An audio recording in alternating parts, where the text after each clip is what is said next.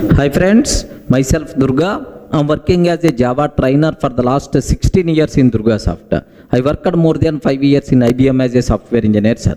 Sir, now I want to introduce the most valuable, very important course for your day-to-day coding, Java exception handling for certification under interviews. Observe that, for certification under interviews. Sir, do you know, in total Java, the most valuable concept, compulsory, day to day we are going to use exception handling concept. You can't expect a Java code without a try and catch blocks. I hope you people may be aware. Okay, so even for interview room also, what is the difference between final, finally, finalize? What is the difference between checked exception, unchecked exception? Most commonly asked questions in every Java interview.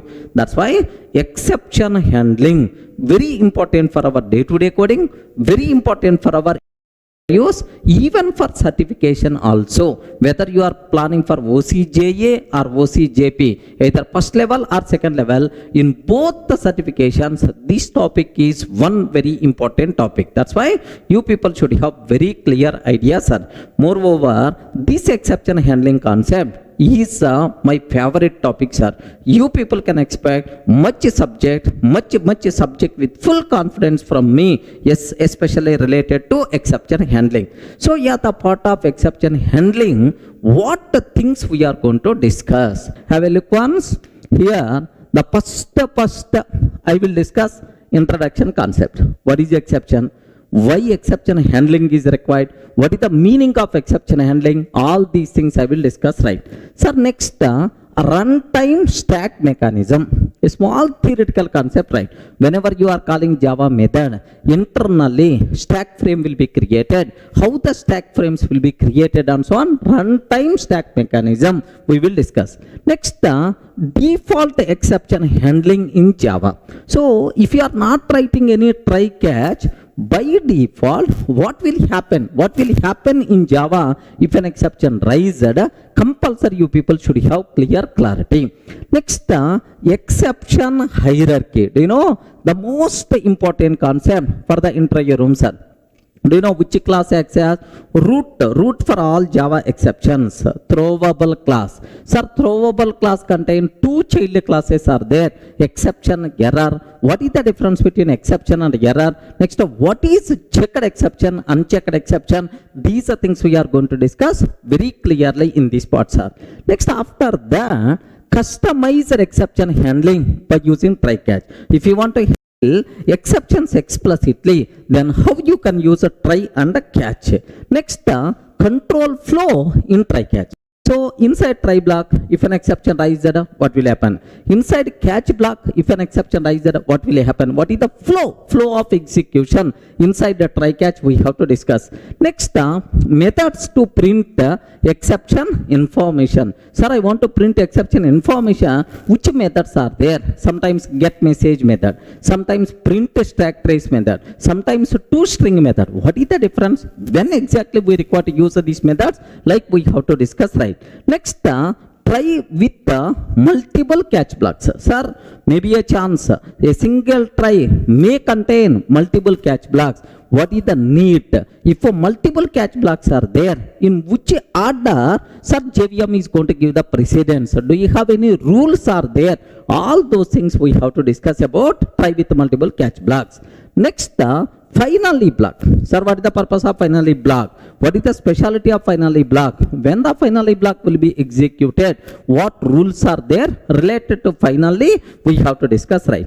Sir, next, after that, the most important question for the interview room. What is the difference between final, finally, and finalize? Sir, most important question. Crores of times asked question in the interview room. What is the difference between final, finally, and finalize? Sir, final is a keyword. Finally is a block. Finalize is a method. What is the difference, right? Sir, we will discuss in detail. Next, various possible combinations of try catch finally. Sir, try catch finally. In how many possibilities you can take? So try without catch, possible or not. Catch without a try, possible or not. Two finally blocks, possible or not. Like almost around 25 combinations we are going to discuss, right? So that you people can get much clarity about this one, sir. Next, control flow in try catch finally. Sir, in try catch finally, if an exception rises anywhere inside try block, if an exception rises, what will happen? Inside catch block, if an exception rises, what will happen? Inside finally block, if an exception rises, what will happen? How the flow of execution compulsory we should aware. Next, control flow in nested try catch finally. Sir, sometime inside a try block you can take try catch finally, inside catch block you can take try catch finally. So if a nested try catch finally is there, sir, how the control flow? Suppose inside outer try block exception riser, or inside inner try block exception riser, what will happen? What will happen? In which order the things are going to be executed? Compulsory we should aware. Clear for all of it? Sir, this is next, and after that the next important concept for the interview room we should go for throw keyword. Are you getting what is the next one? Throw keyword. Throws keyword, what is the difference? Throw and throws, like in detail we have to discuss. Next, exception handling keywords summary. Exception handling keywords summary. Sir, try, except, try, catch, finally. Next, do you know throws? Which purpose? So like I will give a small summary, sir. Next, various possible comparative methods in exception handling. Various possible comparative methods in exception handling. Sir, why I'm listing out all possible comparative methods? Because every comparative error itself is an important conclusion. So for the interview room or for our day-to-day coding, that's why let me list out all possible comparative methods. Then all those conclusions we should aware. Next, customized or user-defined exceptions. Sometimes based on our programming requirement we have to define our own exception, not Java inbuilt exception. We have to define our own exception. Such type of exceptions are called customized or user defined exceptions. How you can define, how you can use, this part we have to discuss. Next, top 10 exceptions. Just oddly most commonly occurred 10 exceptions we are going to discuss with the examples. Sometimes in the interview room, boss, in your previous project, what are the most commonly raised exceptions? Whatever commonly exceptions what you faced, like immediately we should be in a position to answer. Are you getting right? Next, 1.7 version enhancements. Sir, try with resources. Try with resources. Second one, multi-catch block. A single catch block that can handle multiple exceptions also. Okay, make sure these are 20 topics we are going to discuss, so that if any person is asking, do you know exception handling, give left and right. You will become king after completing these things, I'm sure, sir. Next, and after that, even I will touch in the 1.9 version related to try with resources, there is some enhancement came. Of course, it is not required as of now for our certification, but still, just I will spend some time so that you will get much clarity. Clear for all of you, right? So at the part of this course, what things you are going to cover, what things you are going to learn at the part of exception handling, this is the agenda. Clear, right? Be ready to give left and right.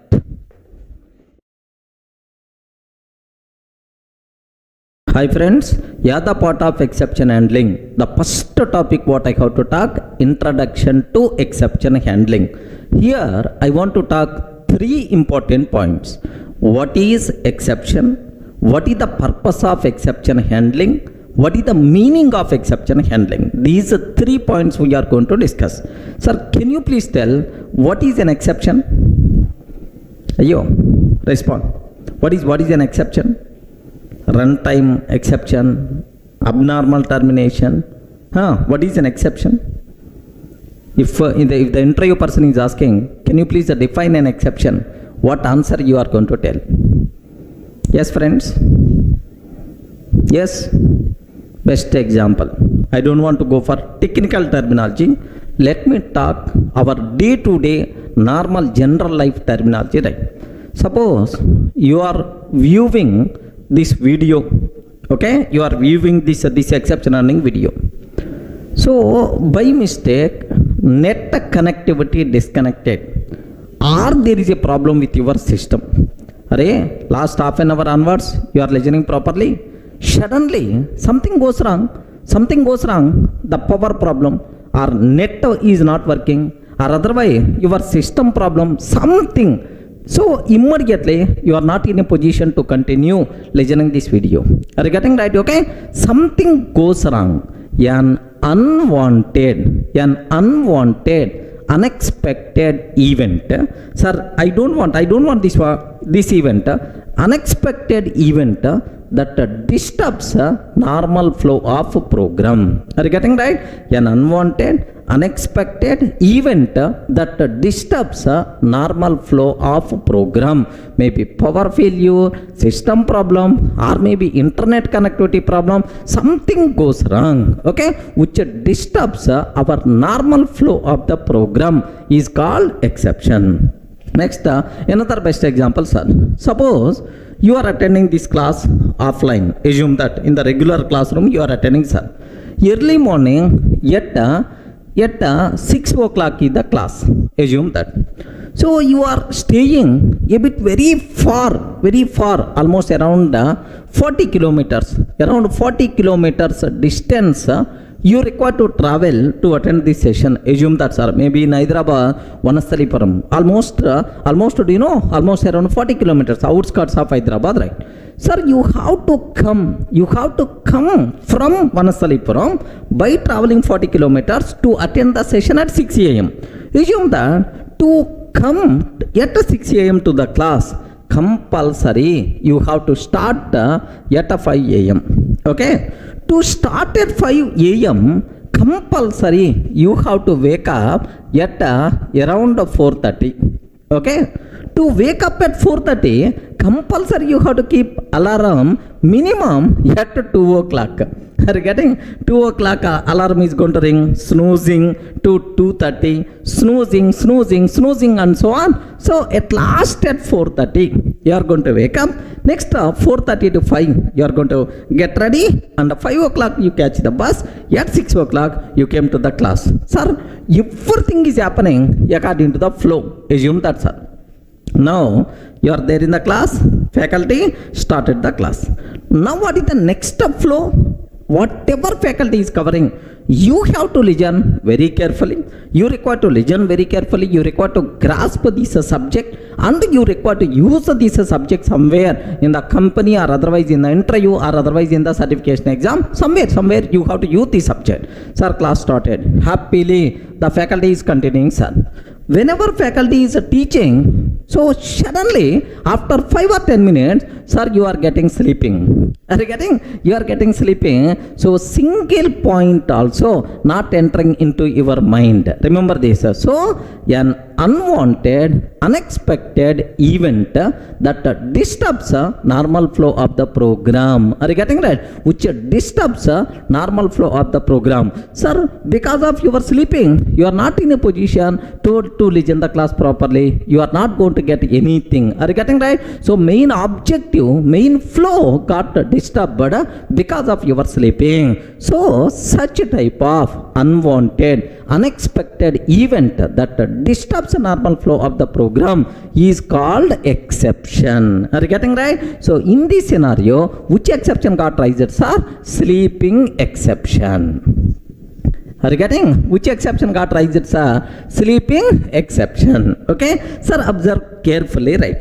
Are you getting? So, something goes wrong, which disturbs our regular flow, which is nothing but exception. Clear? Sir, let me go for one more example so that you people can feel more comfortable, right? Assume that you have to go to the office by two-wheeler, maybe by bike or scooter. You require to travel by two-wheeler. You are going to the office, right? At 8 a.m. you started. So at 9 you have to reach the office. You require to reach the office. At 9 o'clock in the office, there is one important meeting is there. You require to attend that meeting. Assume that, sir. So at 8 by your two-wheeler, you started, sir. You started. Almost you reached almost half of the distance. Suddenly, bike tire got punctured. Are you getting? Early morning at 8:30, bike tire got punctured. You are not in a position to continue the office. So, no repairing shops also, because at morning 8:30, who is going to open? No one is going to open, right? Then you have to go back by walk. Maybe after repairing, you may reach the office at 12 o'clock or 1 o'clock. Your team leader, project manager is going to get left and right. Are you getting right? Something goes wrong which disturbs your regular flow. An unwanted, unexpected event that disturbs the normal flow of the program is by default considered as exception. In this case, which exception got raised, sir? Tire punctured exception. Are you getting what is this exception? Tire punctured exception. Sir, it is got raised. Don't ask, sir, in which Java package tire punctured exception is available, or in which Java package slipping exception is available. Don't ask. Just for easy understanding purpose, I am creating these examples, right? Are you getting? Sir, now I hope you are in a position to define what is an exception. Exception, an unwanted, unexpected event that disturbs the normal flow of the program is called exception. Okay, well, sir, now let me go for a small technical example so that you can get much clarity about this one, sir. Sir, what that a technical example? Very, very simple, sir. Assume being a programmer, of course, in my programming requirement is I have to read the data from London. Are you getting? Read the data from remote file, read data from remote file, locating at London, read the data from remote file, locating at London, like this, right?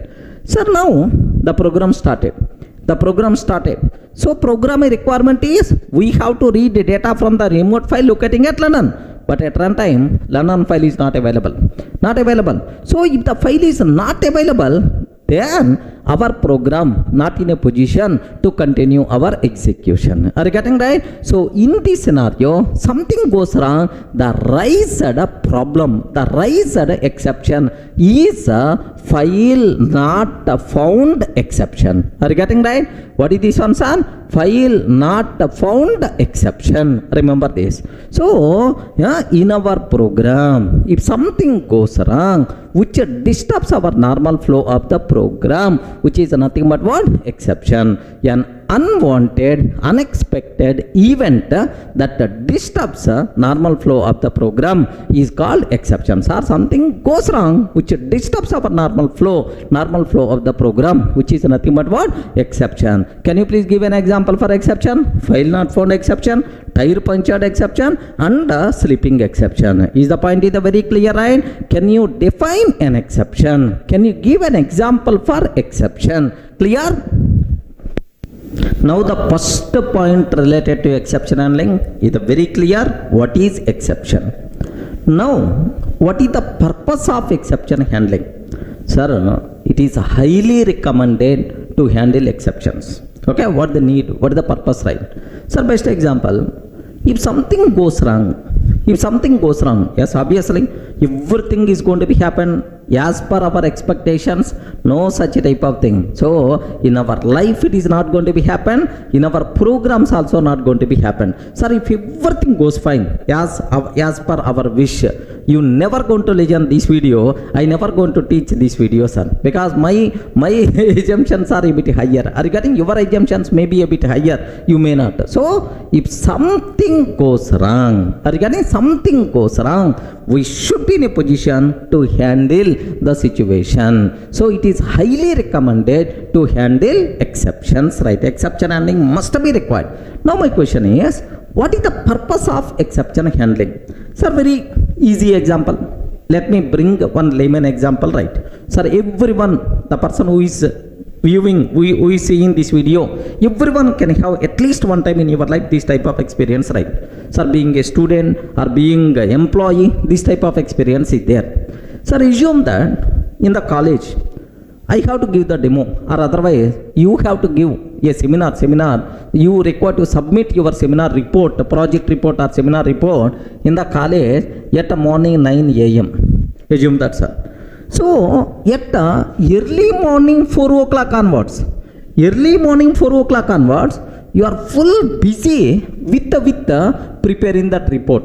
Assume that 4 a.m. onwards you are full busy to prepare that project report or seminar report. Sir, you are writing some data, you are draw some images and so on. Almost your plan is at 8 you have to complete that. You have to complete, and by 9 you have to reach the college and you have to submit to your HOD or principal. This is about your job. Almost you are ready to complete, sir. Suddenly at 7:45, almost ready to complete, suddenly at 7:45, power gone, backup facility is not there. Are you getting? Power gone, backup facility is not there, power backup is not there. You didn't save that work, you didn't use control yes. Have you observed? Then, sir, after just 2 minutes power gone, after 2 minutes power came again, but your work gone. Are you getting? Whatever you typed early morning 4 o'clock onwards, okay, but it was gone. So if something goes wrong, because of that you are missing something. Are you getting? You are losing something. So we should not miss anything, we should not lose anything. I want a graceful termination. Are you getting that? Can you please repeat the word? Which termination you want? Graceful termination we want. If you want graceful termination, better to go for what? Exception handling. So if something goes wrong, we should not miss anything. We should not miss anything. We should not lose anything. Such a type of graceful termination I want. That is the main purpose of exception handling. Theoretically, are you feeling comfortable, right? So what is the purpose of exception handling, sir? Graceful termination of the program. Sir, let me go for a small programming example. Here, see this one. Suppose I have some program is there. In my program, the flow is open DB connection. Assume that carefully, sir. I'm trying to open database connection. Now read the data. Read the data from the database. Read the data. Next, after reading the data, close the database connection. Close the DB connection.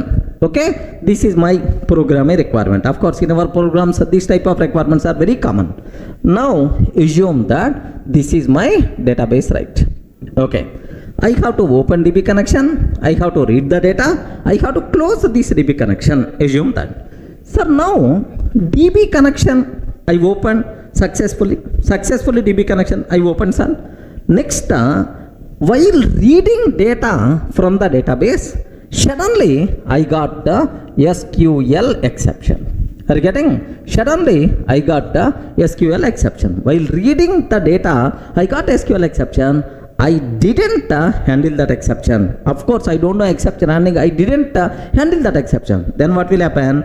The program will be terminated here only abnormally. Are you getting? The program will be terminated here only because you didn't handle. If the program terminated here, then who is going to close the database connection? No one is going to close. One database connection is open, but no one is using, but no one is closing. Are you able to understand? Unnecessary. One DB connection is going to be wasted. Sir, now if for 10 times 10 programs are terminated like that, 10 times 10 programs are terminated like that, then automatically 10 connections are going to be wasted. Sir, 11th person is coming to communicate with the database. Okay, but my database server can provide support max 10 connections only. Suppose 11th connection is required. Sorry, database server is not in a position to provide support. Total application is going to be crashed. Total application is going to be down because of this problem. Are you able to get right? So we are missing something. We are blocking our resources because of exceptions. So we should not do that. I want a graceful termination. For that, we require to go for what? Exception handling. Are you getting right? Now the second word related to exception handling is the very clear, sir. What is that second word? What is the purpose of exception handling? The main purpose of exception handling is graceful termination of the program. If something goes wrong, we should not miss anything, we should not lose any resources, we should not block any resources. Graceful termination I require, then we should go for exception handling. Clear for all of it? Up to this, any doubt? Sir, up to this it is very clear for you. What is an exception? What is the purpose of exception handling? So an unwanted, unexpected event that disturbs the normal flow of the program is called exception. Next, what is the purpose of exception handling? Graceful termination of the program. Sir, now the third one, what I have to discuss, what is the meaning of exception handling? Sir, we have to handle exceptions. Highly recommended to handle. What is the meaning? What is the meaning of exception handling? In what way you are going to handle exceptions, right? Very simple terminology, sir. Suppose assume that most of the people are going to feel exception handling means you are going to repair that exception. No. We are not in a position to repair sometimes. That's why. So what it means? Just a small example, layman example I will cover. Sir, I told already, you are preparing your seminar or project report. So almost 3 hours you worked, you didn't save, power gone, you are missing something. Are you getting? How you can handle this one? Can you please tell? Yes, friends, it is our normal day-to-day life. How you can handle this one? Yes, very simple. You will go for power backup. You are arrange power backup at least for 5 minutes. If the power gone, still the system is on because of your backup power. So you will save all the things and then stop the program. Are you getting? Shut down your system. Once power came, then you can start your system and again you are going to work. Are you getting right? So something like you are arranging backup facility to continue your work as usual. Are you getting? So defining alternative way to continue rest of the program normally is nothing but exception handling. So every day, in our every minute of life, so we are always using exception handling, but unknowingly we don't know that is called exception handling. If you go to the hotel, you are asking, boss, can you please give 1 plate idli, something like tiffin, 1 plate idli like. Suddenly hotel person is telling, sorry, idli is not available. Then what you are going to do? Arey, can you please give the puri? Are you getting? You are asking about alternative and you are continue your program. Suppose if you go to the cinema right, you are trying to get the tickets for movie 1. But for movie 1 tickets are not available, then immediately, please check for alternative movie tickets, like you are going to do that. Or you require to travel to your native place. Sir, you are trying by bus. If the bus ticket is not available, no problem. You will try for the train ticket and you have to travel. Regarding you can travel. So means defining alternative way to continue rest of the program normally is nothing but exception handling. Sir, observe. Okay, I will go for a small technical terminology. Have a look once, sir. Approach one. Read the data from a remote file locating at London and use that data. Sir, have you observed? This is one program. Assume that of course the corresponding code I will write. This is one program. This program, there is no guarantee, sir, for complete execution, for successful execution every time. Because at runtime, if a London file is not available, then immediately what will happen? File not found exception will come and this program will be terminated abnormally. Correct, right? But the same program in different style I want to write. Observe that. Read the data from a remote file. Read the data from remote file locating at London. London, sir. So at the runtime, if a learner file is not available, if a file not found exception is coming, no problem at all. Happily, you can read the data from the local file, safe side, backup purpose. I arrange a local file, read the data from local file and continue the program. Are you getting? Here, if a London file is not available, if the London file is not available, then use a local file. Next, use that data. Observe. Sir, have you observed? Both programs are going to read the data from the London file. But here have you observed, right? There is no guarantee for successful termination of this program. But this one, there is a maximum chance for successful termination, because I arranged alternatives also simultaneously, right? If London file is not available, no problem at all. Use a local file and continue rest of the program normally. So defining alternative way to continue rest of the program normally is nothing but exception handling. Everyone can able to understand? Can you please tell what is the meaning of exception handling, sir? We have to define alternative ways at the beginning only. If something goes wrong at runtime, by using that alternative, happily we can continue our rest of the program normally, which is nothing but what? Exception handling. Okay, best, sir, the same thing theoretically, I mean technically syntax wise, I will write like this. Observe carefully, sir. Here, try block I'm taking. Sir, read the data from London file, from remote file locating at London. Okay. Now catch, okay, file not found exception. Exception. If the file not found exception is coming, no problem. Don't worry, sir. Use local file. Local file, and continue rest of the program normally. Use local file and continue rest of the program normally. Observe that. So I hope you are seeing the thing.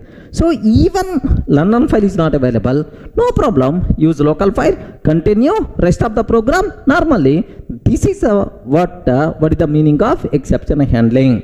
Main flow we have to take inside the try block. If in the try block, in the main flow, if something goes wrong, no problem. Alternative flow is available inside catch block, handling code. So alternative flow is available in the catch block. With alternative flow, sir, happily you can continue rest of the program. This is nothing but what? Exception handling. Are you in the position to understand, right? So yeah, the part of exception handling introduction, we covered three things. What is exception? What is the purpose of exception handling? What is the meaning of exception handling? What is an exception? Can you please repeat? An unwanted, unexpected event that disturbs our normal flow of the program is called exception. What is the main purpose of exception handling? Graceful termination of the program. Are you getting? What is the main purpose of exception handling, sir? Graceful termination of the program. What is the meaning of exception handling? The meaning of exception handling is defining alternative way to continue rest of the program normally. Clear? Introduction. Okay. Sir, in the last video, we covered very clearly what is exception, what is the purpose of exception handling, and what is the meaning of exception handling. Sir, now the next topic as the part of exception handling, we have to discuss a runtime stack mechanism. What is this one, sir? Can you please spell out? A runtime stack mechanism. Sir, actually, if you have idea about these stacks, in the future, exception handling concepts you can understand very easily. Of course, this one not talks about direct exception handling, but having this knowledge is a highly recommended. The remaining exception handling terminology you can able to understand, right? Okay, well, so now for every, I have one program is there. Assume that I have one Java program is there. In that Java program, there may be a chance of multiple multiple threads are there, but every Java program contain at least one thread. What is that thread? Main thread. I hope you people may have idea. Main thread. Every Java program contain at least one thread. That thread is main thread. Now, for every thread, JVM will create one runtime stack. Remember this one.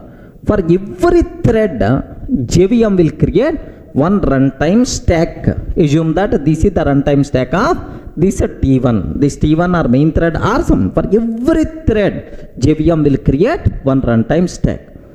Every method call performed by thread. Every method call, because this T1 may execute M1, this T1 may execute M2 or main method, like each and every method call performed by this T1, one entry will be saved inside the corresponding stack. Regarding for every method call, one entry will be stored inside the stack. This entry is called stack frame. This entry is called stack frame or activation record. Regarding this entry is called one stack frame or activation record. Okay, like, sir, once assume that T1 calls M1. Oh, T1 calls M1, compulsory one entry will be stored in the stack. Once M1 completed, now the corresponding entry from the stack will be removed. Remember this one. Once that method call will be completed, now the corresponding entry from the stack will be removed. Are you able to understand? After completing all method calls, now this thread is going to terminate. Before terminating this thread, the corresponding empty stack will be destroyed by Java virtual machine. JVM is the responsible to destroy this empty stack. JVM is the responsible to create empty stack at the beginning. JVM will destroy this empty stack, right? Sir, observe. Are you able to understand? Just let me use the terminology. Of course, once I explain with an example, then you can able to understand, right? Sir, now for every thread, JVM will create one stack.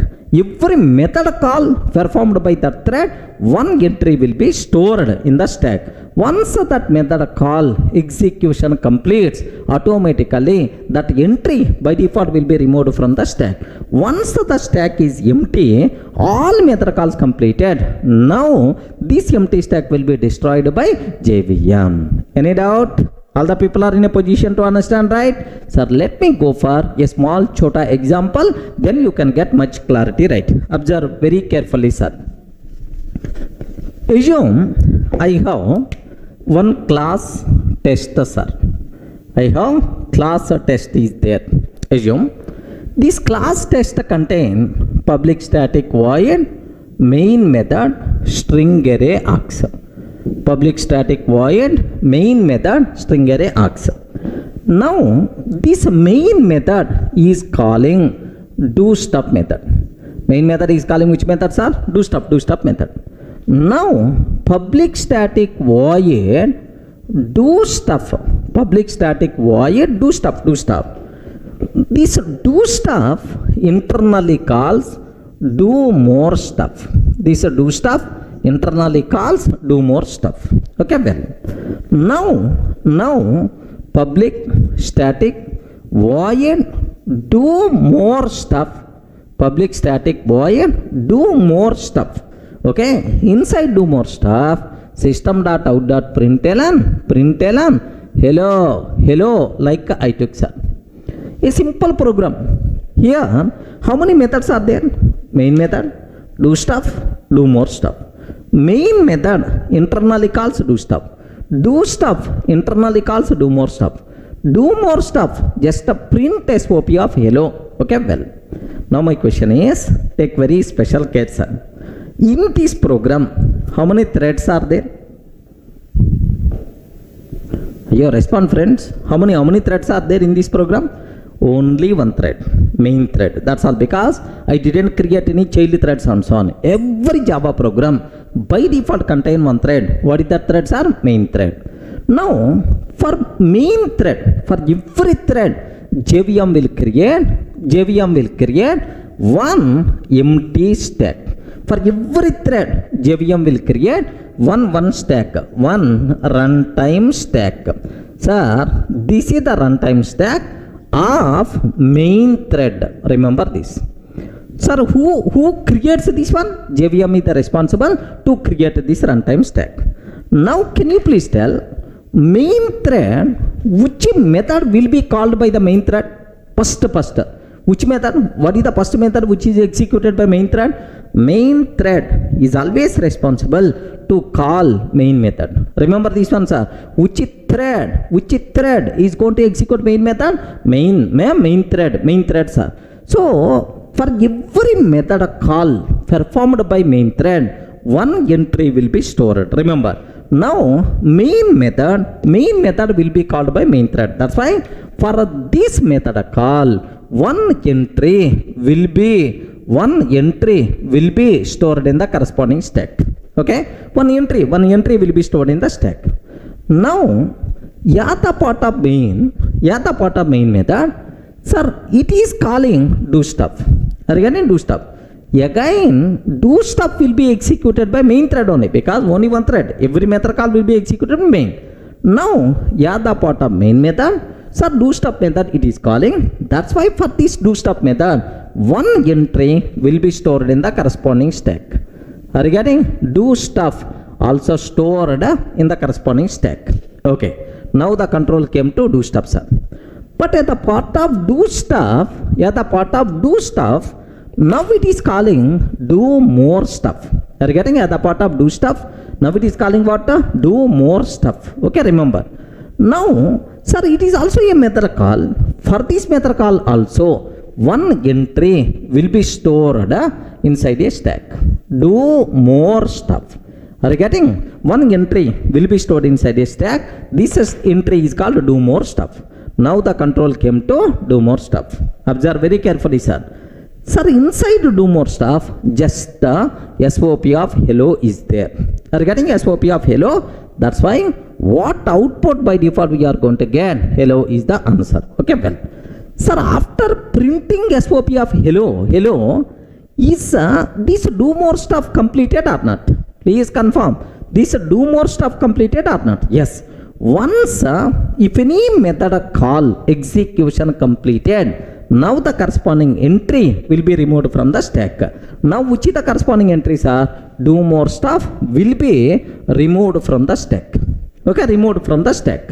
Now once this one completed, now the control will goes to do stuff, because do more stuff method call completed. Now no other thing is there to continue. That's why do stuff is also completed. Once do stuff completed, remove the corresponding entry from the stack. Okay, JVM will remove the corresponding entry from the stack, sir. Now, sir, control goes to main. Inside main, other than do stuff call, nothing is there. That's why main method is also completed. If the main method completed, now the corresponding entry will be removed from the stack. Have you observed, right? Now, can you please guide? Sir, now the stack will become empty. My main method is also completed. Nothing there to execute. That's why just before terminating main thread, JVM will destroy this empty stack. Are you getting? This empty stack will be destroyed by JVM. Are you getting? So this is what you people should be aware, which is nothing but runtime stack mechanism. Clear for all of it? What is the meaning of runtime stack mechanism? Okay. So for every thread, JVM will create a separate stack. every method call performed by the thread, one entry will be stored in the corresponding stack. Once that method execution completed, the corresponding entry will be removed, sir. After completing all method calls, now the stack will become empty. Before terminating the thread, JVM will destroy the corresponding stack. This mechanism is nothing but what? Runtime stack mechanism. Next, each entry in the stack is called activation record. Activation record or stack frame. Are you getting?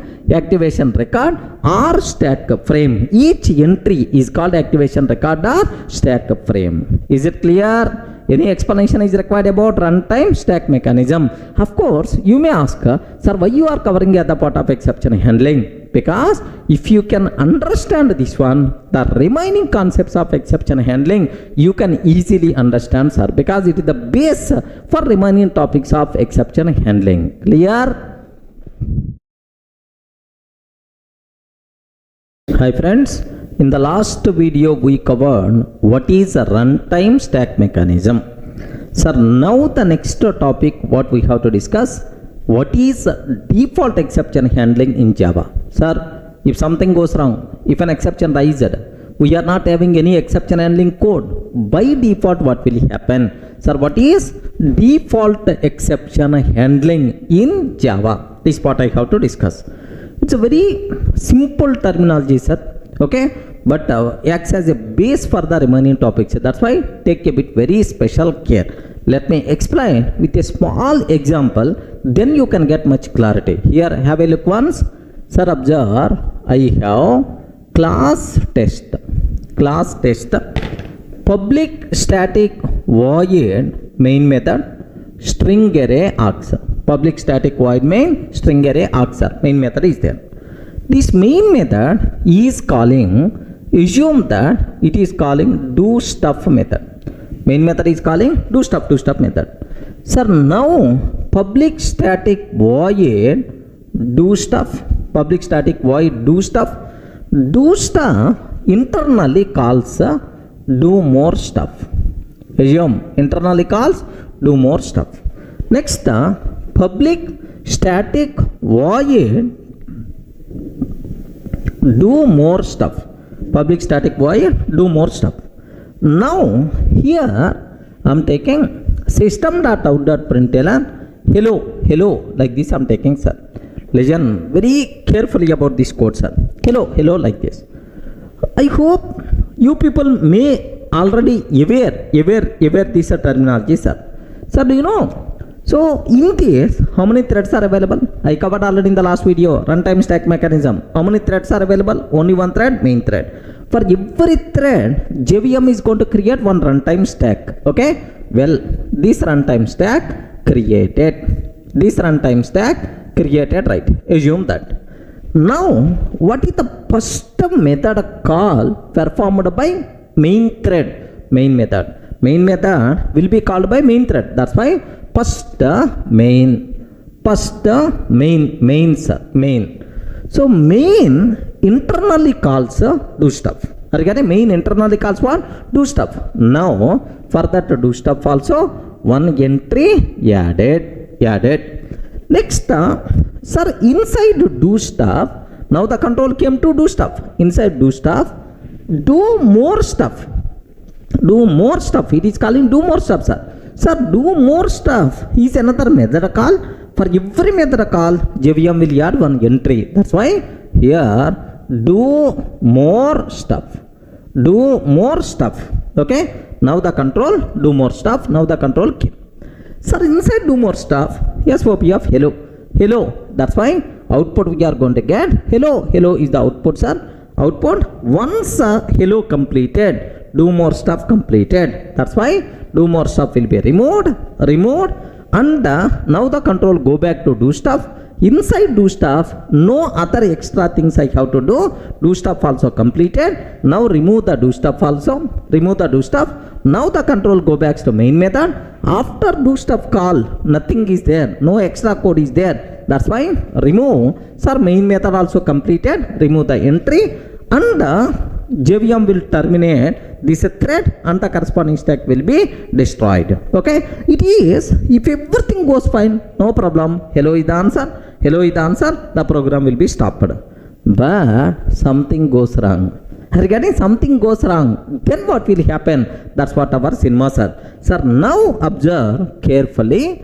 Instead of SOP of hello, I'm taking SOP of 10 by 0.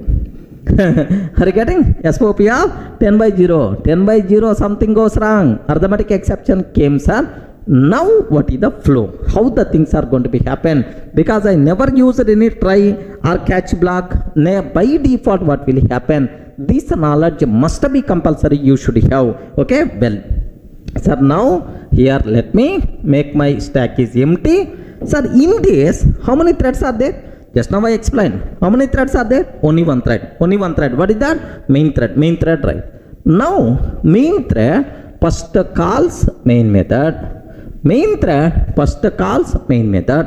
Main method calls do stuff. Now the control will comes to do stuff. Now, sir, main thread calls do stuff. Now, the other part of do stuff, sir, this do more stuff will be called. That's why the control comes to do more stuff. One entry added. Now, observe very carefully, sir. Do more stuff. Now, the control comes to do more stuff. Sir, currently, control is inside which method? Do more stuff. Have you observed top of the stack is do more stuff only. Now, here something goes wrong. Observe very carefully, sir. Here something goes wrong. Inside a method, if an exception rises,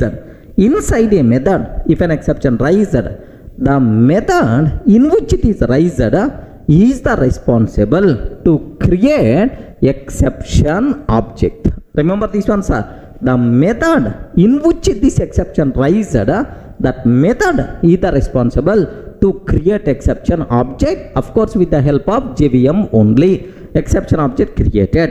In this object, what information added? Name of the exception. Can you please spell out what is the name of the exception? Sir, what is the name of exception? Sir, arithmetic exception. What is the description of the exception? What is the description of the exception? Description of the exception is division by 0. Is that description, sir? Division by 0. Next, what is stack trace? Sir, where the problem? Stack trace or location. At which location the problem came? Stack trace or location, sir. Now, in which location, sir? Inside do more stuff. Do more stuff is called by do stuff. Do stuff is called by main. Have you observed? Location is do more stuff, which is called by do stuff, which is called by main. This is the complete stack trace. Remember, with this information, exception object will be created. Sir, let me repeat up to this. So, inside a method, if an exception raised, the method in which it is raised is responsible to create exception object. Remember, this is the responsible to create exception object. Okay, well, exception object created by the method with the help of JVM internally, right? Sir, immediately this exception object hand over to JVM. Remember, sir, in our day-to-day also, somewhere on the road, if accident happened, something goes wrong, accident happened, then immediately we have to intimate to the police, ambulance, like here also, if something goes wrong, with that complete information, we have to create exception object, hand over this object to JVM. Okay, here who is the policeman, who is the ambulance person, is the JVM, right? Now JVM will ask, in which method this problem came? Sir? Who is asking? JVM. Do more stuff. Now immediately JVM will ask, hey, do more stuff. In your area something goes wrong, some exception raised. Do you have handling code? Like this, JVM will ask do more stuff. What the answer do more stuff is going to tell? No. I'm not having any handling code. If you are not having handling code, immediately JVM is going to terminate this method abnormally. Remember this one. Immediately JVM will terminate this method abnormally without executing remaining code, sir. Without executing remaining code, JVM terminates this method abnormally and remove the corresponding entry from the stack. Observe, because something goes wrong, he is not in a position to handle, then how I can keep this person, man, block this person or terminate this method. Okay, like terminate this method and remove the corresponding entry from the stack. Okay, do more stuff method terminated abnormally. Now what the JVM will do? Do more stuff is just a method. Someone called this method. Who is the caller of do more stuff? Respond. Who is the caller? Who calls do more stuff? Do more stuff called by do stuff. Immediately JVM will approach. Hey, do stuff. You are calling do more stuff. You called do more stuff. But inside do more stuff area, something goes wrong. Arithmetic exception raised. You are responsible to handle that exception. Where is the handling code?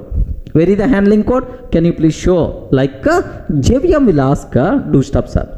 Then immediately what the do stuff is going to tell? Boss, I'm not having any handling code. Array, if you are not having any handling code, you can't continue. Immediately JVM will terminate the caller method also and removes the corresponding entry from the stack. Okay, well, now, sir, immediately JVM will ask, Array, who is the caller of do stuff? Who is the caller of do stuff? Now the caller of do stuff is main. Immediately JVM will ask main method. Hey main, you are calling do stuff. Do stuff calls do more stuff. Do more stuff raises some exception. Sir, do more stuff and do stuff both not handle. As a caller, you are responsible to handle. Where is the handling code? Like JVM will ask main method, right? Then immediately main method is going to tell, no, I'm not having any handling code. If you are not having handling code, then I will terminate you also. I will terminate you also, like JVM is going to convey. Then simply main method is going to tell, Array, I'm your friend. I'm your friend. Okay, how you can terminate? So what? You are not in a position to handle exception. That's why you can't continue your execution. Main method also terminated abnormally and removes the corresponding entry. Now, observe very interesting story. Who called the main method? Can you please confirm? Who is calling main method? Main method is called by JVM only. Now, who is the responsible to handle this one? Finally, JVM is the responsible to handle. To handle such type of things, JVM will maintain one assistant. Who is that assistant? Is default exception handler. Who is that assistant, sir? Can you please spell out? Default exception handler is the assistant, right? Now immediately JVM is going to hand over exception object to the default exception handler to handle. Default exception handler won't do anything, just print exception information to the console and terminate the program abnormally. Okay, in which format it is going to print, sir? Exception in thread, exception in thread main. In which thread the problem came? Exception in thread main. What is that exception, sir? Arithmetic exception. What is the description? Division by 0. So exception in thread main, name of the exception, and the description of the exception. Next, yet. What is the stack trace? Yet test dot do more stuff. Test dot do more stuff. This do more stuff is called by yet test dot do stuff. Do stuff is called by yet test dot main. Are you getting? Do stuff is called by main. So observe, exception in thread main, arithmetic exception, name of the exception, division by 0, description, and this one is stack trace. In this format, exception information will be printed by the default exception handler and terminates the program abnormally. Remember this one, sir? So by default, if for exception something goes wrong, what will happen, sir? What is the default exception handling in Java? This is what you people should aware. So just very briefly, I'm going to repeat so that you will get much clarity. Observe that, sir.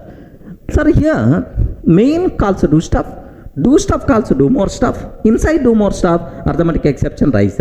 So inside a method, if an exception raised, the method in which it is raised is the responsible to create exception object by including the following information: name of the exception, description of the exception, and the stack trace. With this information, so exception object will be created by do more stuff, of course with the help of JVM only. Sir, after creating this exception object, sir, it will be handed over to the JVM.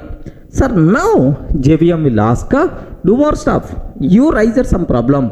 Do you have handling code or not? If you are not having handling code, I will terminate this method abnormally. JVM will terminate this method abnormally, removes the corresponding entry from the stack. Remember that. Sir, now after terminating this method abnormally and removes the corresponding entry from the stack, now JVM will identify who is the caller. Who is the caller method?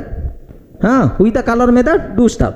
Again, it will do the same process for the do stuff. Oh, do stuff. You are calling do more stuff. Do more stuff, raise some issue, raise some arithmetic exception. You are responsible to handle that. Where is the handling code? Where is the handling code? Like JVM is going to ask do stuff also. So JVM unable to identify any handling code, then JVM will terminate this do stuff abnormally, removes the corresponding entry from the stack. So this process will be continued until main method. If the main method also does not contain handling code, JVM terminates main method and removes the corresponding entry from the stack. Sir, now no one to handle such type of requirements, JVM maintain default exception handler. JVM hand over the object to the default exception handler. Default exception handler just print exception information in this format and terminates the program abnormally. Sir, here how many methods are there? 3 methods. All 3 methods are terminated abnormally, right? The program termination is abnormal termination. It is not a graceful termination. Is it clear for all of you? Execute this code. Is it going to be happened or not? Observe carefully, sir. Here, have a look once. Same example I'm taking. Observe carefully. Here class test, first method main internally calls do stuff internally calls do more stuff is trying to print SOP of 10/0 like this, right? Now let me execute this code, sir. First compile. Yes, happily the code compiles fine, no problem at all. Now at runtime, have you observed? Exception in thread main java.lang.arithmetic exception division by 0 yet tester dot do more stuff yet a tester dot do stuff like this. Sir, if you observe sir, here just observe, this is name of the exception, java.lang.arithmetic exception name.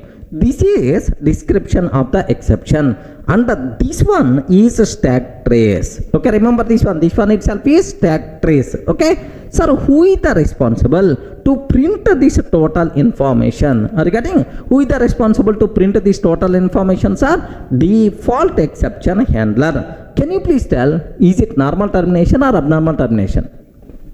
Okay, respond. Is it normal termination or abnormal? Abnormal. Something goes wrong. It's not normal termination. Abnormal termination never be recommended. Clear, right? So, if something goes wrong, by default, how the things are going to be happen? What is the default exception handling in Java? This is the story, sir. Now, sir, make sure. Total, how many methods are there? 3 methods, sir.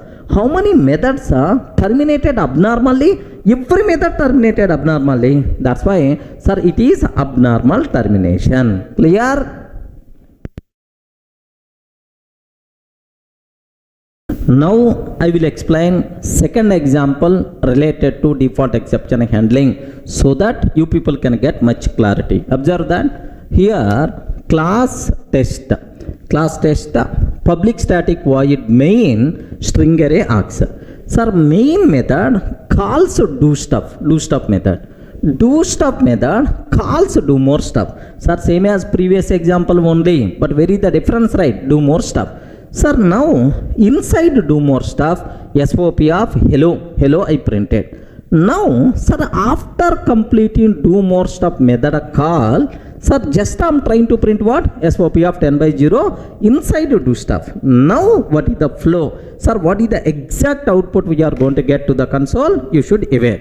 Now observe, sir, now in this program how many threads are there? Only one thread. What is that thread, sir? Main thread. Main thread, sir, JVM is going to create runtime stack for the main thread. Okay, well. Now, here observe, first method which is going to be called by the JVMs are main. Okay, main thread. Main thread is the responsible to call main method. The part of main method, it is calling which method? Do stuff method. Now, the part of that, it is calling do stuff method. Now, sir, do you know the part of do stuff? Now it is calling do more stuff. Are you getting? Now it is calling which methods are? Do more stuff. Now do more stuff. Okay, like now do more stuff will be called. Okay, like can you please observe whenever you are calling do more stuff, now the control entered into do more stuff. Inside do more stuff, what is the line is there? SOP of hello. That's why just the print output will become hello. That's all. Observe, output will become hello. Sir, now after SOP, any other statement I have to execute? Nothing. That's why do more stuff completed normally. Sir, if a method completes normally, sir, removes the corresponding entry from the stack. Now do more stuff, this method execution, is it normal termination or abnormal termination? It is what? The normal termination. Correct, right? Normally completed. Now the control goes to do more stuff. Yes, it is already completed. Now, what is the method? SOP of 10/0. Sir, SOP of 10/0, here arithmetic exception raised. Remember this one. So inside which method arithmetic exception raised? Okay, inside do stuff. Do more stuff already completed. No more do more stuff. Do more stuff already completed, sir. Only inside do stuff, SOP of 10/0. Sir, now there is no handling code. That's why JVM is going to terminate this do stuff abnormally and removes corresponding entry. Okay, sir, have you remembered? So inside do stuff, if an exception raised, sir, an exception object will be created by do stuff. Correct or not? Now this sir, exception object hand over to the JVM. JVM will check whether this do stuff having any handling code or not. No handling code. That's why JVM terminate this method abnormally, removes the corresponding stack. Sir, now JVM will identify who is the caller method. Which is the caller method? Can you please spell out? Main method also doesn't contain handling code. JVM terminate this main method also abnormally and removes the corresponding entry from the stack. Now, who is the caller of main method? JVM is the caller.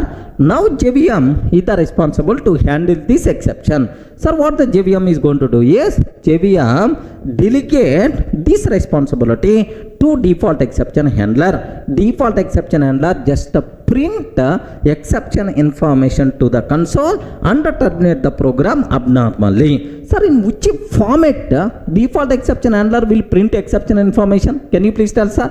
What is that? Exception in thread, exception in thread main. Exception in thread main. What is the name of the exception? Please confirm. Java.lang. Arithmetic exception division by 0. This is the description. Division by 0. Yet. Very important. Sir, whenever exception raised, in which method it is raised? Do stuff method.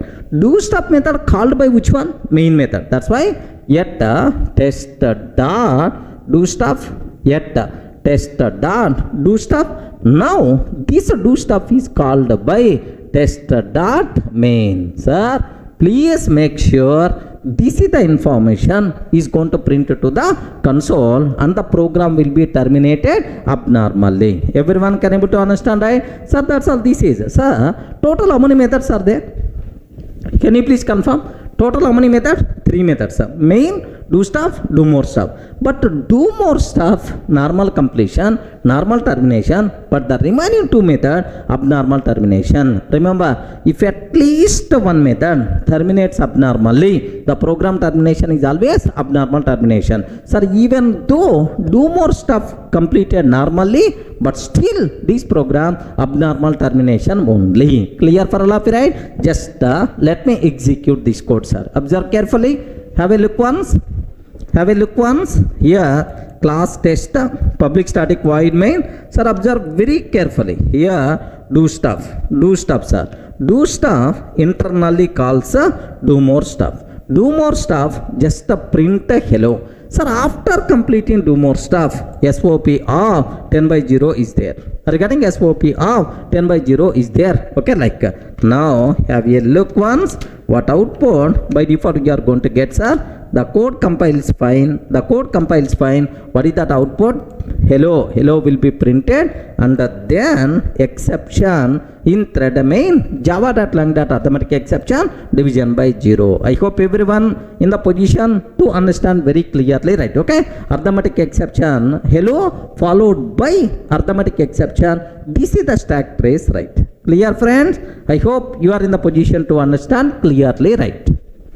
Now the last example related to default exception handling. Observe carefully, sir.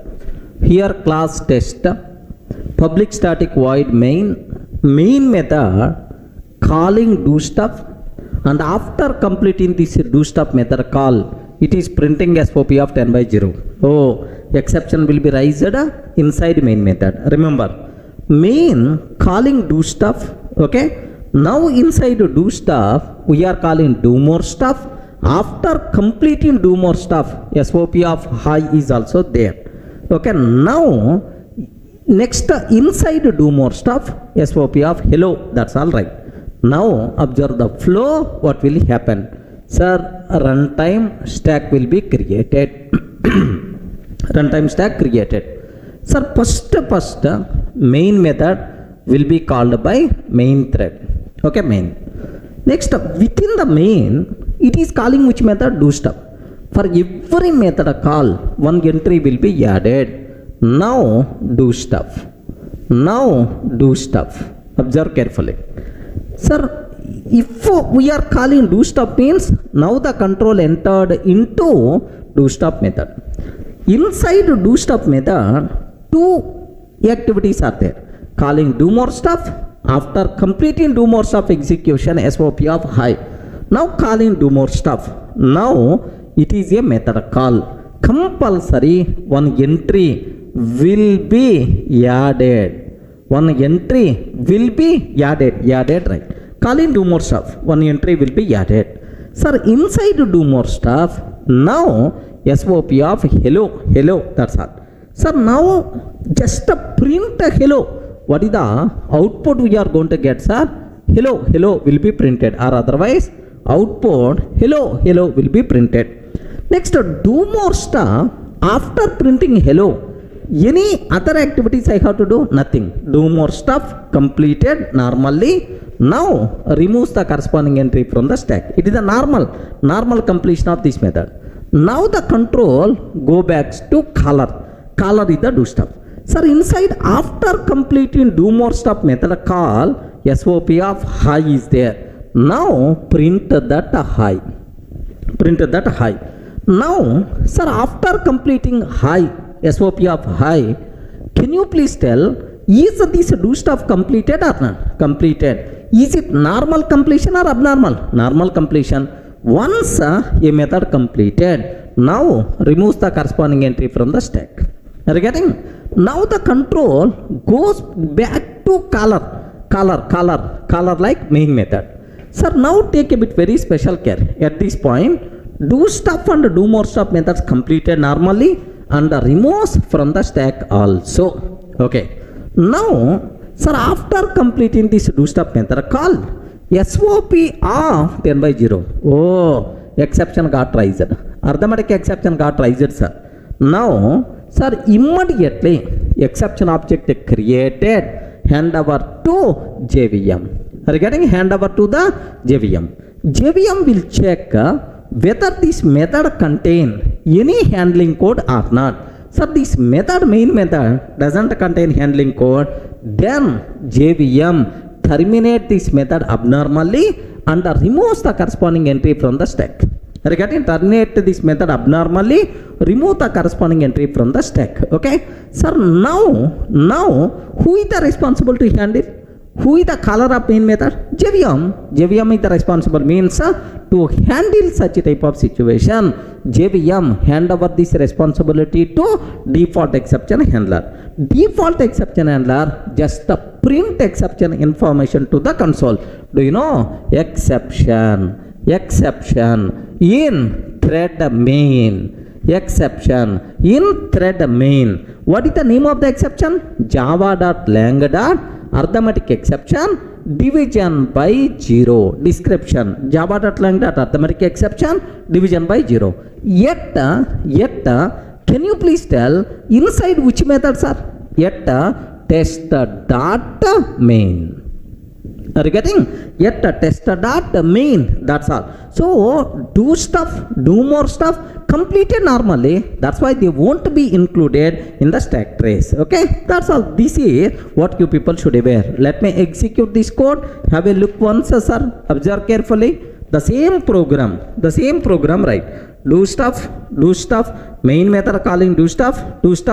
Sir, after calling do stuff method call 10 by 0. Next, do stuff is calling do more stuff, high. Next, SOP of hello, like this, right? Now, have a look once what is the output we are going to get, sir.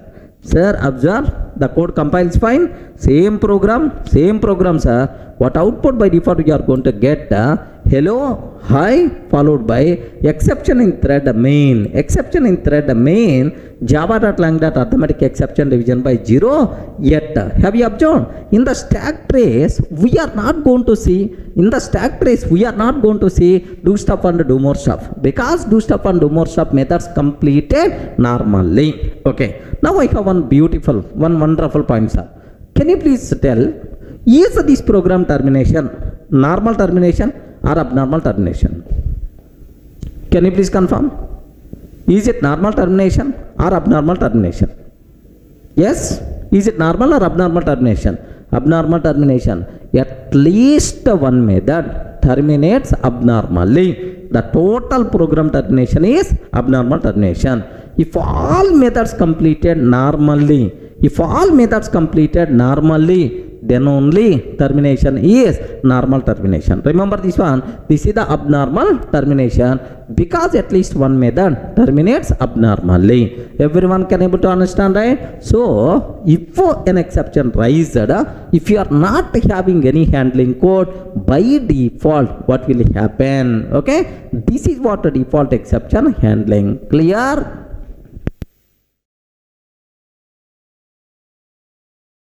Hi friends, in the last video we covered default exception handling in Java. If you are not writing any try catch, how the flow of execution? Sir, it's very clear. I covered 3 examples, right? Sir, now I will explain the most valuable, very important concept for the entire room, exception hierarchy. Remember that. What is the topic? Exception hierarchy. Sir, in Java, there are several exceptions are there, errors are there. File not found exception, out of memory error, like multiple exceptions, multiple errors are there. For all these exceptions and errors, which class acts as parent class? Anyone, can you please tell? Which class acts as a root for exception hierarchy?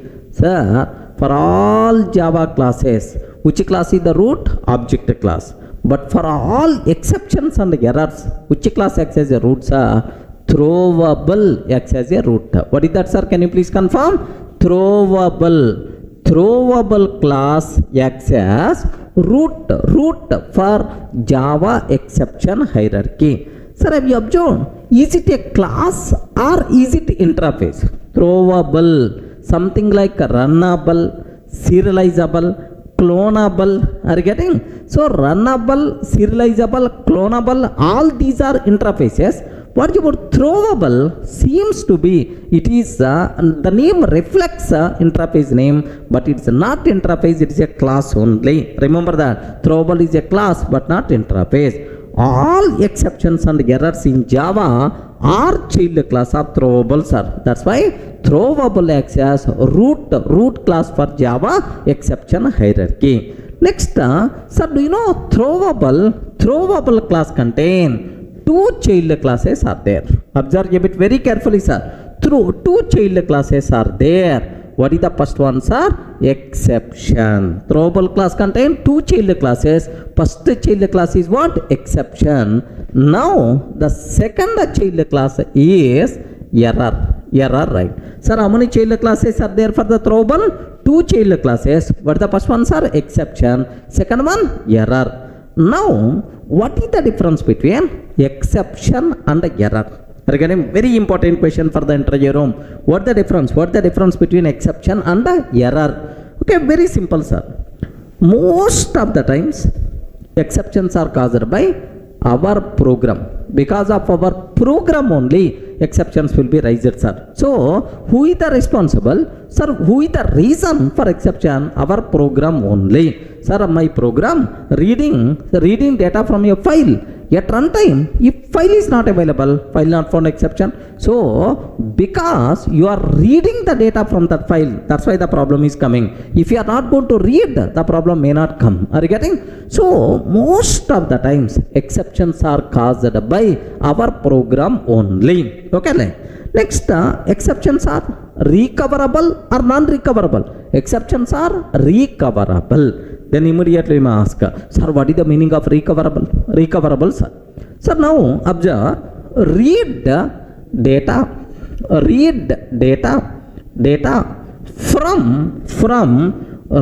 remote file. Read data from remote file. Locating at London, sir. Assume that. So this is my program. This is my programming requirement, right? By mistake, at runtime, if a London file is not available, then file not found exception is going to come. So you are trying to read the data from the London file. So that's why file not found exception is coming. Our program only reason for file not found exception, right? But what is the meaning of recoverable? Assume if a file not found exception is coming, I am in a position to handle use local file and continue rest of the program normally. Sir, very simple. Try and catch block. Sir, what is that exception? File not found exception. File not found exception. Exception A, use local file. Use local file and continue rest of the program normally. Use a local file and continue rest of the program normally. Are you getting? So, who is the reason for exception? Our program. Next, if exception raised, am I in a position to handle or not? Yes, we can handle. Happily, rest of the code will be continued normally. This type of thing is called recoverable. Exceptions are recoverable or not? Yes. Who is the responsible to recover? Programmer is the responsible, or programmer's catch block is the responsible to recover that exception. Clear, right? So, what is an exception? I mean, what is the difference between exception and error? Sir, most of the times exceptions are caused by our program and exceptions are recoverable. Clear, right? Sir, now what about errors? What about error? Very simple, sir. Most of the times errors are not caused by our program. Errors are not caused by our program. Our program code is not responsible to raise error. Okay, most of the times errors are not caused by our program. Errors are non-recoverable. Observe, errors are non-recoverable. Sir, assume, sir, what is the meaning of non-recoverable? I wrote a program, sir. My program execution started. Suddenly, some virus attacked JVM crashed, sir. Are you getting? Virus got attacked, my system got attacked with the virus, JVM itself got crashed. So if the JVM got crashed, being a programmer, what I can do? I can't. Then we have to install again Java or again JVM, and then we have to run our program. Are you able to understand, right? Sir, same way. If my program is executing, if out of memory error is coming, sir, out of memory error, sufficient memory is not there. If out of memory error is coming, being a programmer, what you can do? You can't do anything. System admin, server admin, he is responsible to increase heap memory. Out of memory error is coming. What programmer is going to do? Programmer simply seeing, that's all. Okay? Because being a programmer, we can't do anything if error occurs. That's why errors are non-recoverable. Errors are not caused by our program. Errors are caused due to lack of system resources. Are you getting? Just due to lack of system resources. Observe a bit very carefully, sir. Due to lack of system resources, errors got caused. Okay, so maybe sufficient heap memory is not available. Maybe my system attacked with virus. That's why virtual machine got crashed. These type of things are by default considered as errors which are non-recoverable. Clear for all of you, right? Sir, can you please tell which class acts as root for exception hierarchy? Respond, man. Which class acts as root for exception hierarchy? Throwable class. Throwable class contain how many child classes are there? 2 child classes are there. What is the first child classes are? Exception. Second one, error. What is the difference between exception and error? Exceptions are caused by our program. Exceptions are recoverable. Even exception occurs, no problem. I can write catch block to handle that exception. Rest of the code will be continued normally. What about the errors, sir? Errors are caused by, okay, not our program, due to lack of system resources. Maybe memory problem, hardware problem, virus attack. These type of things are by default considered as errors. Errors are non-recoverable. If out of memory error came, if virtual machine error occurs, being a programmer, we can't do anything. We have to see, that's all. Our program will be terminated abnormally, which is nothing but what? Error. Sir, very important question for the interview room. What is the difference between exception and error? You people should have clarity. Clear, right? Sir, now it's very clear what is the difference between exception and error. Sir, throwable class contain 2 child classes. Exception, second child class is what? Error. Clear, right? Now, under exception, again, there are several child classes are there. Sir, runtime exception. Runtime exception. Under exception, there are several child classes are there. Runtime exception. Next, do you know IO exception? IO exception. Next, interrupted exception. Very important, sir. In the multi-threading, you will get interrupted exception. Interrupted exception. Next, do you know IO exception? Interrupted exception. Next, remote exception. Remote exception, like there are several child classes are there, like servlet exception, SQL exception, like multiple child classes are available, right? Sir, observe, under exception there are several child classes. Runtime exception, IO exception, interrupted exception, remote exception, like there are multiple child classes are there. Next, under runtime exception, again several child classes are there, sir. Do you know? Sir, arithmetic exception. Sir, we saw multiple times in our last example. Arithmetic exception, division by 0. Next, null pointer exception. Next, class cached exception. CCE, class cached exception. Okay. Next, do you know here index out of bounds exception. Index out of bounds exception. Index out of bounds exception, index out of bounds exception. For the child classes are, do you know, sir, array index out of bounds exception. Array index out of bounds exception is the child class of index out of bounds exception. String index out of bounds exception, which is the child class of index out of bounds exception. Remember this one, sir. Sir, like, so runtime exception. For that, multiple child classes are there. Arithmetic exception, null pointer exception, class cast exception, index out of bounds exception, array index out of bounds exception, string index out of bounds exception.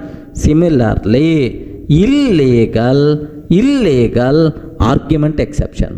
Illegal argument exception. Illegal argument exception under the number format exception. Number format exception is the child class, right? Like, are you getting? So these are under runtime exception, right? Same way, under IO exception also, there are multiple child classes are there, sir. Okay, something like EOF exception, something like EOF exception. What is the meaning of EOF, sir? End of file. End of file while reading we can use, but original name is EOF exception only. EOF exception, file not found exception. File not found exception. Okay, like this. Are you getting EOF exception? File not found exception, like that. Multiple interrupted exception, remote exception, like, sir, all these things are related to exception. Clear, right? Similarly, for error also, there are several child classes are available. Okay, virtual here VM error. Can you please spell out what is the meaning of VM error? Virtual machine error. Under the stack overflow error. Stack overflow error. Next, out of memory error. Out of memory error. Out of memory error. Stack overflow error. Out of memory error. Similarly, here, do you know, linkage error is there. Linkage error. Further, child class is verify error. Further, child class is verify error. Next, sir, do you know assertion error? Assertion error. Next, exception in initializer error. Exception in initializer error, like multiple child classes are available. I hope everyone got a basic idea, sir. Minimum commonly occurred exception compulsory you people should be aware, sir. So which class acts as a root for exception hierarchy? Throwable acts as the root. Next, throwable class contain how many child classes are there? 2 child classes. What is the first one? Exception. Second one, error. Next, under exception, how many child classes? Runtime exception, IO exception, interrupted exception, remote exception, servlet exception, SQL exception, like multiple. Under runtime exception, arithmetic exception, null pointer exception, class cast exception, index out of bounds exception, array index out of bounds exception, string index out of bounds exception, illegal argument exception, number format exception. Okay, like, next, under IO, EOF exception, file not found exception. Next, interrupted exception, which is the child class of exception. Interrupted exception, which is the child class of exception, like this, right? Similarly, under error also, multiple child classes are there, like virtual machine error, stack overflow error, out of memory error, linkage error, verify error, assertion error, exception in initializer error. Is it clear for all of you, right? So please make sure basic idea you people should have clear clarity about exception hierarchy. Clear? Hi friends, in the last videos we covered very clearly, sir, what is exception hierarchy, which class acts as a root for all exceptions, what is the difference between exception and error. Now the next most valuable question for the interview room. If you go for any Java interview, this question is compulsory question from exception handling, sir. Such type of beautiful concept we are going to discuss.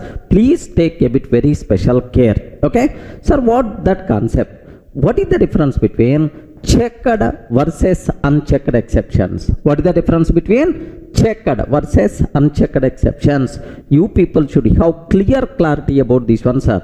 Sir, next, moreover, if you understand this concept, now the next remaining topics of exception handling will become very easy, especially throws keyword. Throws keyword always associated with checked exceptions. First you should aware what is checked exception, then you can easily understand throws keyword. Next, how to define our own customized exceptions. It is also associated with unchecked exceptions. That's why if you want to understand, okay, next things very easily, compulsory you people should require to take very much care here. Next, moreover, it's very very important for the interview room.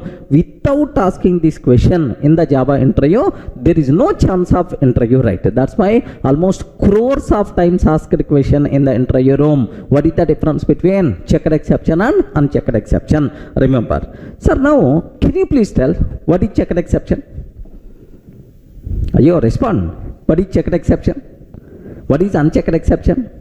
Sir, somewhere at my childhood, somewhere I may heard from my students saying the exceptions which occurs at compile time are called checked exceptions. The exceptions which occurs at runtime are called unchecked exceptions, right? Sir, let me repeat again. The exceptions which occurs at compile time are called checked exceptions. The exceptions which occurs at runtime are called unchecked exception. Sir, this type of answers most of the people are going to tell. Even in your mind also, this definition may be there. Okay? This statement 100% pakka wrong statement. Remember this one, sir. Whether exception is checked exception or unchecked exception, compulsory every exception should occur at runtime only. There is no chance of occurring any exception at compile time. Then immediately we ask, sir, at compile time we are getting some errors. Those things are syntactical errors, but not the runtime exceptions. Remember this one, sir. Whether it is a checked exception, whether it is unchecked exception, always occurs at runtime only. Okay? At compile time there is no chance of occurring any exception. Okay? Compile time, what we are going to get? Syntactical errors. We have to correct those things. That is not exception. It is not part of exception handling. Clear for all of you, right? Okay, well. Then, sir, if this is not the definition, then what is checked exception or what is unchecked exception? Okay, very very simple. I want to tell with a small analogy, you people can able to understand very easily, right? Sir, do you know, I hope you people remember your 10th class days. In our life, first time, do you know, we have public exams. Everyone is a bit panic about 10th class exams, okay, because they are, which is going to decide our life, our future, the 10th class exams, right? Everyone, including parents, also a bit panic. Assume that first day you are ready to start for the first exam. Do you know, I hope you people just remember your 10th class days. So you are ready to go for first day exam. Then at the house, n number of formalities are there. Do you know, special puja with the god. They're getting special puja. If I'm going to get 500 marks or 10 out of 10, then automatically I will come to directly Tirumala. I will hand over special agreement with the god. Special puja we are going to do that. Your all ticket, your pen, everything is going to take nearby god and special puja we are going to do that. Next, you are ready to start for the exam. Assume that. Then automatically your mother or your sister is coming. Okay, sentiments are there, like all those. Do you know, just ready to start. Then immediately your mother is going to ask, Arey, can you please cross check? Have you took all ticket or not? Okay, usually whenever we are ready to go for the exam, most of the times our mother or father, they will alert, Arey, can you please cross check whether you took hall ticket or not? Okay, like now I have one small doubt, sir. If I am not taking hall ticket, the problem at a runtime, Invigilator is not, examiner is not allowed into exam hall, okay? But there is no problem at the house. Are you getting? At the beginning, no problem. At runtime, there is a problem. If my mother is going to ask, Are, can you please check whether you took call ticket or not? If the mother is going to ask that, if we are checking whether I took call ticket or not, then there is no chance of hall ticket missing. Are you getting that? There is no chance of hall ticket missing. Happily at runtime, my execution will become very smooth. Are you getting right? So hall ticket missing exception is a very common exception. If someone is going to alert about this hall ticket missing exception, then at runtime my execution of the program will be very smooth. Now my question is, whether you took hall ticket or not, who is checking? Who is checking here? Your mother is checking or your father is checking. The same way, compiler will check whether you are handling this particular exception or not. Boss, at runtime, maybe a chance of a particular exception is there. There is a possibility, man. Whether you are handling or not, compiler will check. If you are not handling, immediately compiler will give left and right. Remember that. The exceptions which are checked by compiler for smooth execution of the program at runtime, these exceptions are by default considered as what? Checked exceptions, right? So checked exceptions should be handled by programmer. How the programmer is going to handle? Try, catch, throws, that part we are going to discuss. The exceptions which are checked by compiler for smooth execution of the program at a runtime, whether programmer handling or not, these things are going to be checked by compiler. Such a type of exceptions are by default considered as checked exceptions. All the people are in a position to understand, right? Who is going to check? Checked exception. Who is going to check? Compiler will check whether the programmer handling this exception or not. Such type of exceptions are by default considered as what? Checked exceptions, right? Clear? Not required to keep any explanation. That's why. So first exception, hall ticket missing exception. Are you getting? Hall ticket missing exception. This is the checked exception, right? Okay? Mother can check, compiler is checking, forget about compiler. Mother is always going to check because it's a very common exception for the exam student. The people who are going for the exam, minimum in a center, 10 to 20 members are always going to miss hall ticket, right? If the mother is going to alert, then there is no such type of problem. So the exceptions which are checked by mother, which are checked by compiler, whether the programmer handling or not, for smooth execution of the program at runtime, these exceptions are by default considered as what? Checked exceptions, right? Yes, friends, all the things are very clear. Let me go for one more example, just to get the clarity, right? Sir, suppose, best example, this is also one example related to the exam only. Mother, first question she is asking, Are, can you please cross check? Whether you took call ticket or not? Okay, first case completed. You showed immediately, Mother, I took already call ticket. Don't worry, like you are telling, sir, you gave the barosa. Okay, well. Now, the next thing, immediately mother will check. Are, while writing exam, pen may not work. Are you getting? Pen may not work. It's a very common thing. In our regular class only, sometimes pen may not work. Okay, in the exam, it's also very common. Are, while writing exam, pen may not work. So pen not working exception is a very common exception for the exam student. Correct or not? Pen not working exception. Are, maybe a chance, man, your pen may not work. Are you taking extra pen or not? Mother asked, sir. Are you getting? So mother just asked her, are you taking extra pen or not? So now I have one doubt.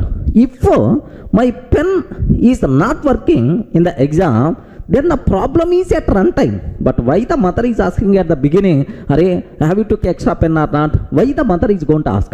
If the mother alert me about this situation, at runtime, yes, even pen is not working, I have alternative pens also, so that happily my program execution will become very smooth. Are you getting right? The exception which are checked by compiler whether programmer handling or not for smooth execution of the program at runtime, these exceptions are by default considered as what? Checked exceptions. I hope everyone in the position to understand, right? So whenever mother asked, Are, if the pen not working, exception occurs, how you can handle? Then immediately I showed, mother, so I have 3 extra pens are there. By using these 3 extra pens, I can able to handle. Don't worry, like you told. So mother satisfied with all the answers, whatever answers you provided, then you are ready to start for the exam. Are you getting right? So same way here in our programming, compiler is going to check whether you are handling most commonly raised exceptions or not. So for if compiler is going to check if you are already prepared to handle at runtime, if really that exception is going to come, no problem at all, we are in a position to handle. Smooth execution of the program is guaranteed. Such type of exceptions which are checked by compiler are called checked exceptions. Clear for all of it? So pen not working exception, pen not working exception, okay, these things are checked exceptions, right? So theoretically, okay sir, can you please show with a small program so that we are in a position to understand clearly, right? You people may ask. Very simple sir, have a look once, observe a bit carefully sir. I'm taking a small program, class tester. I'm taking a small program, class tester. Public static void main method, public static void main method, string array args, public static void main, string array args.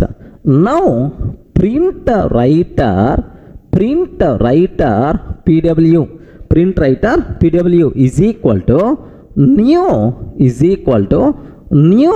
print writer pw is equal to new print writer of abc.txt. Observe carefully. Print writer pw is equal to new print writer of abc.txt. pw dot print ln of hello, like this I took sir. pw dot print of hello, print ln of hello, like this I'm taking. Now print writer present inside java.io package. Are you getting right? That's why import java.io.star also I'm taking. Observe carefully sir. A small program I wrote. Now take a bit very special care. Sir, who is the responsible to checked exception? Who is the responsible to check? Compiler will check whether the programmer handling or not. If the programmer not handling, compiler won't accept the code to compile. Immediately compile time method you are going to get. Observe that. Now I will ask, what activity I am doing? Just simply I am writing hello to abc.txt. That's all I am doing. Hello to abc.txt. This is what I am doing, right? Now I will ask the compiler. Hey, compiler, can you please compile this code? Are you getting? Compiler, can you please compile this code? Like this I'm asking the compiler. Then immediately compiler is going to tell, Durga, sorry, I can't compile. I can't compile. Then I will ask what is the reason. Durga, you are trying to write hello to abc.txt. If abc.txt file is not available, then there may be a chance of file not found exception. Correct or not? In your program, there is a possibility of file not found exception where you didn't take care about this one. That's why, sorry, I don't want to handle. I'm not going to compile this code. I won't compile this code like compiler is going to tell.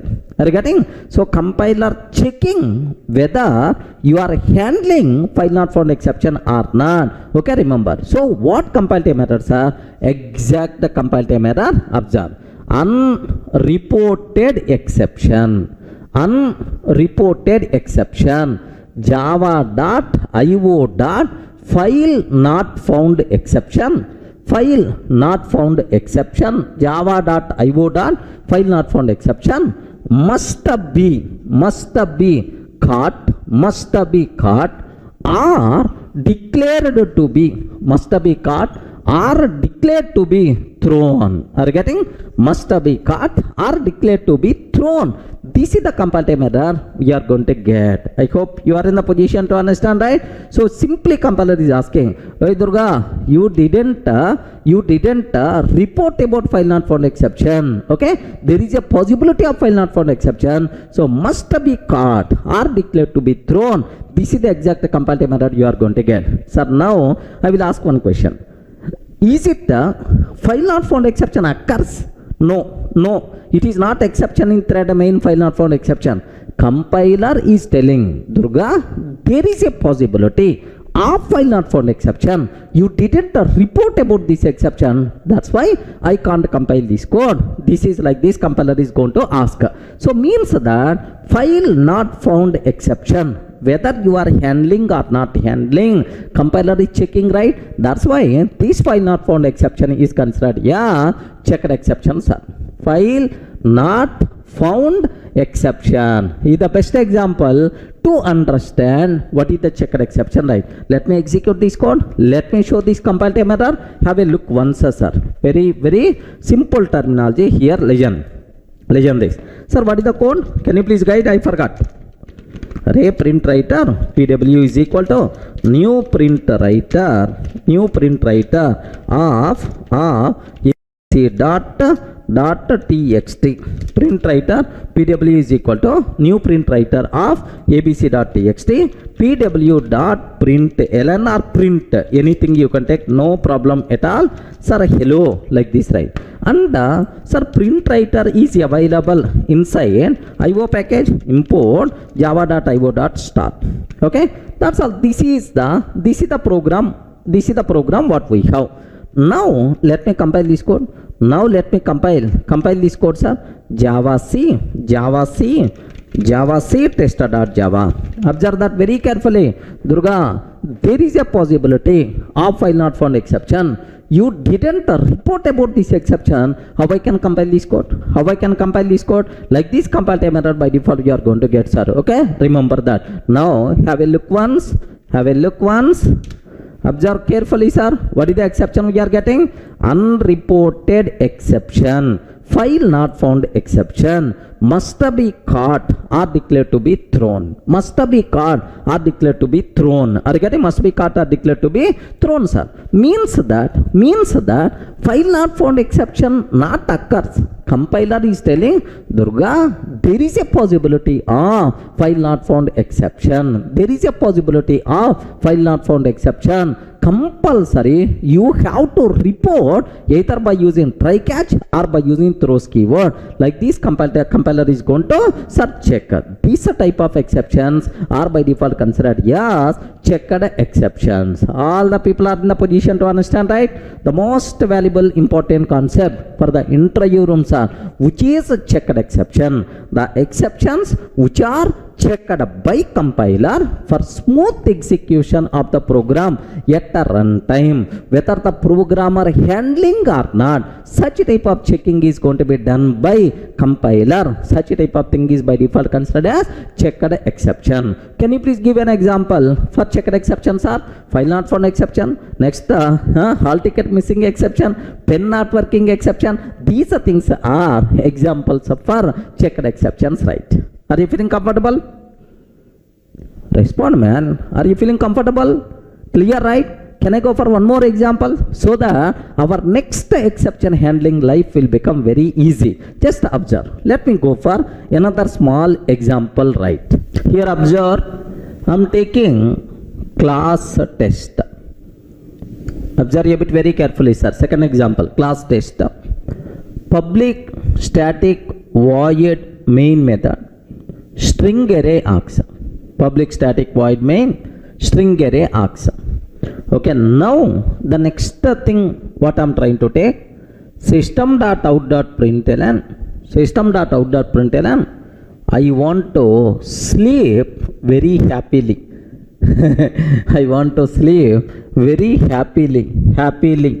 Okay, like this, right? Sometimes we may not have that much happy sleep. Even just we are sleeping, that's all. So we may not. I want to sleep very happily. Okay? How much times thread dot sleep of 1000 milliseconds? Are you getting? Thread dot sleep of 1000 milliseconds. Now, in this program, of course, it's associated with multi-threading, where exception handling is a very common requirement. That scenario I'm explaining.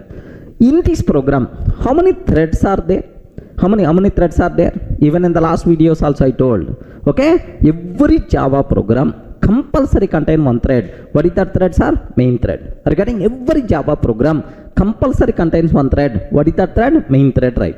Now, sir, do you know main thread want to sleep for some time. Main thread want to sleep for some time. How much time? 1000 milliseconds means 1 second main thread want to sleep, sir. This is the code what I wrote. After 1 second sleeping, the program will be stopped because no other code is there, sir. Now my question is, I will ask, Array compiler, can you please compile this code? Compiler, can you please compile this code? Like this I will ask. Simply, compiler is going to tell, Durga, I can't compile. Durga, I can't compile. Array, what is the problem? Simply, compiler is going to ask, Durga, you are calling thread.sleep method. Main thread will enter into sleeping state. Are you getting? Main thread will enter into sleeping state. If the main thread entered into sleeping state, then there may be a chance other threads may interrupt this sleeping main thread. Yes, suppose you are in sleeping, man. In the room you are in sleeping. Your friend, Array, please wake up. Shall we go for movie? Or shall we go for chai? Or shall we go for class? Maybe a chance. Yeah, someone is going to interrupt. You are sleeping. So, some other thread may be a chance of interrupting this sleeping person. Sir, if a sleeping person got interrupted, immediately interrupted exception we are going to get. What is that exception? Interrupted exception we are going to get. Now the compiler will ask only one scenario, only one question. Durga, in your example, there may be a chance of interrupted exception. You didn't report about this exception. How I can compile this code? Are you getting, Durga? Whenever you are using sleep method, there is a possibility of interrupted exception. You didn't report about this exception. How I can compile this code? Compiler will always be left and right. What exact errors are? Observe that compile time error. Unreported exception. Unreported exception. Which exceptions are? Interrupted exception. Unreported exception. Interrupted exception must be caught or declared to be thrown. Are you getting? Must be caught or declared to be thrown. This is the compile time error we are going to get. Sir, observe very carefully. Unreported exception, interrupted exception must be caught or declared to be thrown. It doesn't mean interrupted exception occurs. Are you getting it? It doesn't mean interrupted exception occurs. Just compiler simply telling that there is a possibility of interrupted exception. You didn't report about this exception. That's why. So I can't accept this code to compile. Like compile time error we are going to get. Are you getting right? The exceptions which are checked by compiler, whether programmer handling or not, for smooth execution of the program at runtime, such type of exceptions are called checked exceptions, right? Interrupted exception is another example for checked exception. Okay, sir, now let me execute this code. Have a look once. Sir, here have a look. Sir, class test public static void main. I want to sleep very happily. Thread.say. The danger line is about this one, sir. This is the most dangerous. Danger line. Now have a look once, sir, about this one. Now I'm trying to compile. What is the compile time error? Sir, unreported exception. Which exceptions are? Java.lang.interrupted exception must be caught or declared to be thrown. This is the compile time error you are going to get. So, interrupted exception is another example for checked exceptions, right? Up to this is the clear? What is a checked exception? The exceptions which are checked by compiler for smooth execution of the program at runtime, whether programmer handling or not. Such type of exceptions are called checked exception. Can you give an example for checked exception? Okay, file not found exception, interrupted exception, hall ticket missing exception, pen not working exception. These things are checked exceptions. Everyone got the clarity? What is checked exception? By mistake, if interview person is asking what is checked exception, go left and right. Clear, right? Sir, in the last video, we covered very clearly what is checked exception with multiple examples, right? Now, we have to perform postmortem on unchecked exceptions so that you people can feel more comfortable. Sir, what is unchecked? Unchecked. Checked means compiler will check. Unchecked means compiler won't check. So let me go for a small normal analogy and then I will go for technical example. So do you know, your mother will check whether you are handling hall ticket missing exception or not, pen not working exception or not, like mother can check. Because missing hall ticket, pen not working, these things are the most commonly raised exceptions in the exam hall. Correct, right? That's why mother is always going to check. Now I have another small doubt.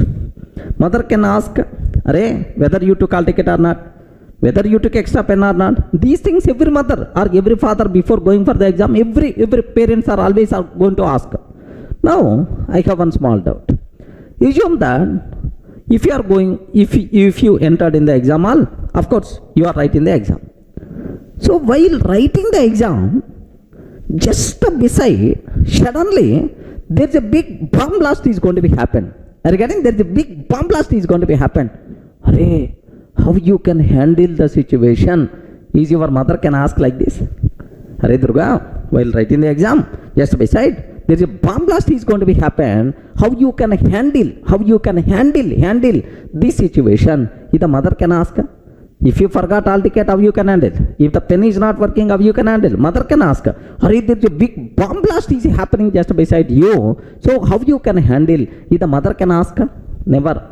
By mistake, if the mother is asking such type of question, I don't want to go for the exam. Even by mistake, if I'm going for the exam hall, my concentration is not on the exam paper, my concentration is on beside any bomb is there or not. That's why, so no mother will ask such type of questions. Okay, but is it possible for bomb blast exception in the exam hall or not? Yes, man, yes. But very rare. Out of 1 crore times, maybe one time.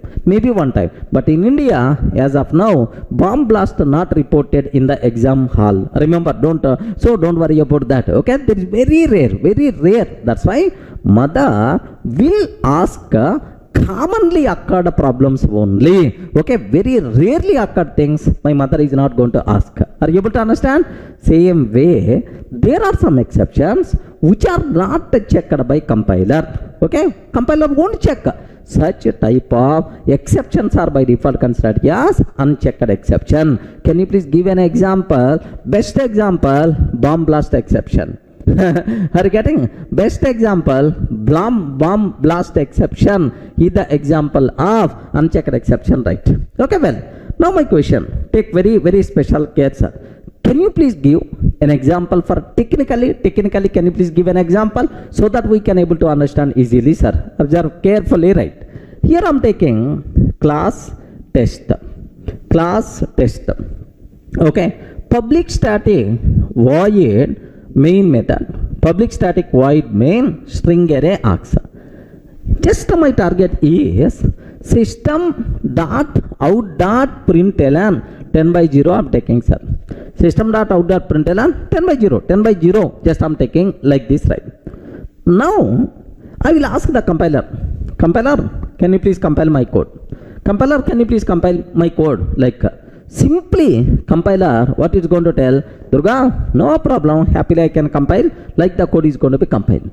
then immediately you may get the shock. Array, there is a possibility of arithmetic exception, but still compiler is the silent because arithmetic exception, whether you are handling or not, my compiler is not going to check. Are you getting? Compiler never going to check whether you are handling arithmetic exception or not. That's why arithmetic exception is not checked by compiler, okay, which is unchecked exceptions, right? Okay, the exceptions which are unchecked, which are not checked by compiler, whether the programmer handling or not, such type of exceptions are by default considered as unchecked exceptions. Okay, best example, arithmetic exception, no compile time error but at runtime, exception in thread main, exception in thread main java.lang. Arithmetic exception, division by 0. So this is not the compile time problem, this is the problem at runtime. It is the runtime exception, right? That's why arithmetic exception is not a checked exception, it is unchecked exception. Clear, right? Okay, so just take a bit very special care. Let me execute this code, sir. Have a look once here. Class test I'm taking, class test 10 by 0. Have a look once, class test public static void main 10 by 0, like this I'm taking, sir. Now I will ask the compiler, can you please compile my code? Compiler, can you please compile my code? Java C test.java. Happily the code compiles fine, no problem at all. Happily the code compiles fine, no problem at all. Now Java test. Are you getting Java test? If I can ask like this, at runtime I'm getting exception in thread main java.lang. Arithmetic exception division by 0. So even arithmetic exception is coming at runtime, but my compiler never going to object about this one because compiler never worry about arithmetic exception because it is unchecked exception, right? Are you getting? The most commonly raised exception, sir, compiler is always going to check. Rarely occurred exception, compiler won't check. Such type of exceptions are by default considered as unchecked exceptions. Is it clear for all of you, right? So can you please give an example for unchecked exception? Bomb blast exception, arithmetic exception. These things are examples for unchecked exception. Can you please give an example for checked exception? The exceptions which are checked by compiler, whether programmer handling or not. Such type of exceptions are called checked exception. Hall ticket missing exception, pen not working exception, file not found exception, interrupted exception. These examples are checked exception, but these arithmetic exception, bomb blast exception, these are examples for unchecked exceptions. Up to this is the clear for all of you, right? If you feel comfortable, then I will go for which are checked exceptions, which are unchecked exceptions, right? Sir, let me go for another small example to get much clarity on checked exception so that you people can feel more comfortable. Do you know, have you ever heard about Safari? Okay, Safari team, South Africa team is called Safari team. Safari. What it means, Safari?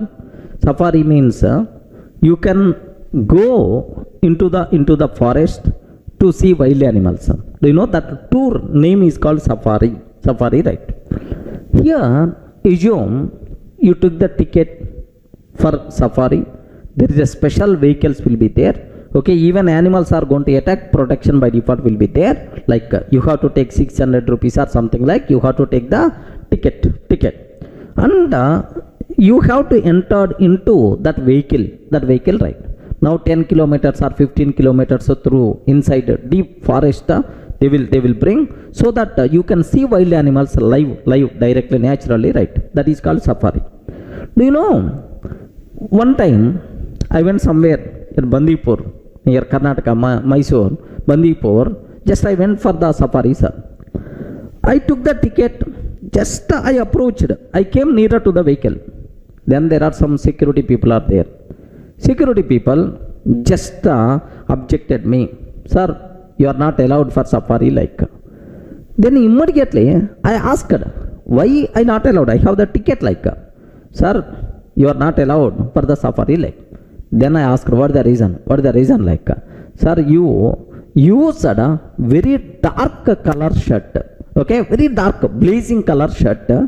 If this type of shirt is there, if a blazing color, okay, what shirt if you are using, maybe animals there is a maximum chance to attack. Are you getting? Wild animals maybe a chance to attack. That's why. So you can't use this dark color shirt. Compulsory you require to change your shirt. Then only we are allowed for the safari, like they told. Hurry, it doesn't mean animals came and attacked me. No. The security people are alerting me, sir. You didn't, you are using so very blazing color or dark color shirt which are going to be so attracted or feared by animals. There is a maximum chance to attack. That's why, sorry, with this dress we are not allowed. Then immediately, so my luggage is very far. Then immediately nearby one cloth showroom is there. Then I took the new shirt, I changed my shirt. Then they are allowed me. Observe a bit very carefully, right? So have you observed, right? So why security people object me? Because at runtime there may be a chance of problem. Okay, to prevent that, these people are going to alert me. Such a type of exceptions are by default considered as checked exceptions, right? Are you getting right? Animal attack exception. There is a possibility. Animal attack exception, which is the checked exception, man. Compiler will check whether you are in the position to handle or not. Clear, right? Okay. Come back. In the last session, I covered about exception handling hierarchy. Which class acts as root for exception? Total Java exceptions and errors are throwable class acts as a root, right? Now this throwable contain two child classes. One is exception, the second one is error. Are you getting? One is exception, second one is error. Under exception, runtime exception, arithmetic exception, null pointer exception, class cast exception, index out of bounds exception, array index out of bounds, string index out of bounds, like multiple things are there under runtime. Similarly, under exception, IO exception is there. Under IO, EOF exception, file not found exception. Next, interrupted exception, servlet exception, SQL exception, remote exception, like multiple things are available. Similarly, error also. Error, virtual machine error, stack overflow error, out of memory error, like. So now my question is, among all these things, which are checked, which are unchecked? Are you getting? Which are checked, which are unchecked? So which things compiler will check whether you are handling or not? Which things compiler ignore? It is not going to check whether programmer handling or not. Which are checked, which are unchecked? Compulsory you people should have clear clarity about this terminology, right? Okay? Listen carefully. What about errors, right? Errors. Sir, simple.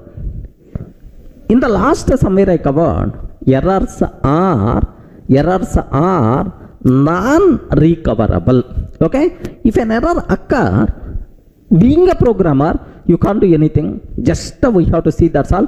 The program will be terminated abnormally. Because errors are not caused by our program. Errors are caused by due to lack of system resources. Okay. So here, if out of memory error is coming, being a programmer, what you can do? Nothing. I can't do anything because errors are non-recoverable. Program will be terminated abnormally. Exception handling concept not applicable for these bloody things, right? Now the question is, take very special care. Error, is there any chance compiler will ask the programmer, compiler will ask, Durga, there is a possibility of out of memory error. How you can handle? Durga, how you can handle? Is there any such type of possibility the compiler is going to ask me? By mistake, if the compiler will ask this question, okay, then I will give left and right to the compiler. Arey, bloody compiler, errors I can't handle. That is not my job. Why you are asking this question to me? That's why. So errors are non-recoverable. We are not responsible to handle. We can't handle also. Out of memory error is coming. What I can do? System admin or server admin is responsible to increase the memory. So program will be terminated abnormally. They are responsible to increase, not by the programmer, not by the programmer. Right? That's why errors, compiler never going to ask the programmer whether you are handling or not. That's why all errors are unchecked. Remember this one, sir. All errors are unchecked. Observe that a bit very carefully, sir. Every error by default unchecked. Similarly, here say this one. What about runtime exception? Runtime exceptions because of our runtime values. Okay, so runtime exception and its child classes. Observe very carefully. Runtime exception and its child classes. Error and its child classes are unchecked. Are you getting? Just observe very carefully, sir. Runtime exception and its child classes. Next, error and its child classes are unchecked, sir. So it is also unchecked. It's also unchecked, sir. So this corner, runtime exception and its child classes, error and its child classes are unchecked. Except these two groups, all the remaining are checked exceptions only, except this runtime exception and child classes, error and child classes. Every remaining thing is by default checked one only. Throwable checked, sir. Next, exception checked. IO exception checked. EOF exception, file not found exception, interrupted exception, servlet exception, remote exception. All these things are checked exceptions only. So which are checked, which are unchecked? You people should have clear clarity. Runtime exception and its child classes, error and its child classes are unchecked, except that all the remaining things in our exception hierarchy are checked exceptions. Compiler is always going to check whether you are handling or not. Yes, this part, sir. But unchecked area, compiler never going to check. Everyone in the position to understand what is checked, what is unchecked exceptions, right? Sir, up to this checked and unchecked exceptions, it's very clear. Now the next cinema, very important, sir. What is fully checked exception, partially checked exception? Of course, in the checked exceptions, again two categories are there. What is fully checked exception, partially checked exception? Very simple, sir. Do you know, when we say that a checked exception is said to be fully checked, and when we say that a checked exception is said to be partially checked, sir, checked versus unchecked only we are getting the problem to understand. Then why this fully checked and partially checked? Somewhere in the next sessions this concept may be helpful. That's why compulsory you people should aware, sir. Okay, well, sir, now just very simple. If you go to shopping mall, okay, with your kid, do you have the kids? Do you have the kids? Yes or no? Don't tell no. Even you are not having the kids, just tell soon, we will bless, sir. Just soon, we will get the kid. Okay, so like you have to tell soon. Okay, anyway, you went to the shopping mall with your kid. In the shopping malls, security these days is very common, right? Now, in the shopping mall, they are going to check only parent. So metal detector is there. They are going to check only parents, but small kid, they never going to check. Ignore. This type of checking is called partial checking. Are you getting? Partially checked. So parent should be checked, but kid not required to check. Kid need not be checked. Such a type of checking is called partial checking. Just observe general word. Full checking means if you go to the airport to travel to some other place with your kid. In the airport, whether you are parent or kid, everyone should be checked properly. Are you getting? Parent should be checked, kid also should be checked. Are you getting? Parent should be checked, kid also should be checked.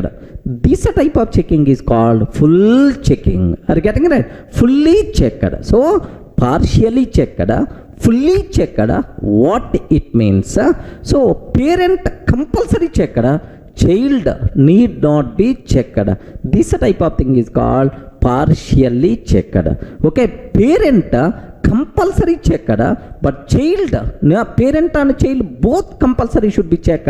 Such a type of checking is called full checking. Observe a bit very carefully, sir. Best example, IO exception. Have you observed? IO exception. This IO exception is checked. It is a checked, sir. Because it is not under runtime, it is not under error. It is not under runtime exception error, it is a checked. It is a checked. It's a child also checked, sir. The child is also checked. That's why.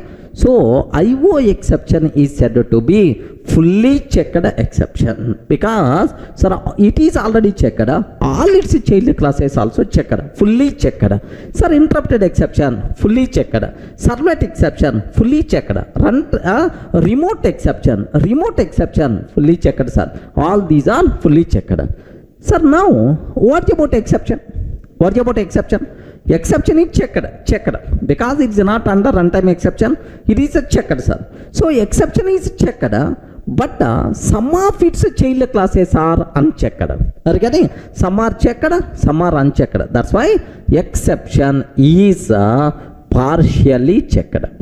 Exception is partially checked. Observe carefully, sir. Exception itself is one partially checked. Next, what about throwable? Throwable is also checked, sir. Checked. Basically, it is the checked. Next, because it is not under runtime exception, it is not under error, it is checked. So, for these, some child classes are unchecked, some child classes are checked. That's why it is also partially checked. It is also partially checked. Remember this one. So, if the parent is checked, but the child need not be checked, such type of thing is called partially checked. If the parent is checked and the child is also checked, such type of thing is by default considered fully checked. Remember this one. So, it is what? Fully checked, but these things are partially checked. Sir, now, can you please tell any three partially checked exceptions in our exception hierarchy? Any three partially checked exceptions in our exception hierarchy? Please confirm. Already two things already there. Throwable and partial and exception. These two are partially checked. Sir, just this total is unchecked. In the case of unchecked, partially fully checked, no. It is unchecked. Next, fully checked. So, the only possible partially checked exceptions in Java, the only possible partially checked exceptions in Java are only two things. One is throwable, second one is exception. Only these two are partially checked exceptions. Except these, all the remaining are fully checked only. Remember that. I mean, fully checked exceptions only. But, sir, except that unchecked. Unchecked already you people aware. Clear, right? So, very important question for the interview room. What is partially checked? What is fully checked?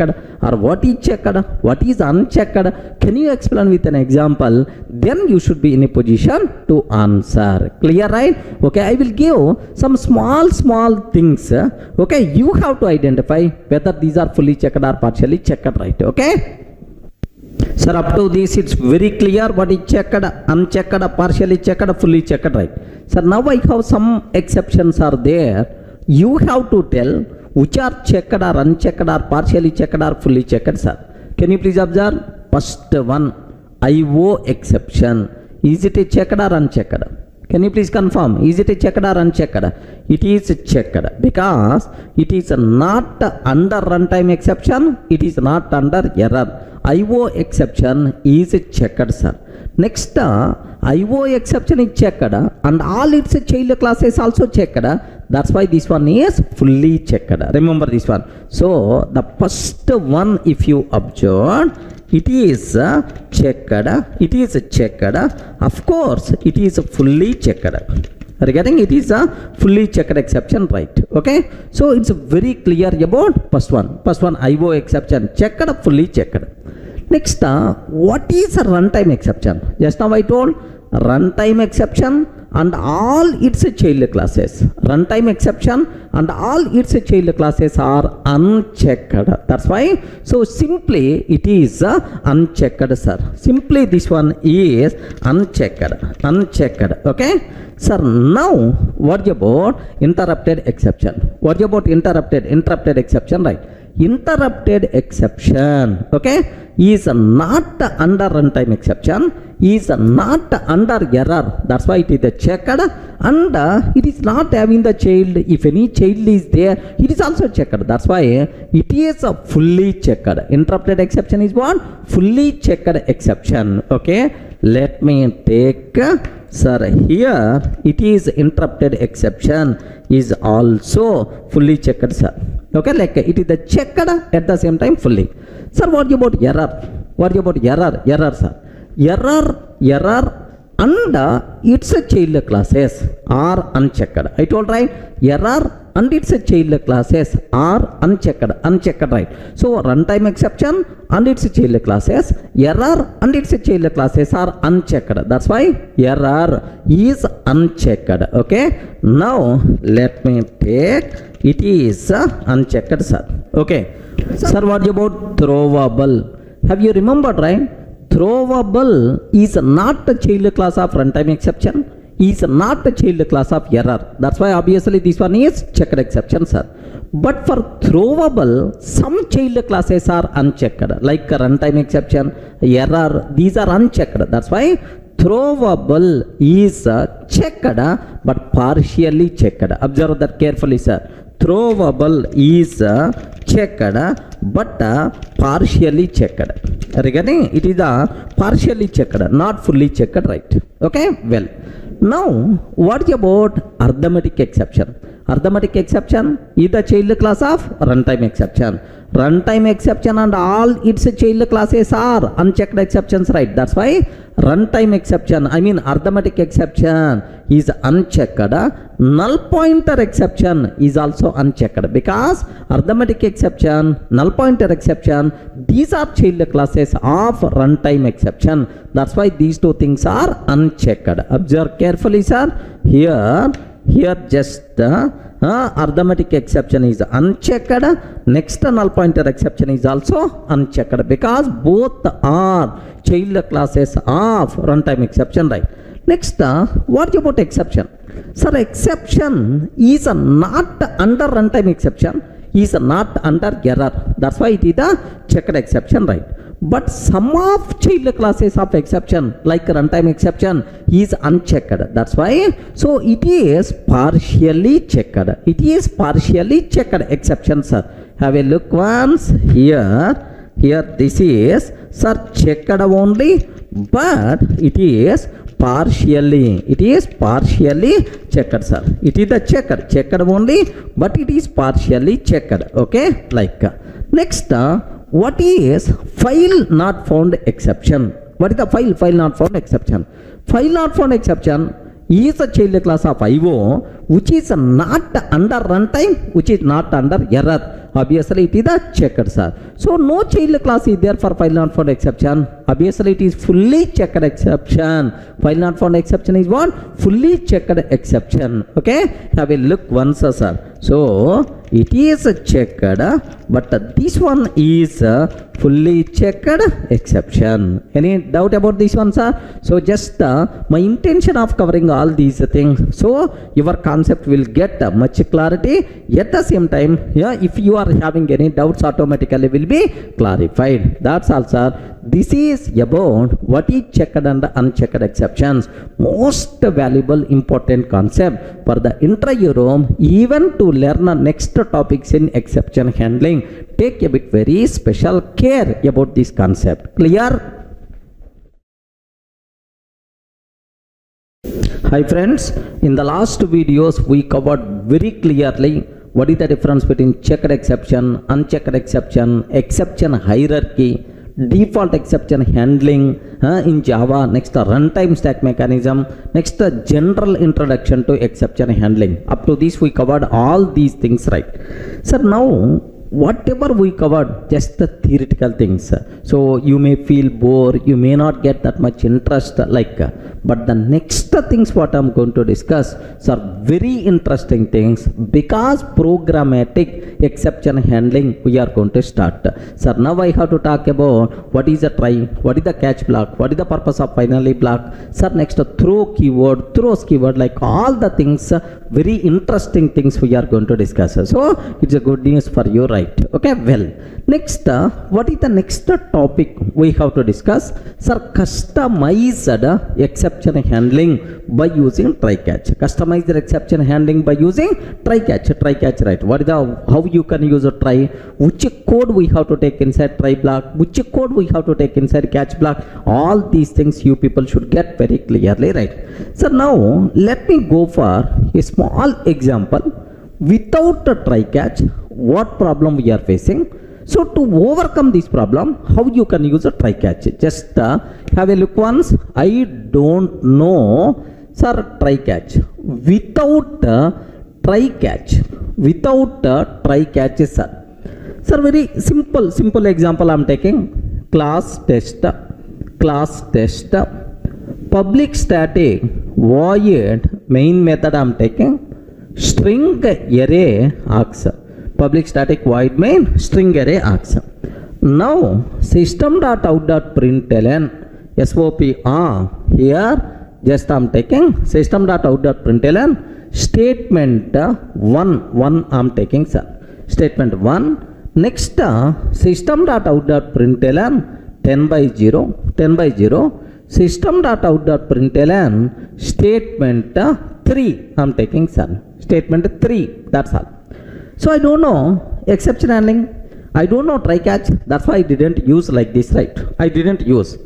Can you please tell what is the output we are going to get? What is the output we are going to get if I execute this code? Is it normal termination or is it abnormal termination? Very simple. So if I execute this code, statement 1 will be printed normally.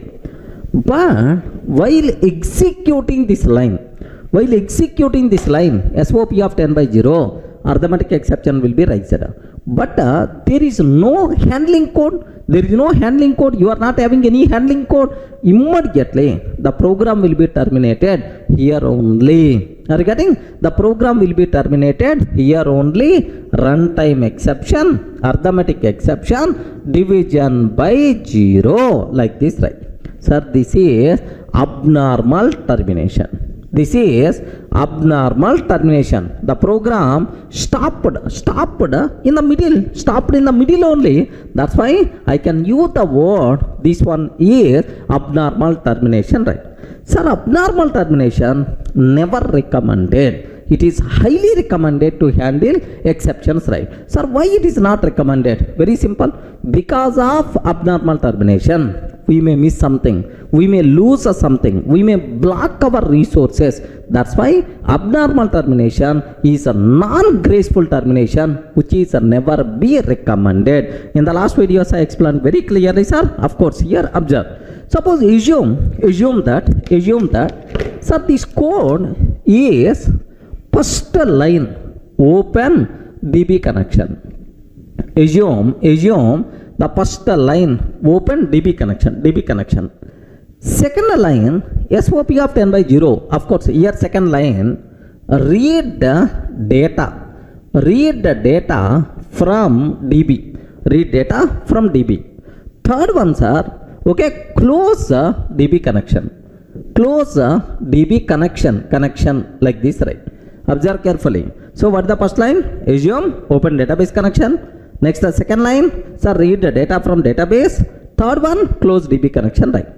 Sir, I open database connection successfully, but while reading data from the database, assume that I got SQL exception. Assume that I got SQL exception. While reading data from the database, I'm getting SQL exception, but you didn't handle, the program will be terminated here only. If the program terminated here, who is going to close the DB connection? No one is going to close. the DB connection.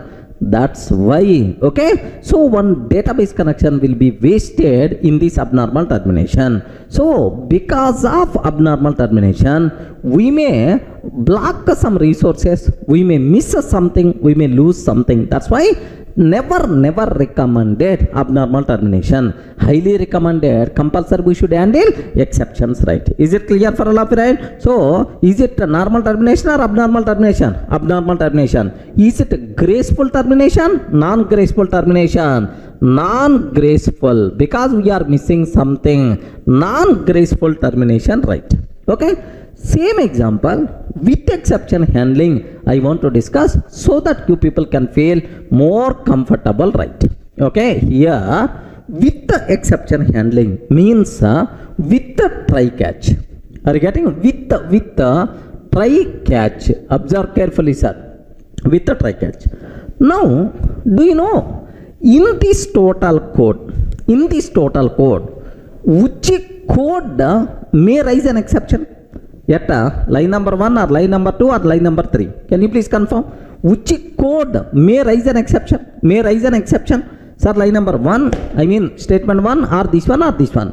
So, this line, okay? This line may raise the problem. The code which may raise an exception, that code is called risky code. Are you getting? The code which may raise an exception, that code is called what?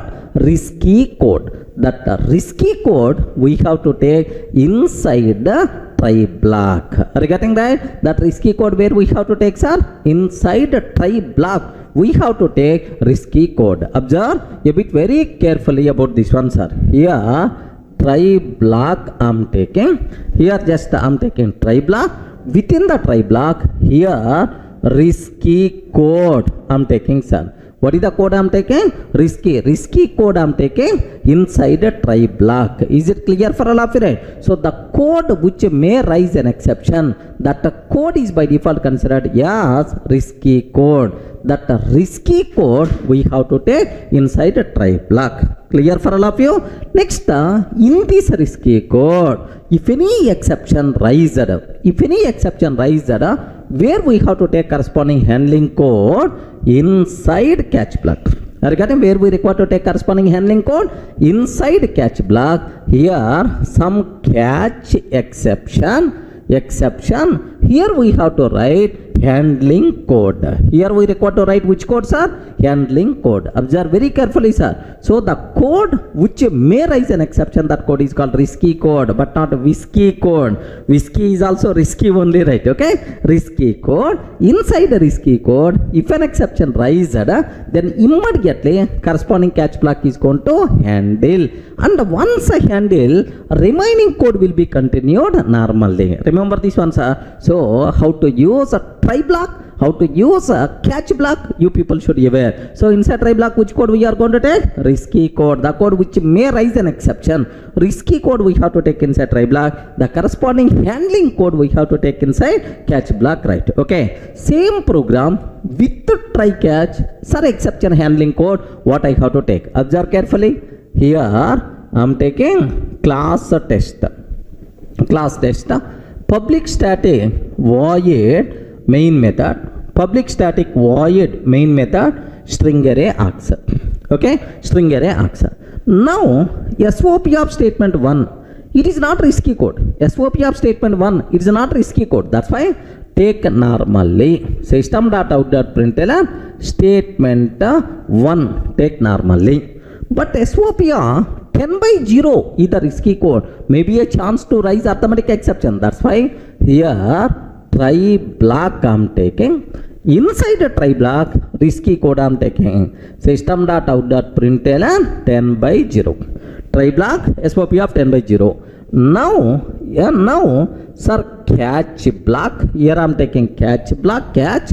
Sir, if arithmetic exception raised, because here in this risky code, which exception there is a possibility? Arithmetic exception. Because being a programmer, you know, this code, what type of problems may be a chance to rise? What type of exceptions may be a chance to rise? You should aware catch, arithmetic exception.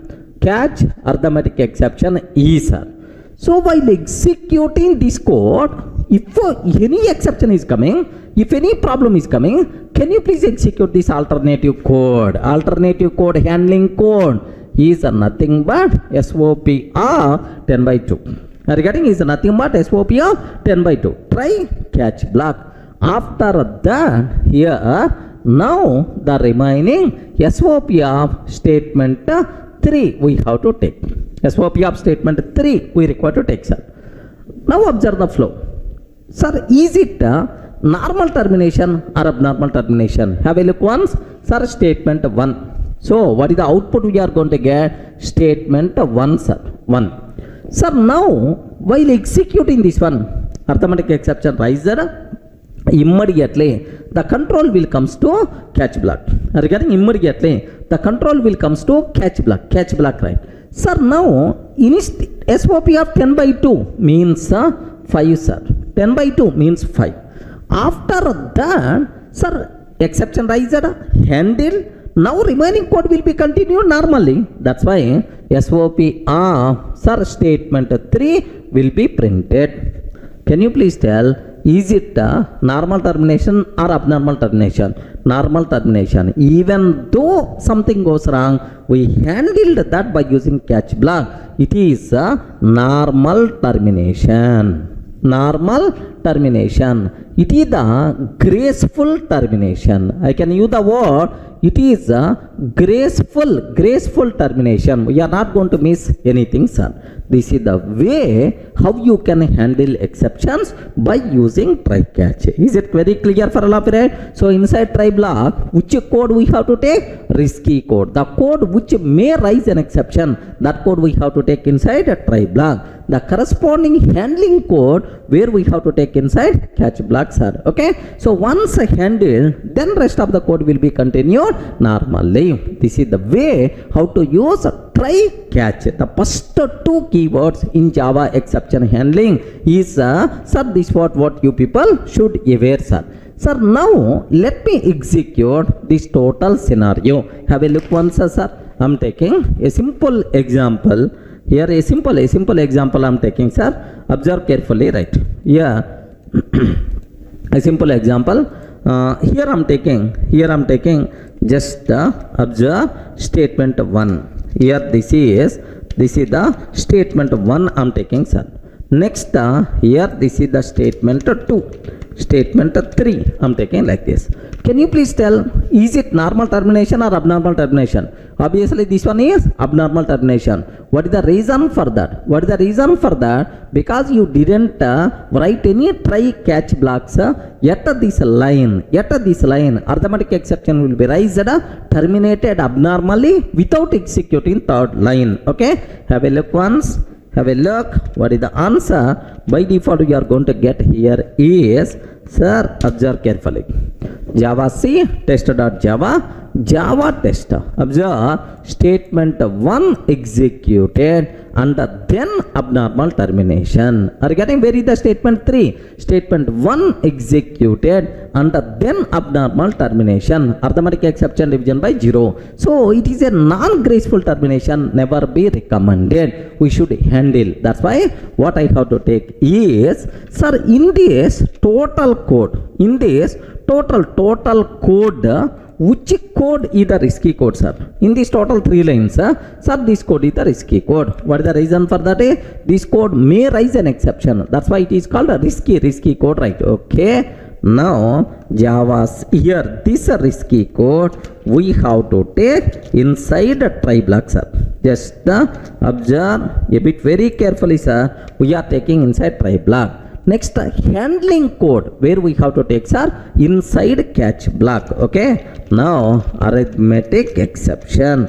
If arithmetic exception is going to come, now instead of this line, can you please perform? Can you please execute alternative line? Regarding, can you please execute alternative line? Next, statement 3 will be executed, right? Sir, observe. So here statement 1 will be executed normally. Sir, while executing this line, if arithmetic exception raised, immediately the control will comes to catch block. Sir, after completing catch block, remaining code will be executed normally. That's why it is a normal termination, graceful termination. We are not going to miss anything. Let me execute this code. Observe carefully, sir. Here the code compiles fine. And then if I'm trying to execute statement 1, statement 5, statement 3, no exception, no abnormal termination. That's all. So everyone can able to understand how to use customizer exception handling, how you can implement customizer exception handling by using try catch. Inside try, which code we have to take?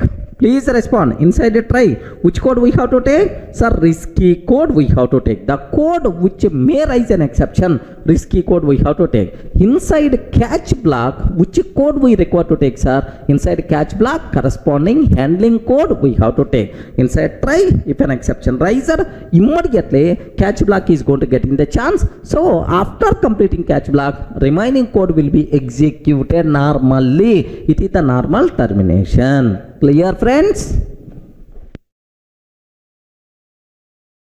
Hi friends, in the last video we covered very clearly how to handle exceptions by using try catch. Sir, within the try, risky code, inside catch block, we have to write handling code. It's very clear. Now my next thing, very important, very interesting, sir. What is control flow in try catch block? Observe this one, control flow inside try catch. Okay, here observe, try block is there in that statement 1, statement 2, statement 3. Total how many statements are there inside try block, sir? 3 statements are there. Catch block x, it can be any exception. Sir, statement 4. Sir, after completing catch block, statement 5 is there, sir. Okay, like total 5 statements are there where I use a try catch also. Now my question is, if an exception rises at statement 1, what will happen? Statement 2, what will happen? Statement 3, what will happen? 4, what will happen? 5. Like each and every statement, if an exception rises, what is the flow we have to aware? So most of your doubts also will be clarified from this basic flow. Just take a bit special care to understand, sir. Sir, first case, multiple cases I will discuss. First case, if there is no exception, sir, exception not raised at runtime, can you please tell which statements will be executed, sir? 1, 2, 3 will be executed normally. 1, 2, 3. Catch block won't be executed. Regarding catch block won't be executed because there is no exception. If there is no exception, catch is not going to execute. Sir, catch. Now statement 5. Statement 5. And then normal termination. Sir, is it normal or abnormal? If there is no exception, obviously normal termination. Take very special care. If there is no exception, so except the catch block, all the remaining statements will be executed normally. This is the case 1. Now case 2, sir. If an exception rises at a statement 2. If an exception rises at a statement 2. And the corresponding catch block matched. If an exception rises at statement 2, here exception rises and the corresponding catch block means matched, corresponding catch block matched. What will happen? Now take very special care. 1 will be executed normally. 1 will be executed normally. But while executing 2, the problem came, some exception rises. Immediately corresponding catch block is there. Now statement 4 executed. Yeah, take very special care. After statement 4, either statement 3, remaining part of try block, will be executed or not. Ayo, respond. Very important. For most of the students here, there is a doubt. Compulsory, you should have clear clarity. Sir, now statement 2, there is a problem. Catch block executed. After executing catch block, now statement 3 will be executed or not. Okay? Remember a bit very carefully. Inside the try block, we have to write the main flow. Main flow. Of course, the risky code main flow. If there is any problem is coming, then immediately catch block contain alternative flow. Alternative flow will be executed, right? Now, in the main flow, if you are facing the problem, then immediately alternative flow executed. After executing alternative flow, what the need of going back to the try? Are you getting? Suppose if the bus ticket is not available, then I will try for the train ticket. Once you got the train ticket, are you going to try for the bus ticket again? No. That's why. So within the try block, if an exception rises, control came to catch block. After executing catch block, the control never go back to try block, sir. Remaining code will be executed normally. So inside the try block, if at any statement an exception rises, even though you handle that exception, rest of the try block is not going to be executed. Take very special care, sir. That's why, do you know, statement 1 executed, now to the problem corresponding catch block matched. If the corresponding catch block matched, immediately statement 4 will be executed. After the regular remaining statements will execute. 5 followed by normal termination. 1 next while to the problem 4 and then 5 normal termination. That's what you should aware. Sir, very very important conclusion. Inside a try block, if an exception rises, sir, even you handle that exception, rest of the try block never going to be executed.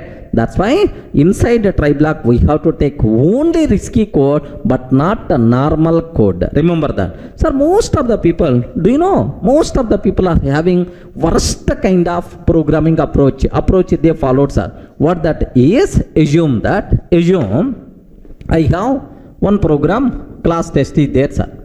Public static void main method is there, string array accept. Do you know, almost around 10,000 lines of the code is there, sir. How many lines of the code inside main method? 10,000 lines of the code is there. 10,000 lines of the code is there, sir. Now, if anywhere the problem is coming, most of the people what they are going to do is, sir, they will take try block here. And at last catch block they will write at last, sir. Catch some exception here like end of the main line. So total 10,000 lines of the code they will keep inside a try block, inside a single try, and then catch block right. It is a very worst kind of programming practice. What is the reason for that is, suppose unfortunately at line number 1 only exception rises, sir. At line number 1 exception rises, immediately the control will comes to catch block. Sir, with the rest of the try block is not going to be executed. Without executing 9,999 lines of the code, sir, without executing these many lines of the code, what is the use of executing catch block? That's why inside the try block we have to take only risky code but not normal code. Length of the try block should be as less as possible. Very very important, sir. Then immediately we may have, sir, multiple risky areas are there inside my main method. Okay, like here this is my code. Here one risky area, here also one risky area, here also one risky area is there. Multiple risky areas are there. Don't take total thing inside a single try. What you have to take? Better to take try and then catch block here. Try catch block. Next try and then catch block here. Try catch block. Next try and then catch block. So for every risky area you can take separate try block, separate try catch, separate try catch. This type of thing is recommended, but don't include normal code inside the try block. The length of the try block should be as less as possible. Remember this good programming practices, right? But anyway, as per our requirement, okay, inside the try block, if anywhere an exception rises, rest of the try block won't be executed even though we handle that exception. Are you clear for all of you right up to this? So that's all. This is the case 2, sir. Now case 3. If an exception rises yet statement 2, sir, here an exception rises and the corresponding catch block not matched. Sir, there is no corresponding catch block. Sir, here riser exception is arithmetic exception, but this catch block for null pointer exception. So the problem riser is a heart problem, but doctor is available, eye specialist is available. Are you getting right? So riser problem, arithmetic exception, but here catch block is available for null pointer exception. The corresponding catch block not matched. If the corresponding catch block not matched, it is always abnormal termination. Remember this one, sir. It's always abnormal termination. That's why 1 followed by abnormal termination. Remaining code never going to execute. Sir, after 1 at statement 2 only, the problem will be stopped. The program will be stopped by raising that exception. Are you in the position to understand up to this, right? Next, fourth one, sir.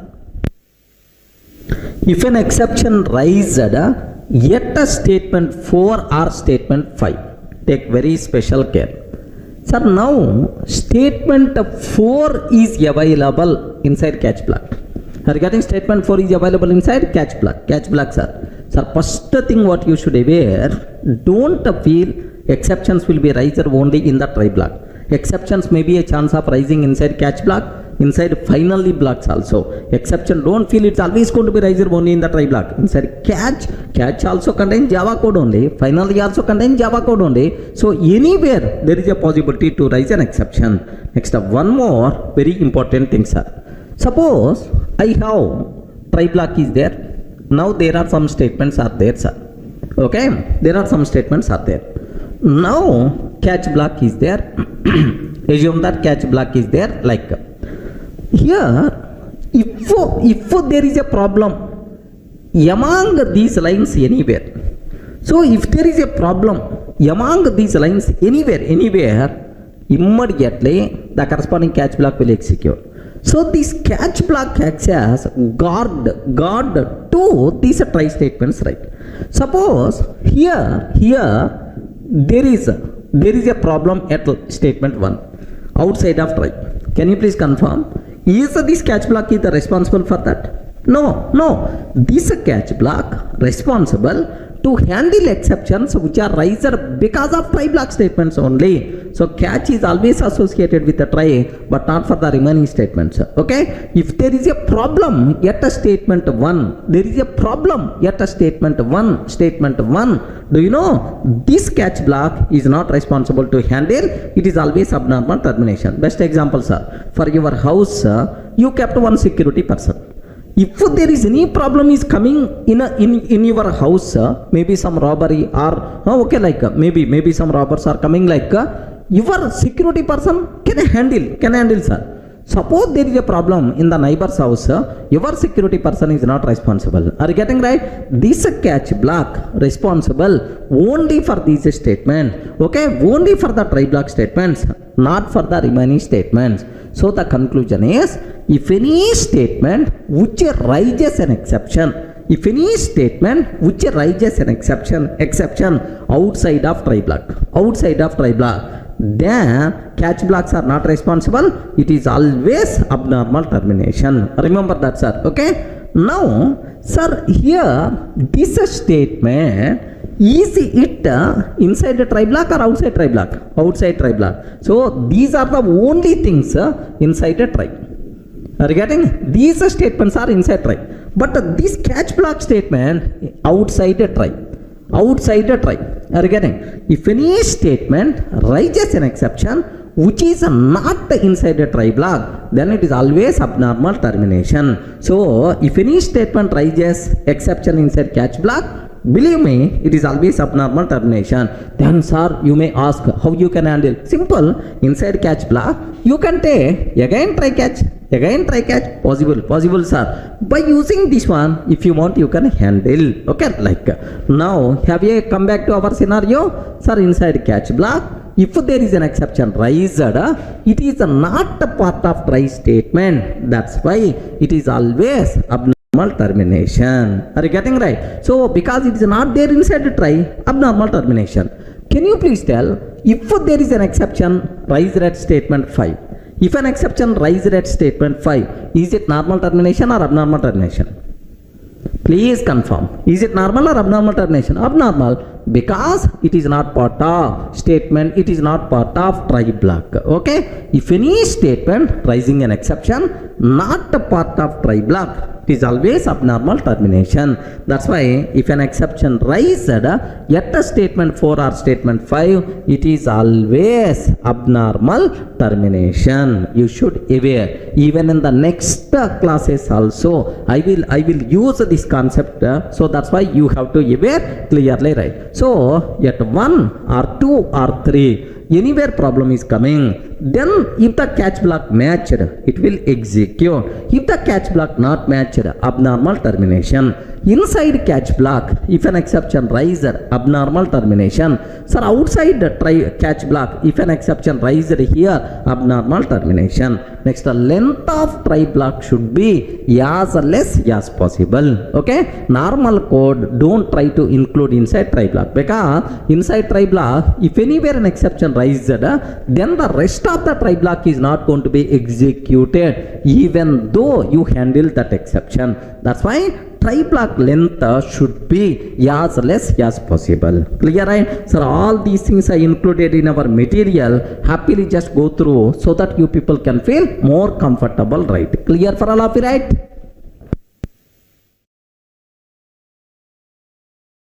Sir, in the last videos we covered very clearly, so how to handle exceptions by using try catch, what is the control flow in try catch, right? Sir, now sometimes it's a common requirement to print exception information. Sir, I want to print exception information to the console. Which methods are there? Okay, just there are 3 methods are available. What is the first one, sir? Okay, print stack trace. What are the methods, sir? Can you please spell out? Print e dot print stack trace. Print stack trace. So this is one method which is available, right? Sir, sometimes we may go for e dot toString method also, or simply print SOP of e. Are you getting? SOP of e. Whenever we are trying to print any object reference, internally toString method will be called. So SOP of e or SOP of e dot toString. E dot toString. Both the things are always the same, sir. E or e dot toString. Sir, sometimes the people are going to follow this approach. Or some people may follow, sir, system dot out dot println e dot get a message. Are you getting? E dot get message also. Okay, these are 3 ways to print exception information to the console. Can you please tell what is the first one? Simply you can call print stack trace. Second one, sir, here toString method, e dot toString. Third one, sir, e dot get message. Sir, what is the difference between these things? In which class these methods are available? These methods you can apply on any exception object, on any error object. That's why these methods are available inside throwable class. Parent class, right? If the parent class contain, then automatically these methods are available for all child classes. That's why throwable class contain 3 methods to print exception information to the console. What is the first one? Print stack trace. Second one, toString. Third one, get message method, right? Sir, what is the difference between these? I will explain with a small example. Don't worry about that. Sir, observe, just I'm taking class test. Here, public static void main method string array args. Public static void main string array args. Sir, now let me take a try block. Within the try block, I'm taking system.out.println 10/0. I know arithmetic exception will be raised. I want to print that arithmetic exception information to the console. Now have a look once, sir. Catch arithmetic exception.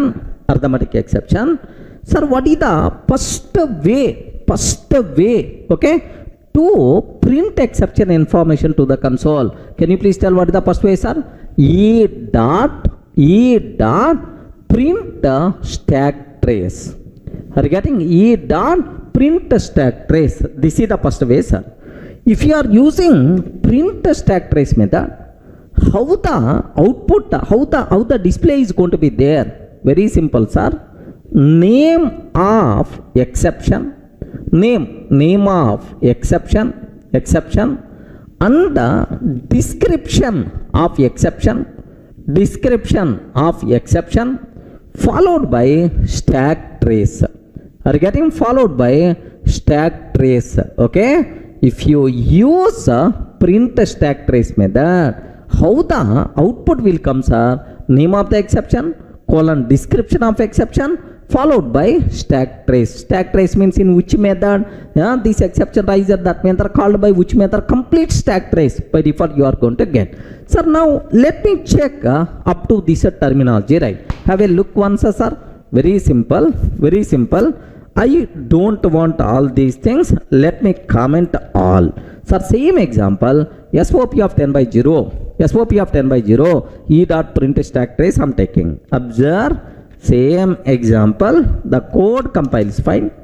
The code compiles fine. What is the answer we are going to get, sir? Do you know? Java.lang.arithmetic exception, division by 0, yet a test.main. Okay, Java.lang.arithmetic exception, division by 0, yet a test.main line. Sir, if you observe that, this is name of the exception. Java.lang.arithmetic exception, colon description of the exception, division by 0, yet test.main. This is the stack trace. 3 parts are there. So if you want complete information about exception, then highly recommended you should go for what? Print stack trace method. Clear for all of you? Right? First one.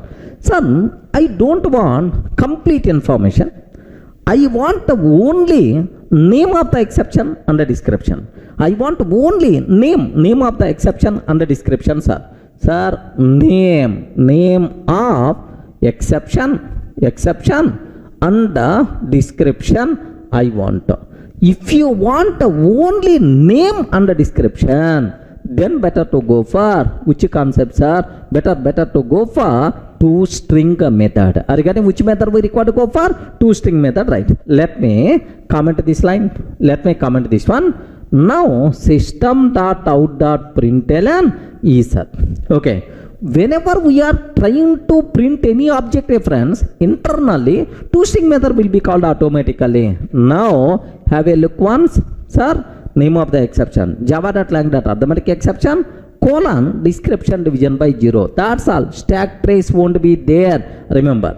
Now, sir, instead of this one, if you want, you can call e dot toString method also explicitly. If I call to e or e dot toString, both the things are always same. In this style, the output is going to come, sir. Clear for all of you, right? Let me cross check this behavior, sir. Observe carefully. If I can take SOP of E, sir. SOP of E. Just let me comment earlier line. I have only SOP of E. That's all. Only SOP of E. What is the output, sir? Here the code compiles fine. Yes. What is the answer we are getting? Are you here just only name of the exception, description? Are you seeing the difference between earlier and now? This is earlier and this one is just now. So the difference is stack trace won't be there in the toString method. Observe that stack trace won't be there in the toString method. Now have a look, sir. Instead of E, if you can ask E dot toString also. So whenever we are trying to print object reference, internally toString method will be called. So either this one or this one produces same output. You are going to see the same output 2 times. Observe carefully, right? Here what answer we are going to get? What the answer we are going to get is java.lang.arithmetic exception, division by 0 like this. Any explanation is required? Friends, any explanation is required? All the things are very clear for you about the toString method, right? Now the next method, what is the third method we have, is a get message method. Do you know what is the difference between get message and toString? Very simple, boss. I want only message. I want only message. Description. I don't want a name of the exception. I don't want a stack trace. Just only description. Sir, I want only description. If you want only description, better to go for get a message method. Observe carefully, sir. Here system.out.println e dot get message. E dot get message. Get message. Directly only description we are going to get division by 0. That's what, sir, you should aware. Let me check this functionality also. Sir, I don't want all the remaining things, only last one I want. System.out.println e dot get message. Are you getting? E dot get message. Like this I'm taking, sir. Observe that. What the answer we are going to get? Only division by 0. Are you getting? Only division by 0. This is the description we are going to get. That's all. So total, how many methods are there to print exception information to the console? 3 methods are available. What are the first one, sir? Print stack trace. Second one, toString method. Third one, get message method. Sir, which method will provide more information? Print stack trace method. That's why default exception handler always going to use print stack trace method to print exception information to the console. Whenever, if you are not handling any exception, by default output you are going to get exception information will be printed to the console. By default exception handler always follows this approach, means print stack trace. Any doubt? Friends, everyone got clearly right? Everyone got clearly about this concept? Okay, but here one small thing you have to aware, sir. It's a very common doubt from my classroom students. Sir, here you are using SOP statement, but here you are using e dot print stack trace without SOP. Sir, SOP statements internally this print stack trace method contain. That's why don't worry. But toString method, get message method returns a string. That string we are responsible to print by using SOP statements. Are you getting? But print stack trace method, sir, internally contain print statements to print the messages to the console. Okay, these are various methods to print exception information to the console. Can you please tell all these methods present inside which class? Respond, man. All these methods present inside which class? Throwable class. If the throwable contain these methods, automatically these methods by default available for all exception classes, error classes. That's why happily you can call these methods on any exception object. It may be arithmetic, it may be null pointer, it may be class cast exception. On any exception object or error, happily you can call all these things. No syntactical mistake. Clear? Hi friends, in the last videos we covered very clearly how to handle exceptions by using try catch blocks, and then what is the control flow inside a try catch. In the try block, if an exception rises, what will happen? In the catch block, if an exception rises, what will happen? Complete control flow I explained, right? Next and after that even we discussed about what are various methods are there to print exception information. That's all up to that, right? Now the next topic, very important topic, what we have to discuss, right? Try with multiple catch blocks. Try with the multiple catch blocks. Okay, this part we have to discuss, right? Sir, what is the need of this concept? Just let me explain a small analogy so that you people can get very easily, right? So the point is, suppose assume that sometimes my students may ask, okay, sir, what is your name? Observe this example so that you can understand very easily. Try with multiple catch blocks. Sir, the student is coming. Sir, what is your name? He asked, sir. Then I told, Hare, my name is Durga. Hare, my name is Durga. Like I told the correct answer, relevant answer, right? Now he asked, sir, what is your qualification? This is the question he asked. Then my answer is, my name is Durga. Are you getting? My name is Durga, like I told. Then student immediately, sir, he didn't listen my question. That's why he's telling the same answer. Like he asked again, sir, what is your qualification? Then I told, my name is Durga. Okay, like. So maybe sir is not interested to tell his qualification, like he thought that. Then immediately asked, sir, which subjects you are handling? Sir, can you please tell Java, Python, which subjects you are handling? Like the student asked. Then my answer is, my name is Durga. Are you getting? So if the student is asking any question, for any question, I'm telling the same answer. Then automatically after asking 3 or 4 questions, the student is going to fail. Arey Durga sir, pagal ho gaya, mental, he got maybe mental. Like definitely he is going to get the feeling. Are you getting right? So same, why don't you, if you are using single catch block, okay, for the try, so the person who is going to see the code definitely is going to get the same feeling. The reason for that is, sir, observe that most of the times we are going to write this type of syntax. Try, sir. Next catch block. Next catch block of exception I'm taking. Catch block of exception like this I'm taking. Now, array in the try block, arithmetic exception is coming. Which catch block is the responsible? Array this catch block is the responsible for arithmetic exception. Array file not found exception is coming. Okay, arithmetic exception is coming. This catch block. So instead of arithmetic, file not found exception is coming. Then the same catch block. Are you getting? Next, SQL exception is coming. SQL exception is coming. Then the same catch block. So observe that the way of handling an exception is varied from exception to exception. The same, the answer is varied from question to question. If arithmetic exception is coming, one type of handling we have to tell. So if a file not found exception is coming, another type of handling we require. Sir, if I can take a single catch block, sir, with exception, there it can handle any type of exception. For all types, this is the same handling code, is nothing but worst kind of programming practice. Remember, the way of handling an exception is varied from exception to exception. That's why for every exception type, separate catch block must be required. Are you getting? So taking a single catch block means for any type of question, telling the same answer, which never be recommended, right? Sir, in your academic exams, do you know, in the academic exams, so out of 5 questions we require to answer, assume that. So there are some people are there, of course, you may be, I may be, or your friends, they never going to see the question paper, sir. Any question, same answer they are going to write.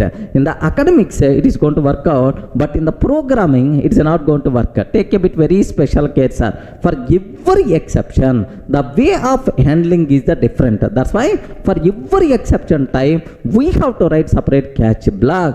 Try with the multiple catch blocks is possible, recommended to use. Sir, observe that. Sir, this approach, is it recommended or not recommended? Not recommended. What is the reason? For all exceptions, same handling code. That's why I can use the word, it is not recommended. Are you getting? This approach is not recommended. Then which approach is the recommended, sir? Sir, observe carefully, sir. Here, try block is there. Okay, risky code. Try block is there. Now, sir, if arithmetic exception is coming, sir, now perform alternative arithmetic operations. Perform alternative arithmetic operations. So this code will be executed within the try block if arithmetic exception is going to come. Sir, similarly, catch, okay, file not found exception is coming, sir. File not found exception is coming. If a file not found exception came, then use a local file instead of remote file. Like I will show some alternative file. From that you have to read and continue rest of the program normally. Here use a local file. Instead of remote file. Use a local file instead of remote file, right? Sir, same. If SQL exception is coming, assume that if SQL exception came, if SQL exception is coming, use Oracle database instead of MySQL DB. Sir, use Oracle database instead of MySQL DB. Okay, like. Sir, now these are most commonly occurred exceptions with respect to this risky code, sir. Other than this, if any other exception is coming, then automatically, sir, catch exception. This is default handling code. Default handling code like this I have to take, sir. Now take very special care. For every exception, the corresponding, for separate catch block I'm going to maintain. If arithmetic exception is coming, this is the handling code. If a file not found exception is coming, this is the handling code. If a SQL exception is coming, this is the handling code. So, for every exception, separate handling code is there. That's why, so I'm maintaining multiple catch blocks, right? So, if other than this, if any other exception is coming, this catch block is there. This catch block by default is going to take care. Clear for all of you, right? So try with multiple catch blocks, possible or not. Possible, recommended or not, highly recommended to use this approach. Everyone can aware, sir? So try with multiple catch blocks, possible or not? Yes, possible, because the way of handling an exception is varied from exception to exception. That's why try with the multiple catch blocks we have to take and highly recommended to use. This is the recommended approach, but very unfortunate, most of the people are following this approach which will never be recommended. Clear for all of you, right? So if try with the multiple catch blocks are there is one very important loophole is there. Let me talk about that. Observe carefully, sir. Listen. Here I am taking try block, try system.out.println 10/0. Of course, arithmetic exception will be raised. Now, here I am taking catch exception. I am taking catch exception. I'm just taking here system.out.println exception. SOP of exception like I took, sir. Next, catch arithmetic exception. Observe very carefully about this one, sir. Catch arithmetic exception. I'm taking arithmetic exception. System.out.println. Okay, arithmetic exception like this I took, sir. Now try with how many catch blocks are there? Please respond. How many catch blocks are there? 2 catch blocks. This is the first catch block. This is the second catch block, right? Same way, here let me take, sir, same example with a small change in the code. Observe carefully, sir. Try. Very important conclusion I'm ready to explain. That's why more concentration must be required from your side. Okay, try. Here, catch block. Arithmetic exception I'm taking, sir. Of course, full form arithmetic exception only. System.out.println arithmetic exception like this I took, sir. Catch arithmetic exception. Now, sir, catch block I'm taking. Now exception I'm taking, sir. Exception E. System.out.println exception like. Sir, now my question is, among these two, which is valid, which is invalid? Ayo, respond. Which is valid, which is invalid among these two? First one is valid or not? Or, sir, first one is invalid, second one is valid, or first one is valid, second one is invalid, or both are valid, both are invalid? Can you please tell what's your option? Yes, friends, a bit dangerous combination.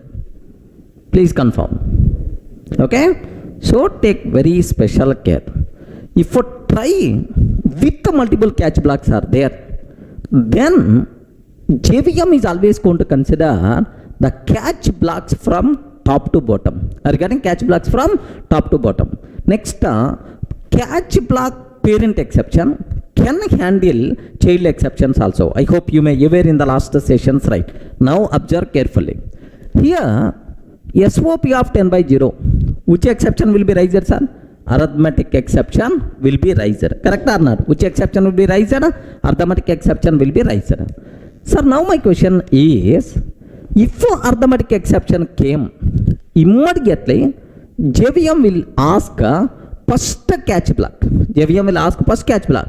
Catch block, can you please handle arithmetic exception or not? Yes. So this person, exception means this catch block can handle either exception or it's a child classes. Arithmetic exception is the child class of exception. That's why this catch block can handle. Regarding this catch block can handle right.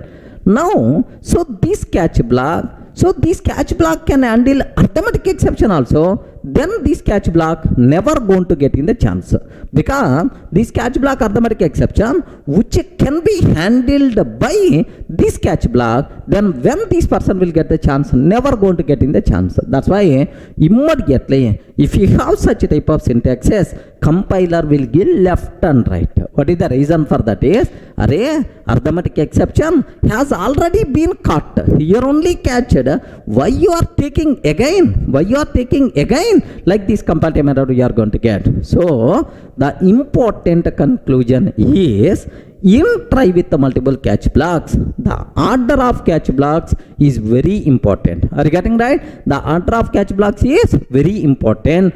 Compulsory we have to take child to parent, but not parent to child. Are you getting? First parent and then child. Immediately error we are going to get, sir. Okay, so what that error? Exception java.lang.arithmetic exception java.lang.arithmetic exception has already been caught.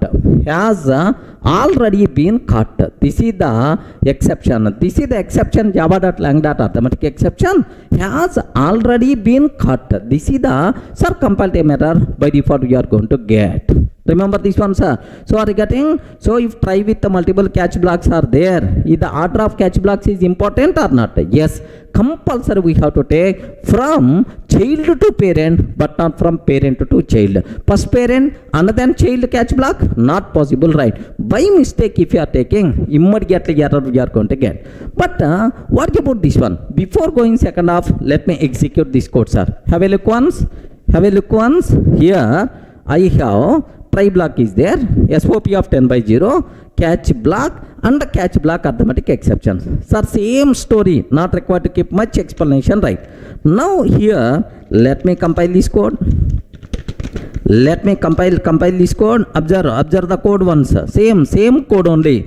Let me compile this code. Java C test.java. Compiler will give left and right. Compile time error we are going to get. Can you please observe? Exception, arithmetic exception has already been caught. So at line number 13 means objecting about this catch block, because this exception has already been caught here only. First catch block already handled arithmetic exception. Why you are writing again second catch block? This is the problem we are going to get, sir. Are you in the position to understand, right? Most valuable important point. If try with the multiple catch blocks are there, order is very important. So first child and then parent. By mistake if you are taking parent and then child, compile time error, right? Sir, what about second half? Observe. First I to catch arithmetic exception. Okay, now catch arithmetic exception, right? Now first I took child and then parent. First I took child exception and then parent exception. Now arithmetic exception came, sir. Sir, now JVM is always going to ask this catch block, first catch block. Hey, catch block, can you handle arithmetic exception or not? Yes, I can handle. No problem. Perfectly, this one is going to get in the chance. If arithmetic exception is coming, then this catch block can take care. If other than arithmetic exception, any exception is coming, then this catch block is going to take care. So both are reachable at certain point. It may execute or it may execute. That's why this syntax is always valid, no problem at all. Are you able to understand? So first catch block meant for what? Arithmetic exception. Second catch block meant for what? If any exception other than arithmetic exception, this catch block is going to take care. Clear? clear division of responsibilities. But here, have you observed? Everything is going to handle here only, including arithmetic exception also, when this person will get the chance.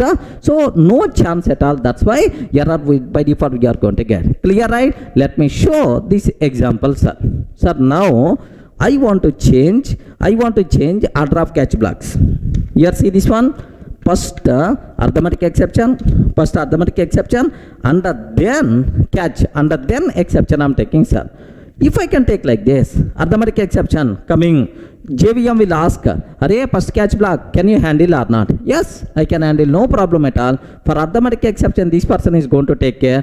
For any non-arithmetic exception, this one is going to take care. So both possibilities are there at certain point to execute. That's why. Here, have a look once. Happily, the code compiles fine. No syntactical error. If I can take Java test, sir, what is the output by default? We will get, sir, arithmetic exception. Perfectly, this one is going to get the chance. So, the important conclusion, what you people should aware, if try with the multiple catch blocks are there, then order of catch blocks is important. Compulsory we have to take child to parent. By mistake, first parent and then child, immediately error we are going to get. Compile time error, syntactical mistake. Clear, right? Next, same error in another option is there, sir. There is another example where we may see the same kind of exception, same kind of compile time error, right? What is that? Is, observe.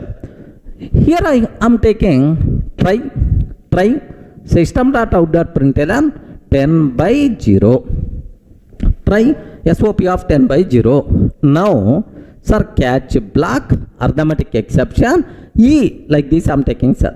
Assume this is the catch block for arithmetic exception. Now, again, I am taking arithmetic exception. Again, I am taking arithmetic exception like this, right? Sir, if I can take like immediately compile time error we are going to get. What the reason is? Arithmetic exception already has been caught here.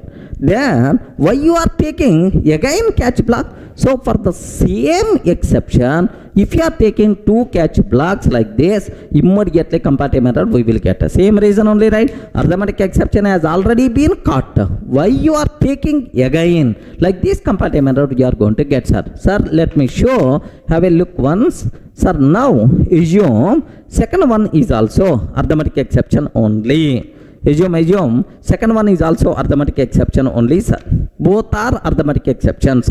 So we can't take two catch blocks for the same exception. By mistake, if you are taking two catch blocks for the same exception, immediately compile time error you are going to get, sir. Observe that exception, arithmetic exception has already been caught. This is the compile time error we will get. That's all, sir. So these are various important points what you people should be aware about. Try with multiple catch blocks. Try with multiple catch blocks is possible, recommended to use. If try with multiple catch blocks are there, order of catch blocks is very important, compulsory. Child first and then parent next. By mistake, parent you are taking first and then child, immediately compile time error you are going to get. Any doubt? Sir, in the last videos we covered very clearly try with multiple catch blocks. Now the next cinema, what I have to start?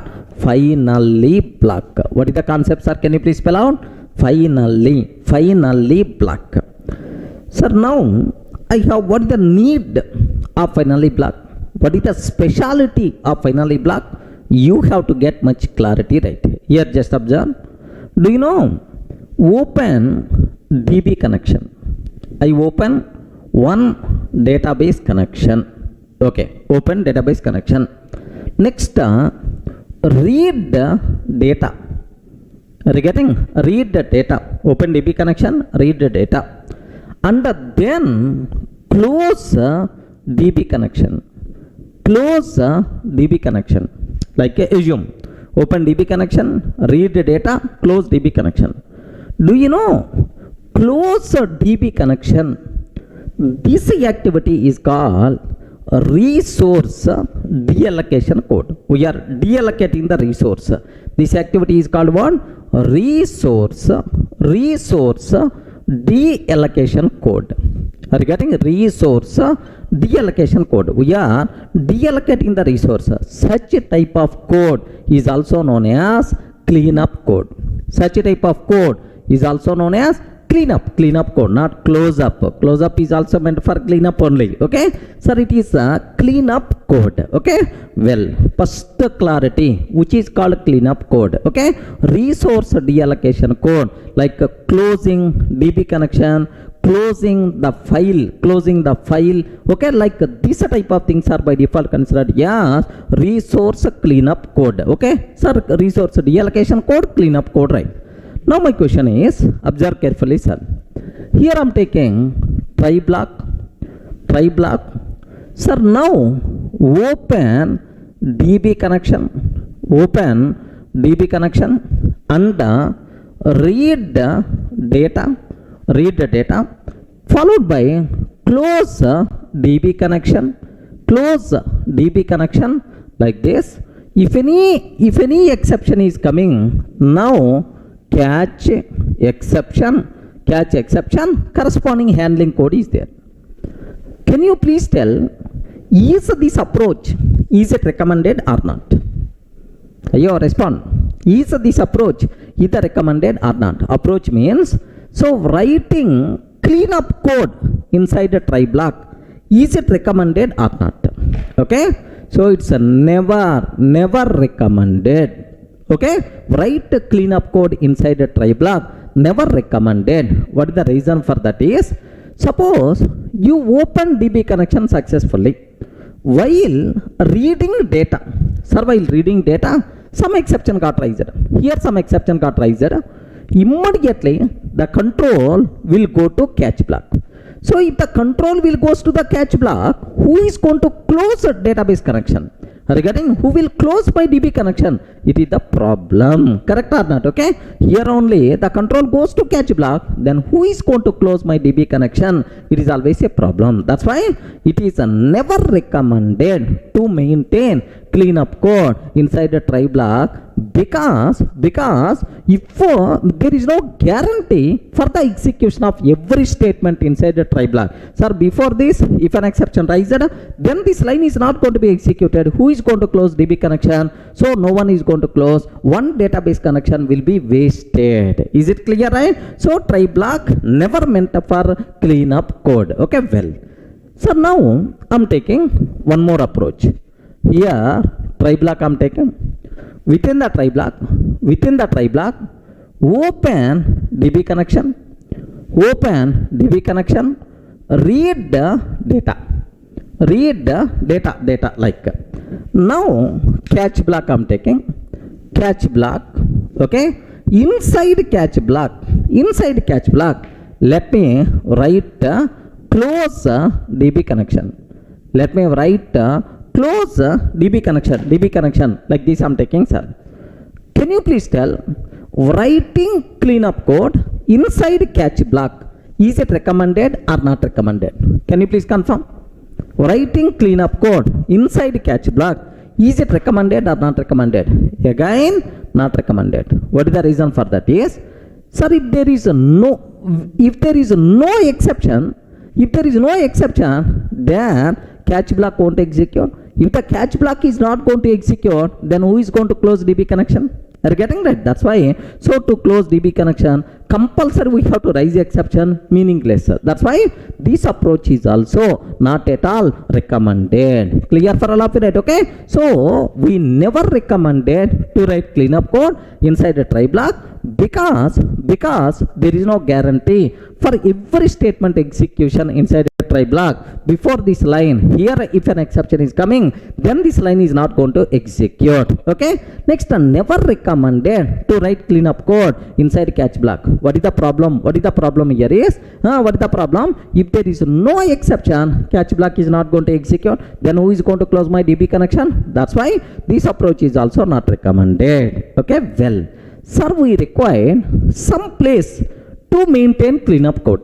I want some place to write cleanup code which should be executed always, which should be executed always, whether exception raised, not raised, handled or not handled. Sir, in any case, my cleanup code should be executed, sir. Do you have such a type of place? That place is nothing but finally block. Remember this one, sir.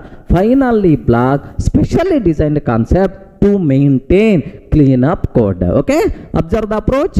Observe the approach here. Try block. Now open DB connection, open DB connection, and read the data. Okay, now catch block, some handling code, exception E, some handling code, handling code, some handling code we can take. Next, finally block. Regarding next one, finally block, inside finally close DB connection. Regarding finally block, inside finally close the DB connection. Like this I'm taking, sir. Sir, now the biggest advantage of this finally block is this finally block will be executed always, whether exception raised, not raised, handled or not handled. Even in abnormal termination also, finally block will be executed. That's why, so the main objective of finally block is to maintain cleanup code. The biggest specialty of finally block is, what is the specialty of finally block, sir? So this block will be executed always, irrespective of whether exception raised, not raised, handled or not handled. Such a type of best place is nothing but finally block. Everyone can able to understand, right? What is the need of finally block? What is the specialty of finally block? Okay, like now observe this one. Inside a try block, which code we can take? Respond. Which code we can take? Risky code. Inside a try block, which code we can take? Risky code. Next, inside catch block. Inside catch block, which code we can take? Handling code. Handling code. Next, inside finally block. Inside finally block, which code we can take? This code itself is, what is the code, sir? Which code we can take inside finally block? So risky code, handling code, and then here cleanup code. Okay, very important question for the interview room also. What is the purpose of finally block? To maintain cleanup code, resource deallocation code. Sir, what is the specialty of finally block? The specialty of finally block is, sir, it will be executed always, whether exception raised, not raised, handled or not handled. In any case, my finally block will be executed. That is the biggest specialty, right? Sir, if you feel comfortable, I will explain all these things with respect to an example. Then you can get much clarity on the concept. Clear up to this? Sir, up to this, it is very clear what is the purpose of finally block. Now let me go for programming example so that you will get much clarity. Have a look once. Here, case 1. I want to take case 1. If there is no exception, if there is no exception, assume that if there is no exception, finally block will be executed or not. I want to show programmatically, right? Sir, assume try block, system.out.println, try is there. Okay, that's it. Next, catch block, exception E, catch block, exception E, system.out.println. Okay, sir, catch block like. Next, finally, okay, finally, system.out.println, finally. Observe very carefully, sir. Okay, finally, like. Can you please tell, in this scenario, any exception riser? No, simple SOP statements, that's all, no exception. If there is no exception, okay, what is the flow? Sir, try block will be executed. Immediately, the control will goes to finally block. Because there is no exception, catch block won't be executed. That's why, what is the output by default we will get, sir? try followed by finally. Are you getting what is the output? Output you are going to get try followed by finally. That's all. So first case it is very clear. If there is no exception, finally block will be executed compulsory. Let me check with example. Have a look. Let me execute this code here. Just I'm taking. Observe carefully, sir. It is the try block, catch block, finally block. There is no exception in the try. There is no exception in the try. Now what is the output we are going to get, sir? Have a look once. Try followed by finally. Have you observed? What is the answer we are going to get, sir? Try followed by finally. Okay. If there is no exception, finally will be executed. Okay. Now let me go for case 2, sir. Okay. Case 2. If an exception raised and handled, observe. If an exception raised and handled. So handled means the corresponding catch block is there. Okay, like now try here, observe system.out.println try. I'm taking try block. Now system.out.println 10/0, sir. SOP of 10/0 like. Now catch. Okay. Arithmetic exception E, catch block, arithmetic exception E, system.out.println. Okay, this is the catch block, sir. Catch block. Finally. Okay, finally. System.out.println finally block. Are you getting finally? SOP of finally block. Take very special care about this terminology, right? Sir, try executed. And whenever we are getting arithmetic exception, immediately, sir, the corresponding catch block will execute. Okay, catch. After catch block, yes, finally will be executed anyway. Sir, what is the output we are going to get, sir? Try. Whenever arithmetic exception is coming, catch block, sir, catch. And after catch block, finally will be executed normally. So try catch finally is the output we are going to get, sir. Are you getting? So case 2 is the very clear. Finally will be executed if an exception raised and handled. Clear, right? Let me execute this code. Observe that. Have a look once. Same code, only a small change here is, let me raise arithmetic exception. Okay, here assume that it is the arithmetic exception. Okay, now exception raised, sir.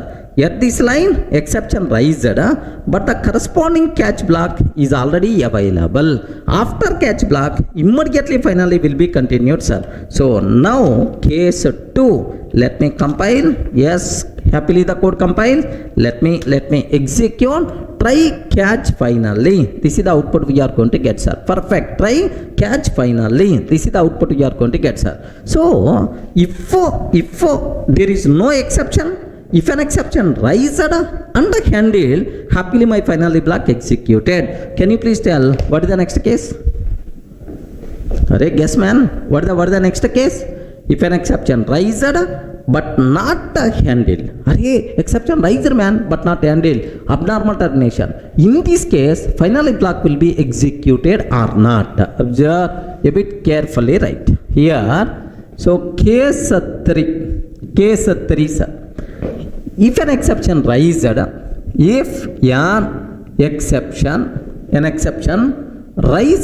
if an exception raised, but not handled, what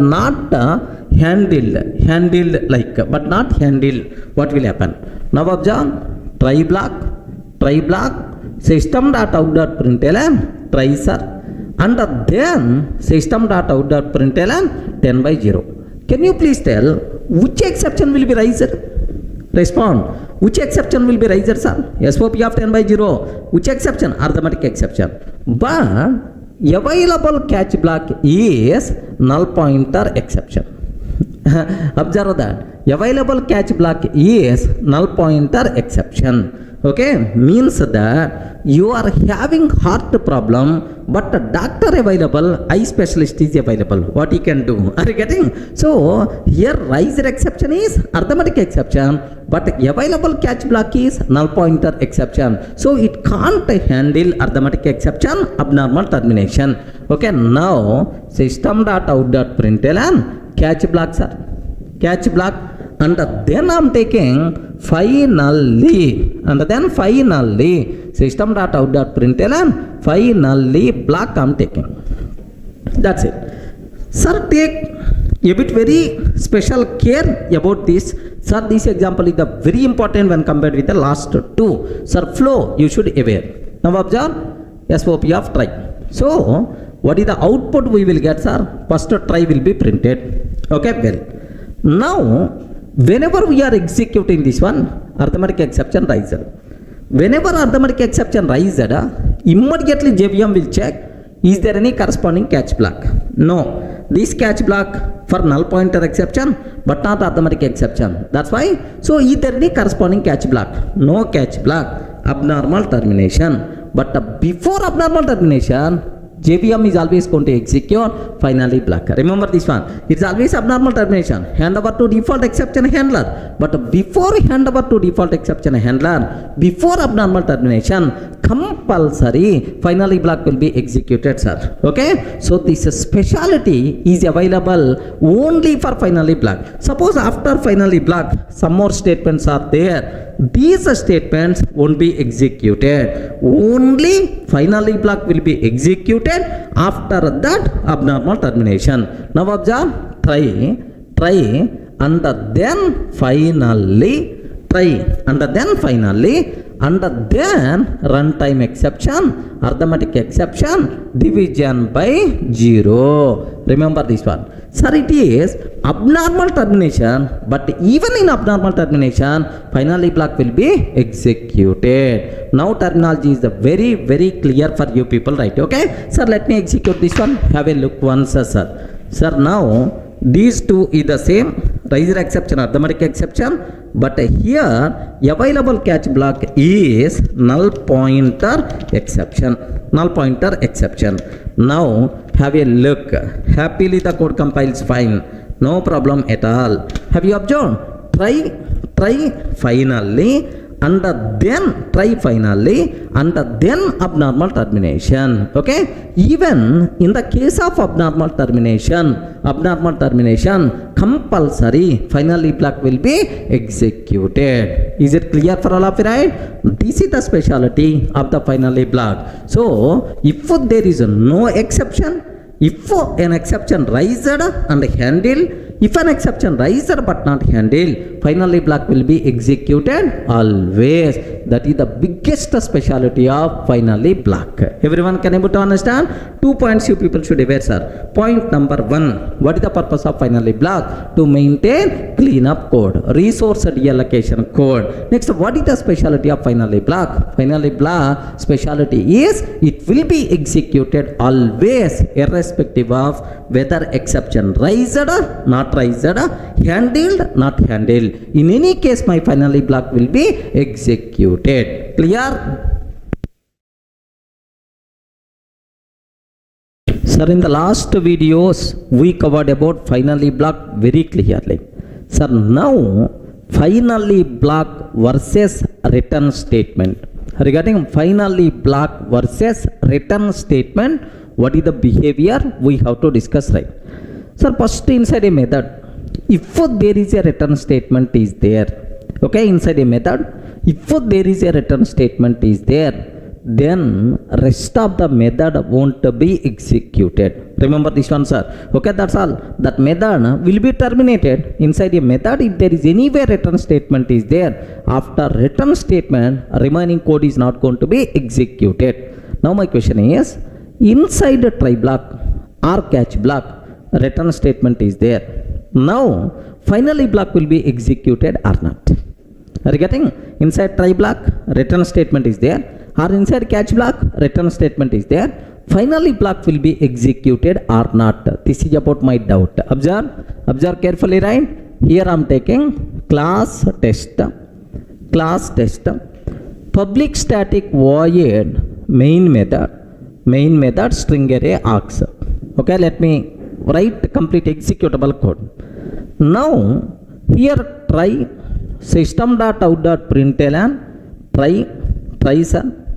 Next here catch block catch exception e I'm taking. Now system.out.println exception system.out.println exception catch block exception. Next finally system.out.println finally block. Okay, finally like this I'm taking sir. Now my question is, so first try and then finally will execute. It is a normal flow. Try and then finally, because there is no exception. But the problem here is return statement is there sir inside a try. So inside a main method, a return statement is there. What it means is rest of the code not required to execute. Can you please confirm in this case what is the output we will get? Finally will be executed or not? Yes man, I told in the last video very clearly, finally block will be executed always irrespective of whether exception riser or not riser, handle or not handle. That's why sir even return statement is there inside a try block or catch block. First finally will be executed, after that return statement will be executed. Are you getting? First finally will be executed, after that return statement will be considered. So whenever return statement came, immediately JVM is going to convey, array return, please wait some time, I have some mandatory work is there, execution of finally block. First I will execute this finally block, after that I will consider this return statement. Like this my JVM is going to consider. So in this case what is the output we are going to get sir? Sir output here try will be executed, return it will wait first finally, only finally, and after that this return statement main method will be written, so the program will be terminated, right? Okay, try followed by finally is the answer. Sir, now the important conclusion is finally block dominates return statement. Are you getting? Finally block is going to dominate return statement. Finally block will get more priority than return statement. Remember this one. Have a look once. Sir, the same example here I have observed that SOP of try return, SOP of null pointer, I mean here some exception, okay, exception finally, right? Same code only, right? So first sir this SOP will be executed. Whenever return is coming, JVM will ask, array later I will consider like, so first finally will execute sir, after that return statement will be considered. Remember that. Okay, here observe carefully what is the answer we are going to get in this case. The code compiles fine, the output is try followed by finally. Even though return statement is there inside a try block, first finally will be executed, after that only return statement will be considered. That's why finally block dominates a return statement. Is it clear for all of you, right? Friends, is it clear for all of you, right? Okay. Sir, there is one more case I want to discuss. Try catch finally. Try block return some value, catch block return some value, finally block also return some value. Array, all the three blocks returning some values, which return statement will be considered? Okay, remember that highest priority finally block return statement will be considered. Observe that carefully, sir. Here I'm taking, here just I have one method is there, public static int m1, public static int m1 method is there, sir. Inside m1 method try block is there, try block return 777. Are you getting? Try block return 777. Now catch block is there, catch exception e, okay, return 888. Array catch block return 888. Next finally finally return 999. Observe very carefully, right? Return 999. So try return 777, catch block return 888, finally return 999. Now here system.out.println, sir, M1. I'm calling M1 method. That M1 method will return some value. That return value I want to print, sir. This is about my requirement. How we can do that? Of course, can you please tell, sir, how the flow? First try block having the return statement. Immediately JVM will convey, array, return, please wait some time. I have some mandatory job is there. I have to do that mandatory job, like immediately the control will comes to finally block. Then what the finally block is doing? Finally block, what it is doing? Finally block is also returning. Array, then immediately if the finally block returns some value, only this value will be considered. It is not go back to consider 777. That's why what is the answer we are going to get? 999. Observe that carefully, sir. So finally block return statement will be considered right. Everyone can able to understand, right? So if a return statement present inside a try catch finally, which return statement will be considered, sir? Finally block return statement will be considered. Anyway, finally block will always get highest priority when compared with the remaining stories. Yes, can I execute this code? Have a look once, sir. Here, sir, just observe carefully. Here I'm taking static, here just system.out.println, just I'm calling M1 method. That's all. Now let me take public static int M1 method like this, right? Sir, try return 777. Okay, like next catch block return 888. Next finally block return 999 like this, right? Same example, whatever I wrote on the board is the same example only. Try block return 777, next catch block will return 888, finally block returns 999. Okay, now have a look once. What the answer we are going to get, sir? The code compiles fine. The answer is 999 itself is the answer.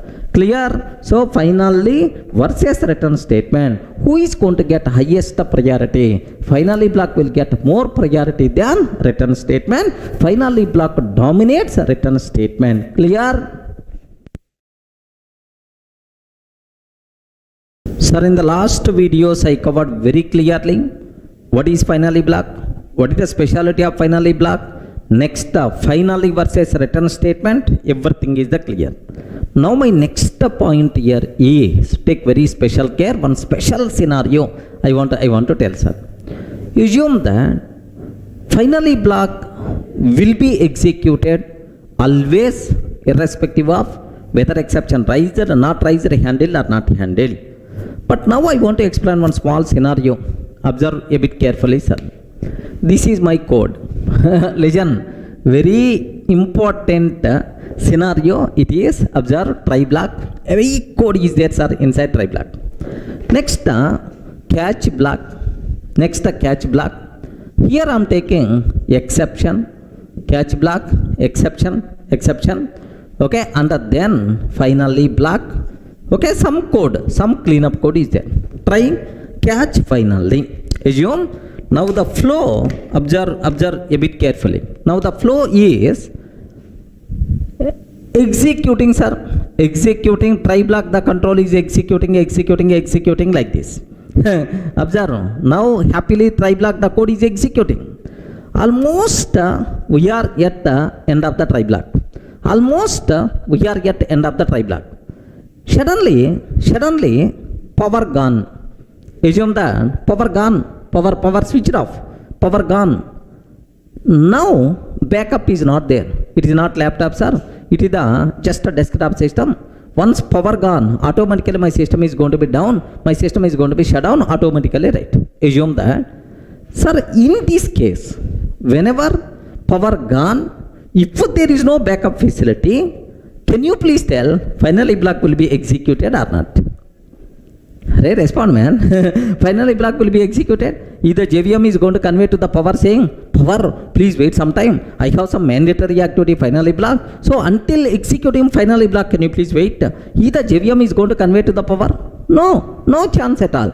So whenever power gone, automatically system will be terminated. Then where is the chance of executing finally block? So there is one situation where finally block won't be executed. Sometimes interview person may stress at this point. Array, is there any situation where the finally block won't be executed? Yes, there is one situation or not? Yes, there is one situation. When if the power gone, there is no backup facility, then finally block won't be executed. Array, don't tell this type of thing. Interview person may see from top to bottom. Are you getting? It's never recommended, right? Now, here the same point, a bit technically I want to explain so that you will get much clarity. Observe that. Whenever power gone, what will happen? The system is going to terminate. So, if the system will be terminated means JVM is going to shut down. JVM will shut down, system will shut down. JVM will shut down. If you exit JVM explicitly, if you shut down JVM explicitly, in that situation, finally block won't be executed. Are you getting? So programmatically, is there any way to exit JVM explicitly? Yes, man. There is a way here. System dot exit of 0. Are you getting? System dot exit of 0. Remember this one. Whenever we are using system dot exit of 0, then JVM itself is going to be shut down. JVM itself is going to be shut down.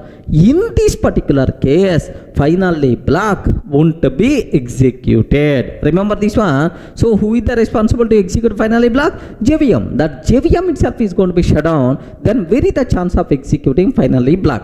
There is only one situation where the finally block won't be executed. That situation is nothing but final system dot exit of 0. Whenever we are using system dot exit of 0, JVM itself is going to be down. Finally block won't be executed. Observe that. So finally block system dot exit of 0.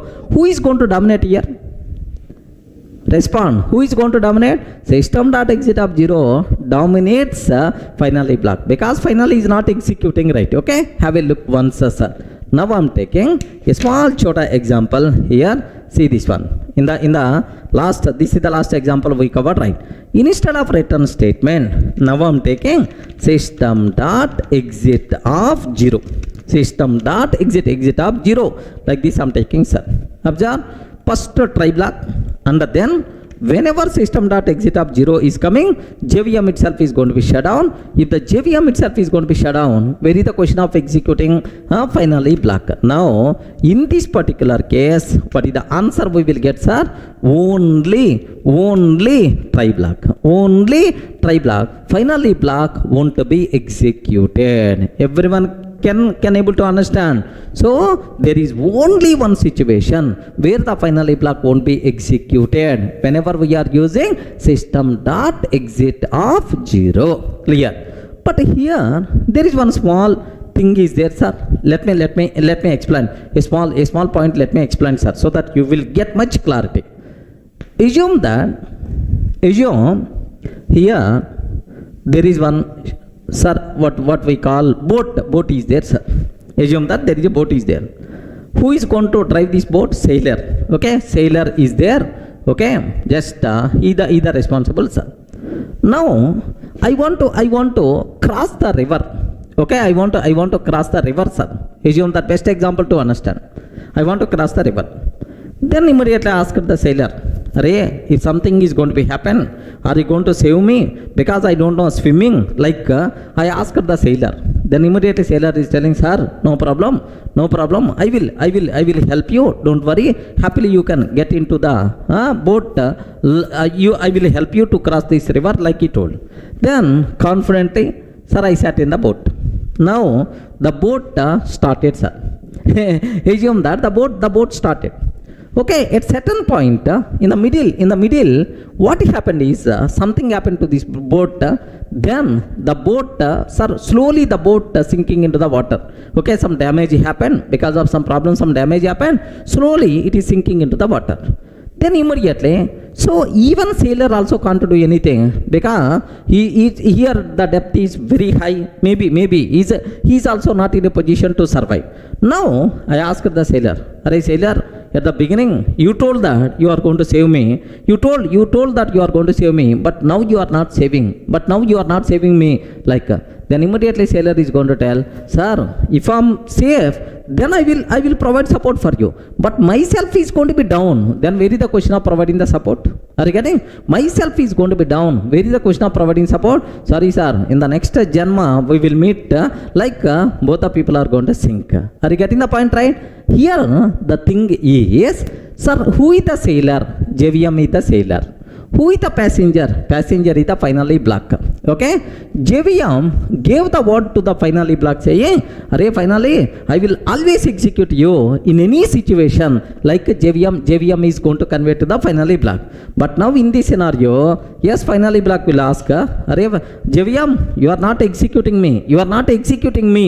Like, sir, finally block is asking the JVM. Then simply JVM is going to tell, "Arey, myself is going to be down, man. So myself, JVM itself is going to be down. Then how I can execute? If I'm safe, if I'm there, definitely I will provide support. But myself, JVM itself is going to be down. Where is the question of executing finally block?" Are you getting right? So who is the responsible to execute finally block? JVM. If that JVM itself is going to be shut down, that JVM itself is going to be exit, where is the question of executing finally block? That's why, so finally block, system.exit of 0, who is going to dominate, sir? Definitely system.exit of 0 dominates finally block. Clear for all of you, right? Sir, this is one special case you people should be aware for the interview room sake. Okay, next, sir, I have one small point about system.exit of 0. Let me talk 2 or 3 points. Whenever we are using system.exit of 0, JVM itself is going to be shut down, then the program will be stopped. Next, this 0, whatever number we are passing, argument represent status code. Argument represent status code, sir. So it can be this status code internally used by JVM. This status code internally used by my processor, like internally used. 0 means normal termination. Non-zero means abnormal termination. You can take 10, you can take -10. Sir, any number you can take, the program result is always same, but internally, okay, so internally the status will be saved somewhere. Why this JVM shutdown? Is it normal or abnormal termination? Like, just for its internal logging purpose, this status code is going to be helpful. So this argument represent status code. 0 means normal termination, non-zero means abnormal termination. Whether it is 0 or non-zero, effect is always the same. Programmatical effect is always the same. There is no difference. But internally, at a logs level, it is going to be used. Logging, right? In the server log or otherwise processor log. Why this JVM shutdown? Because of normal termination or because of abnormal termination, there it will be used. This is status code. Programmatically, programmer wise, whether it is the 0 or non-zero, result is always the same. Now observe this one. I want to take instead of 0, I am taking -10. Any number you can take, any number. Now observe that. What the answer we are getting? Try only. What the answer we are getting? Try only, right? Sir, if I can take 1,000, if I can take 1,000, 10,000, 1 lakh, like the result is always the same. There is no difference at all. Just internally this number will be used, sir, while reporting why this JVM is going to be terminated. Is it normal termination? Is it abnormal termination? That's all, sir.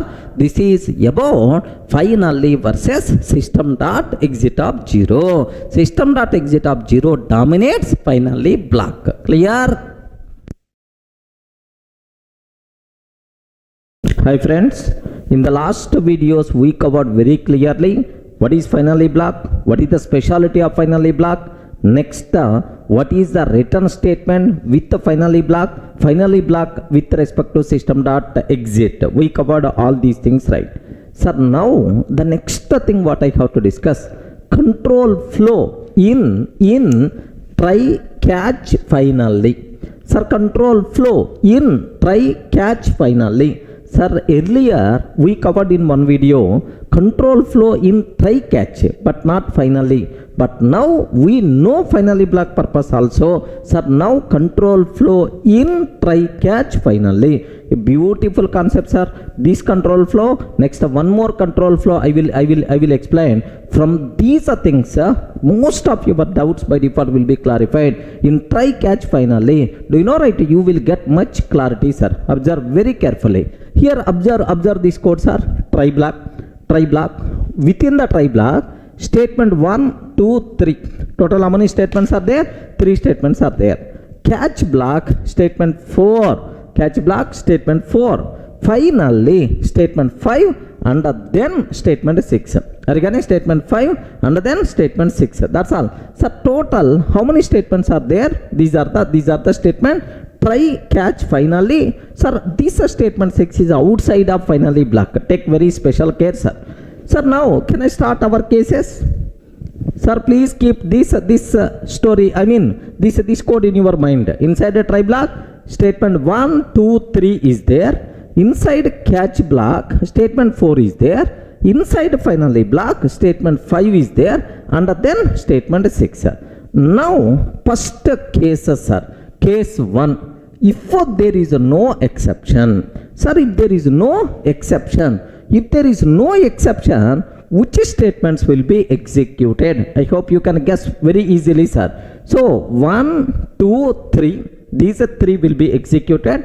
Catch block won't be executed because there is no exception. If an exception, then only catch block will execute. But there is no exception, catch block won't execute. Finally, and then remaining statements, it is the normal termination. That's why 1, 2, 3, 5, 6 normal termination. 1, 2, 3, 3. 1, 2, 3. 4 won't be executed. 5 statement 5 will execute and statement 6 also will execute under normal termination, because if there is no exception, then obviously it is always a normal termination. Remember that. Sir, now case 2, sir. If an exception raised yet a statement 2 and corresponding catch block matched. Now observe carefully. If an exception raised yet a statement 2, sir, and corresponding catch block matched, means raised exception is arithmetic exception. Now even catch block also, assume that it is the arithmetic exception, catch block is there. Okay. Now statement 1 will be executed, and while executing 2, the problem is coming. Immediately the corresponding catch block will execute, sir. So corresponding catch block 1, 4. Next, one more point you people should aware, sir. Within the try block, if anywhere an exception raised, rest of the try block won't be executed even though we handled that exception. So inside try block, if anywhere an exception raised, rest of the try block won't be executed even though we handled that exception. That's why statement 3 won't be executed, right? So 2, while executing 2, the problem came. Immediately catch block executed, and then finally statement 6. Regarding finally statement 6, that's why 1, 4, 5, 6, it is a normal termination. So because exception raised and handled, that's why normal termination, right? So if an exception raised at statement 2 and the corresponding catch block matched, what is the flow, sir? How the statements will be executed? Next, if an exception raised yet a statement 2, an exception raised at statement 2 and corresponding catch block not matched. Regarding and corresponding catch block not matched. If an exception raised yet a statement 2, yet a statement 2, but corresponding catch block not matched. So arithmetic exception raised, but this catch block may be null pointer exception. What will happen, sir? Now observe very carefully. 1 will be executed normally. While executing 2, the problem came. While executing 2, the problem came. But corresponding catch block not matched, sir. JVM will always search for the catch block not matched. It is always abnormal termination. But before abnormal termination, only finally block will be executed. Remember this one. This special offer is applicable only for finally block. That's why even in the case of abnormal termination, before abnormal termination, finally block will be executed. So 1 5 and then abnormal termination. Remember, statement 6 won't execute. Statement 6 won't execute. It is abnormal termination. Clear for all of you, right? 1 5 and then abnormal termination. You people should be aware. Sir, now if an exception raised, sir, that's all. This is if an exception raised at statement 2, catch block matched, not matched, what will happen? We covered, right? Even the same story is applicable for statement 3 also, right? Okay, well, now my question is, if an exception raised yet a statement 4, observe carefully, sir. If an exception raised yet a statement 4, very simple. So is this statement 4 is the part of try block or outside try block? Outside try block. Have you remembered, right? If any statement which raises an exception which is not inside try block, it is always abnormal termination. Even in the last videos also somewhere I covered very clearly, sir. That's why statement 4, if an exception rises, it is always abnormal termination. But before abnormal termination, finally block will be executed. So it is always abnormal termination, but before that, finally block will be executed. So abnormal termination, but before that, finally block will be executed. Finally block will be executed. That's all. Okay, finally block will be executed. Okay, well, so it's a very clear. If an exception rises at statement 4, what will happen? It's always abnormal termination because statement 4 is not part of try block. If it is not inside try block, then no corresponding catch block. No corresponding catch block means abnormal termination. But before abnormal termination, finally block will be executed. Okay, well, now if an exception rises yet statement 5. If an exception raised yet statement 5, what will happen?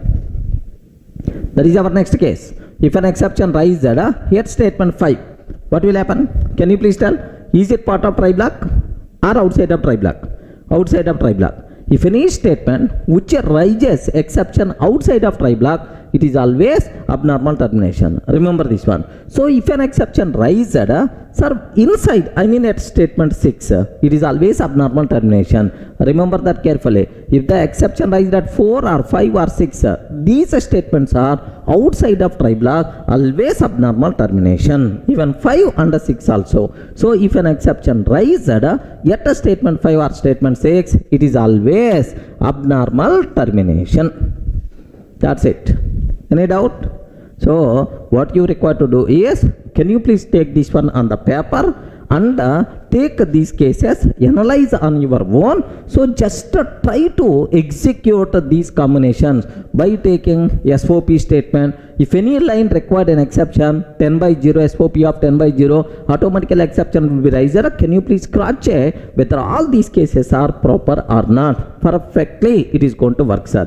Sir, next exceptions will be raised only in the try block. No. It can be raised inside try block or inside catch block or inside finally block also. Maybe a chance, because finally block also contain which codes are Java code only. Maybe a chance of raising an exception inside finally block also. Clear for you?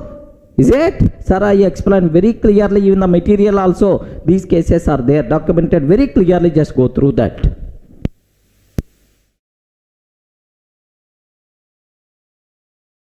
Sir, in the last video, we covered what is control flow in try-catch finally.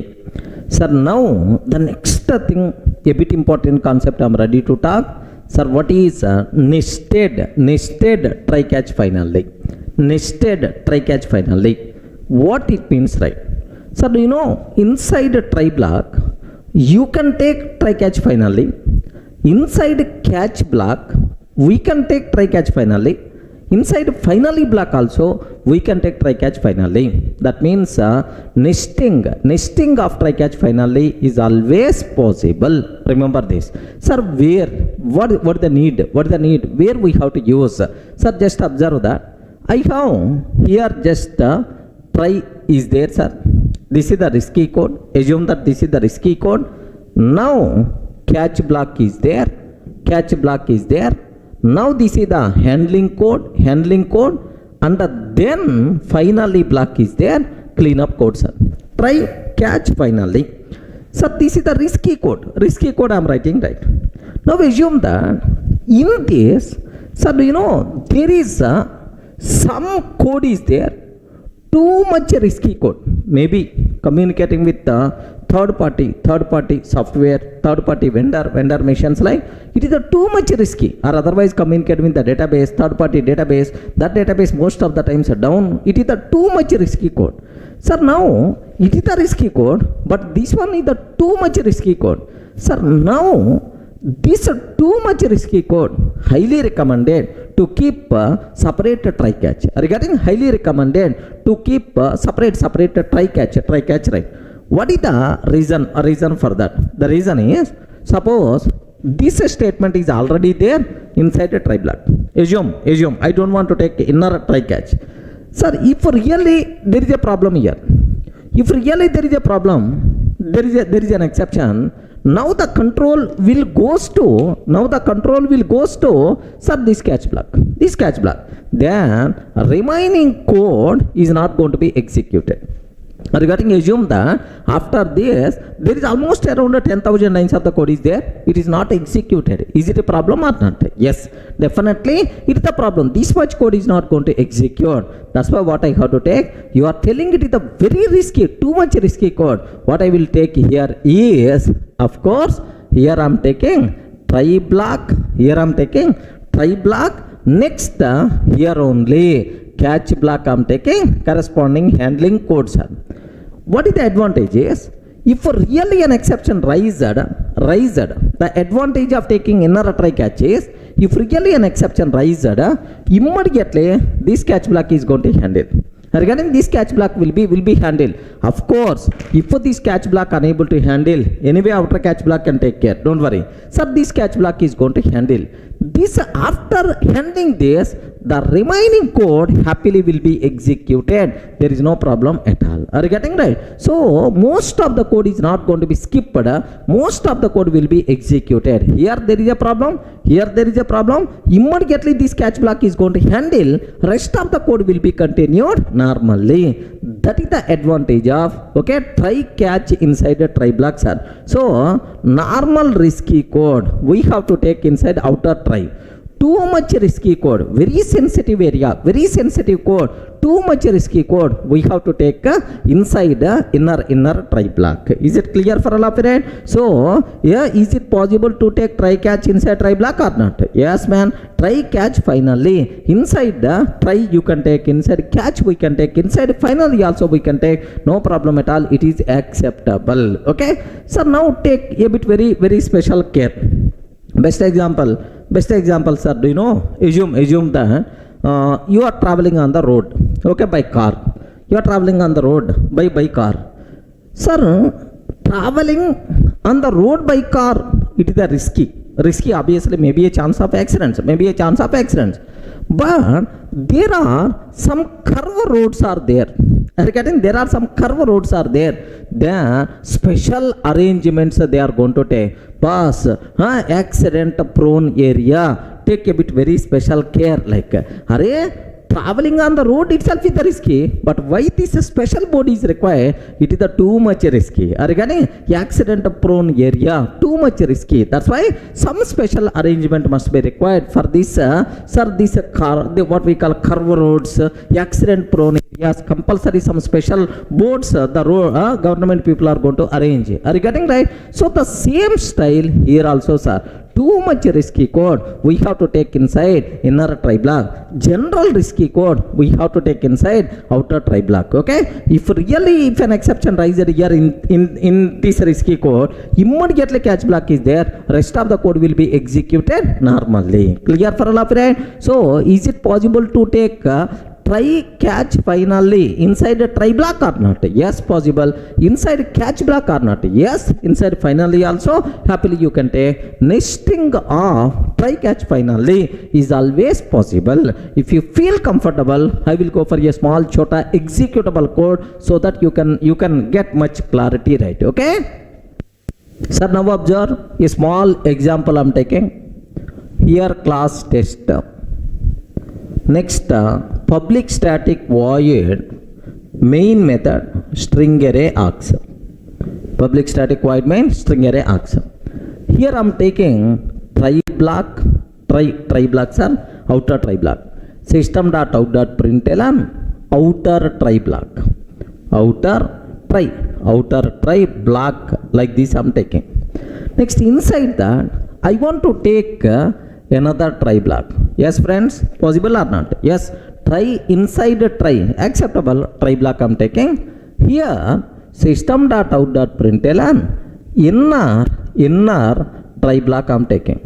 Regarding inner try block I'm taking.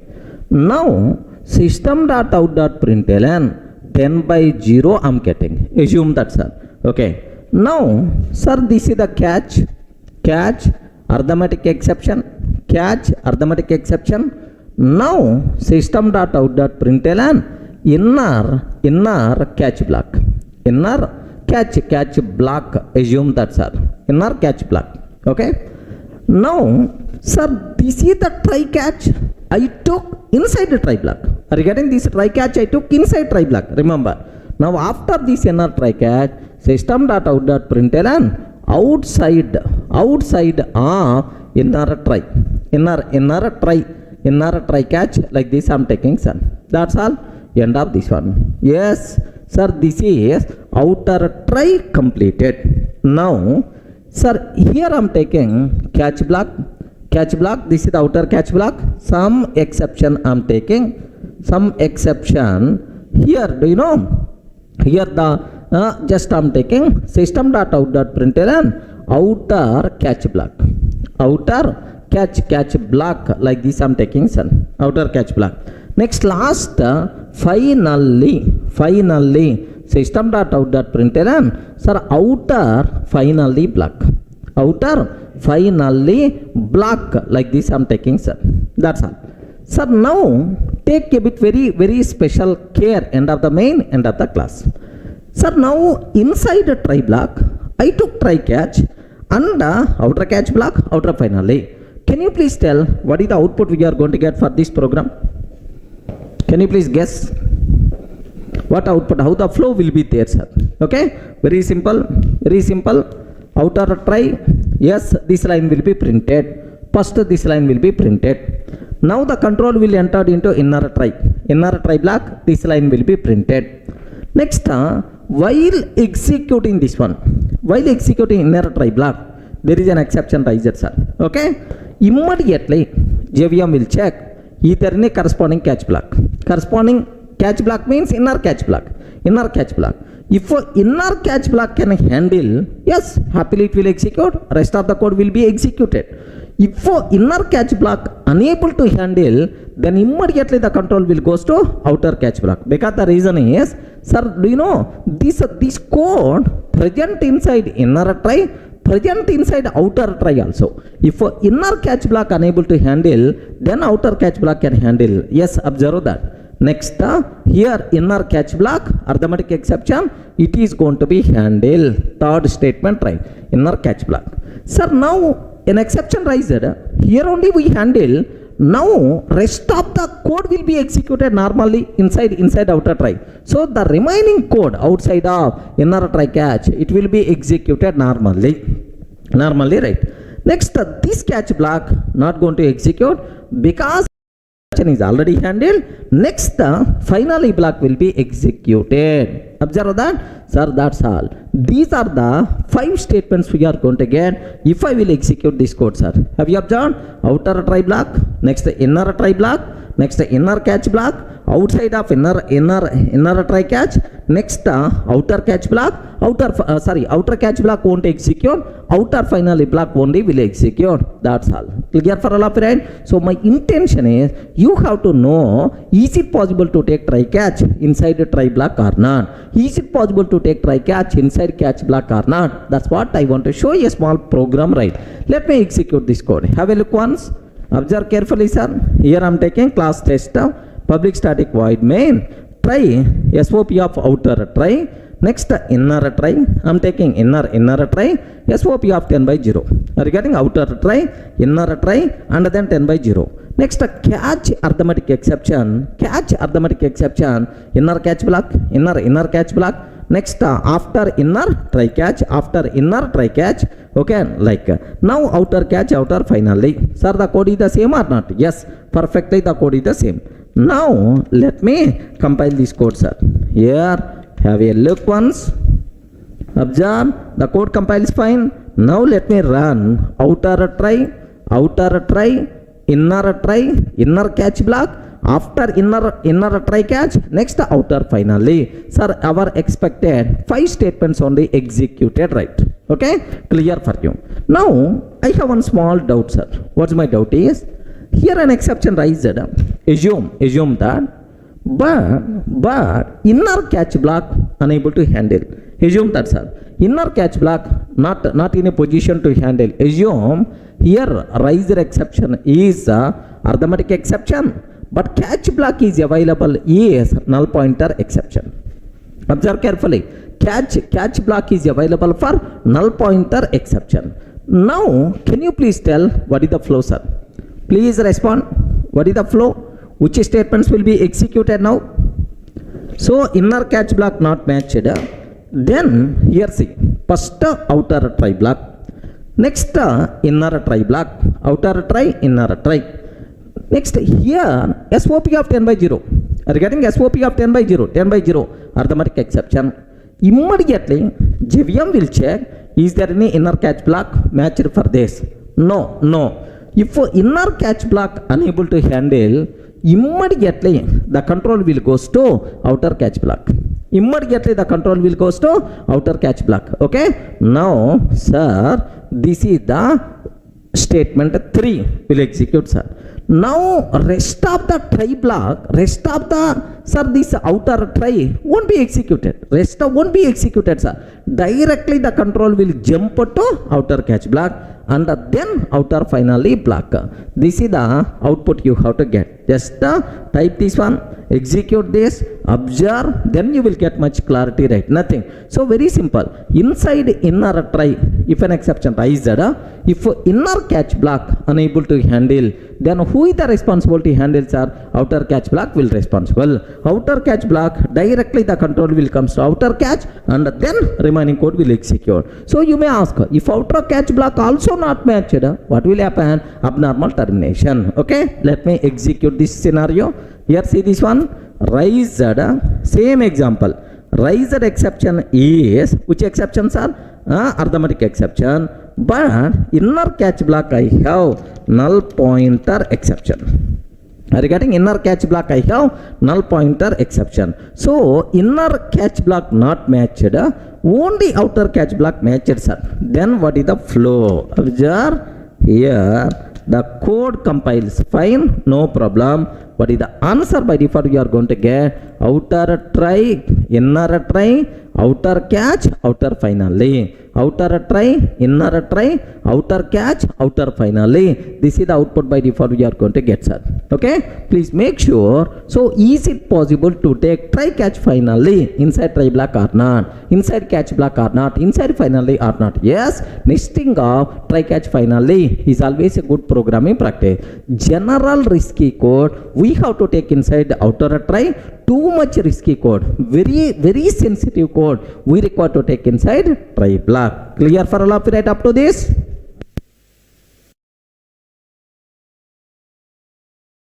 Sir, now multiple cases we are going to discuss. 14 cases we will discuss, sir, so that you people can get much clarity about try, catch, finally. Okay, now do you know case 1? If there is no exception, sir, exception is not there. Can you please observe that? If there is no exception, which statements will be executed, sir? 1, 2, 3, 4, 5, 6. Okay, catch block won't be executed because there is no exception. Inner catch block, outer catch block won't be executed, right? Catch won't execute. 8. After that 9 will execute normally. This outer catch block won't execute. 11 finally block, and statement 12 also will be executed, and then it is the normal termination. If there is no exception except finally blocks, except catch blocks, the remaining statements will be executed. Because exception is not there, what the need of executing catch block? Now observe the flow.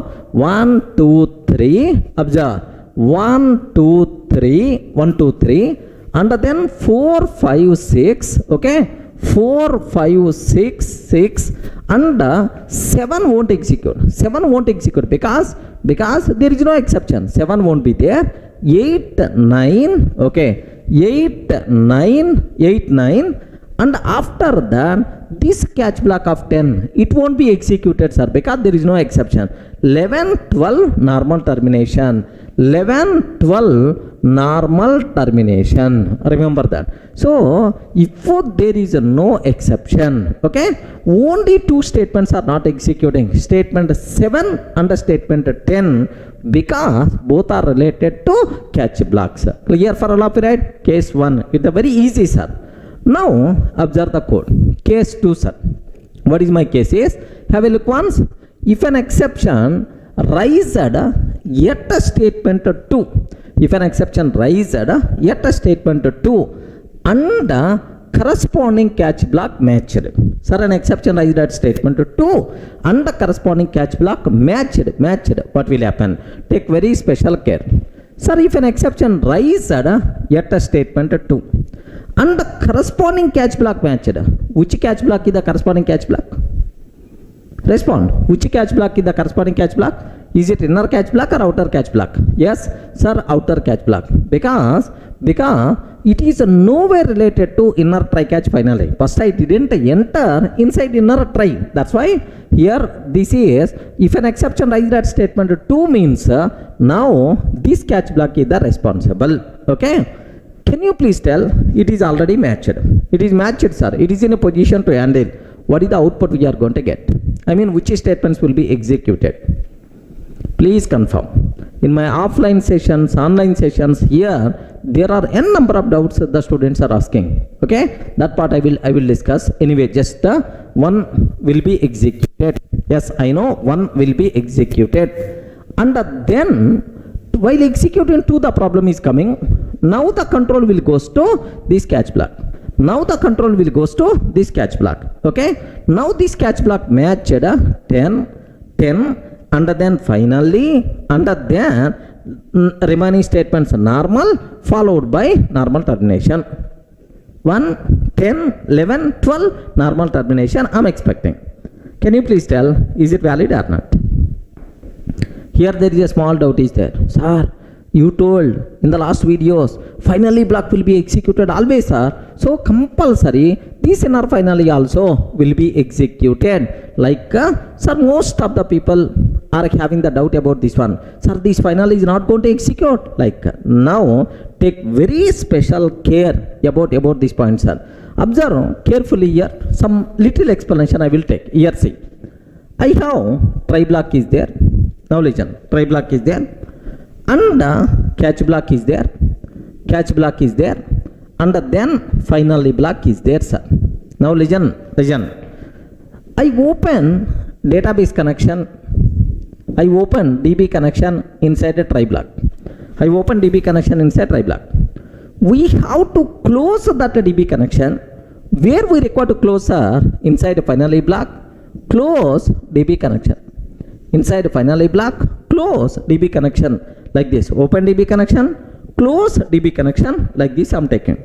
Now the point is, observe very carefully about this one. So once you entered in the try block, compulsory finally block will be executed to close the resources which are opened at the part of try block. But now my question is, if an exception raised, yet these statements are, assume that. So if an exception raised, yet this statement outside of try block, now, sir, no catch block, abnormal termination. In this case, finally block will be executed or not? No, because you didn't entered in the try block. If you didn't entered in the try block, you didn't open any resources. What is the need of closing? Okay, what is the need of executing finally block? So the conclusion is, once we entered inside a try block, compulsory finally block will be executed. If you didn't enter in the try block, then the finally block won't be executed. Remember this one, sir. Once I entered in the try block, compulsory finally block will be executed. But if I didn't enter in the try block, sorry, finally block not required to execute because I didn't open any resources. Clear for all of you, right? Now, sir, in our scenario, if an exception rises yet a statement 2, I didn't enter inside inner try. If you are not entering inside inner try, what is the need of executing inner finally? That's why in this scenario, inner finally block is not going to be executed. Take very special care, sir. Now, statement 1 will be executed,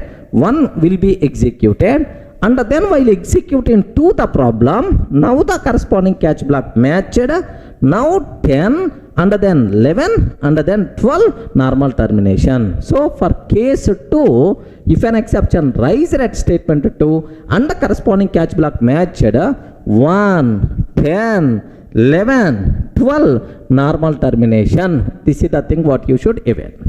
Observe, sir, write on the paper, sir, think pleasant mind, with pleasant mind, then you can able to understand very easily, sir, dangerous cases. Legend.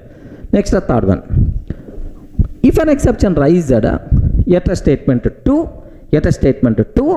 and corresponding catch block not matched. Sir, corresponding catch block not matched. If an exception rises at statement 2 and the corresponding catch block not matched.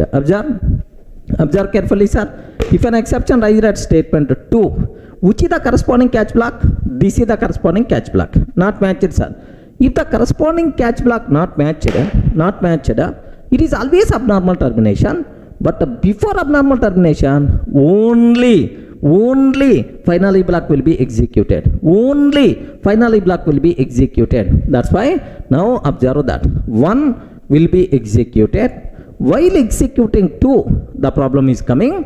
Immediately corresponding catch block, sorry, not matched, abnormal termination. But before abnormal termination, only finally block. That's why 1, 11, abnormal termination. Sir, in the case of abnormal termination, only finally block will be executed, not remaining statement 12. Take very special care about this one. Sir, why it is not executed statement 12? It is not normal termination, it is abnormal termination. Before abnormal termination, only finally block will be executed. That's why case 3, what are the answers, sir? 1, 11, abnormal termination. Okay, well. Now, next cases, sir. Listen carefully. Slowly we are entering into next level. Case 4. If an exception raised yet a statement 5. If an exception raised yet a statement 5 and corresponding inner catch block matched.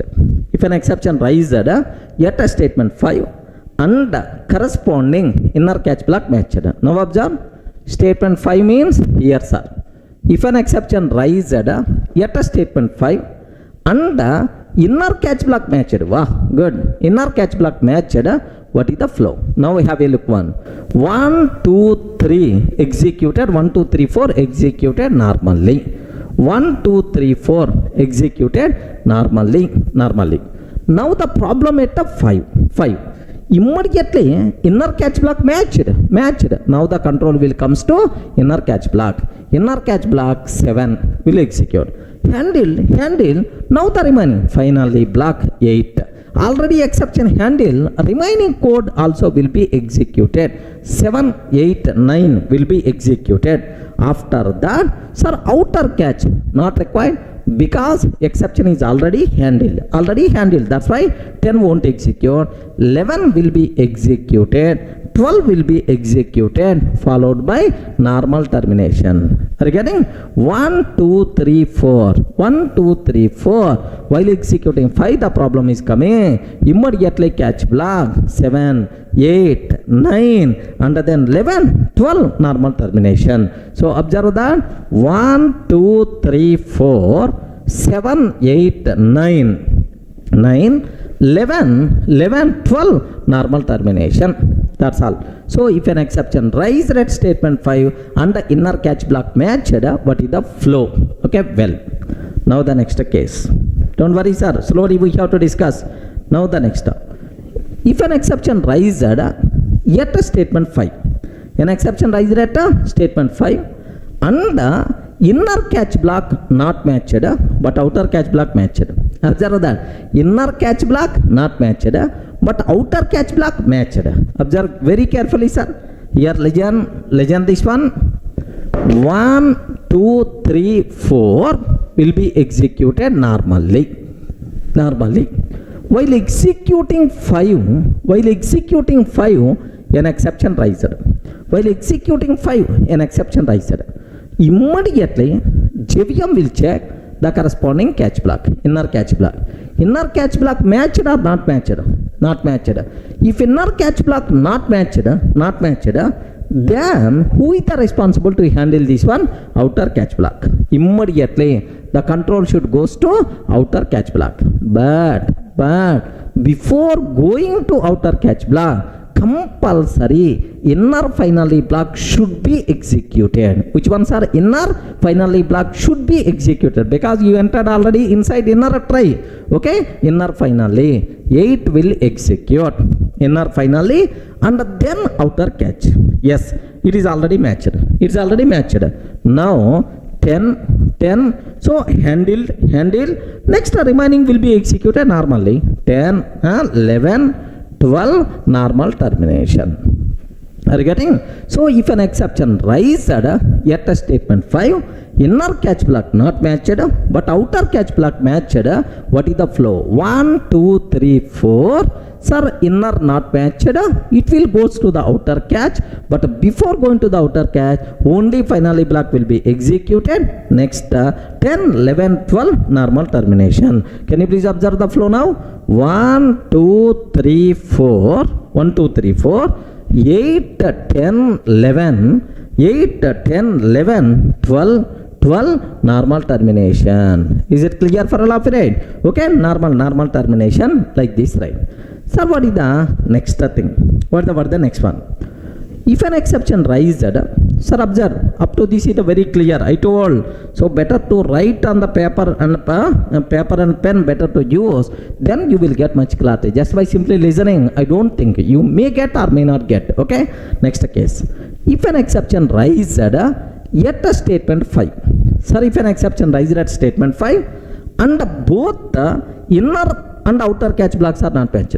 Oh, an exception raised at a statement 5, inner catch block not matched, outer catch block also not matched. Hurry, no catch block matched, it is always abnormal termination. But how the flow? Very important, sir. Have a look once. Here, 1, 2, 3, 4 will be executed normally. 1, 2, 3, 4 will execute normally. Sir, yet a statement 5, an exception raised. If an exception raised at statement 5 immediately AVM will check for inner catch. Sorry, not matched. If it is not matched, I will go for outer catch.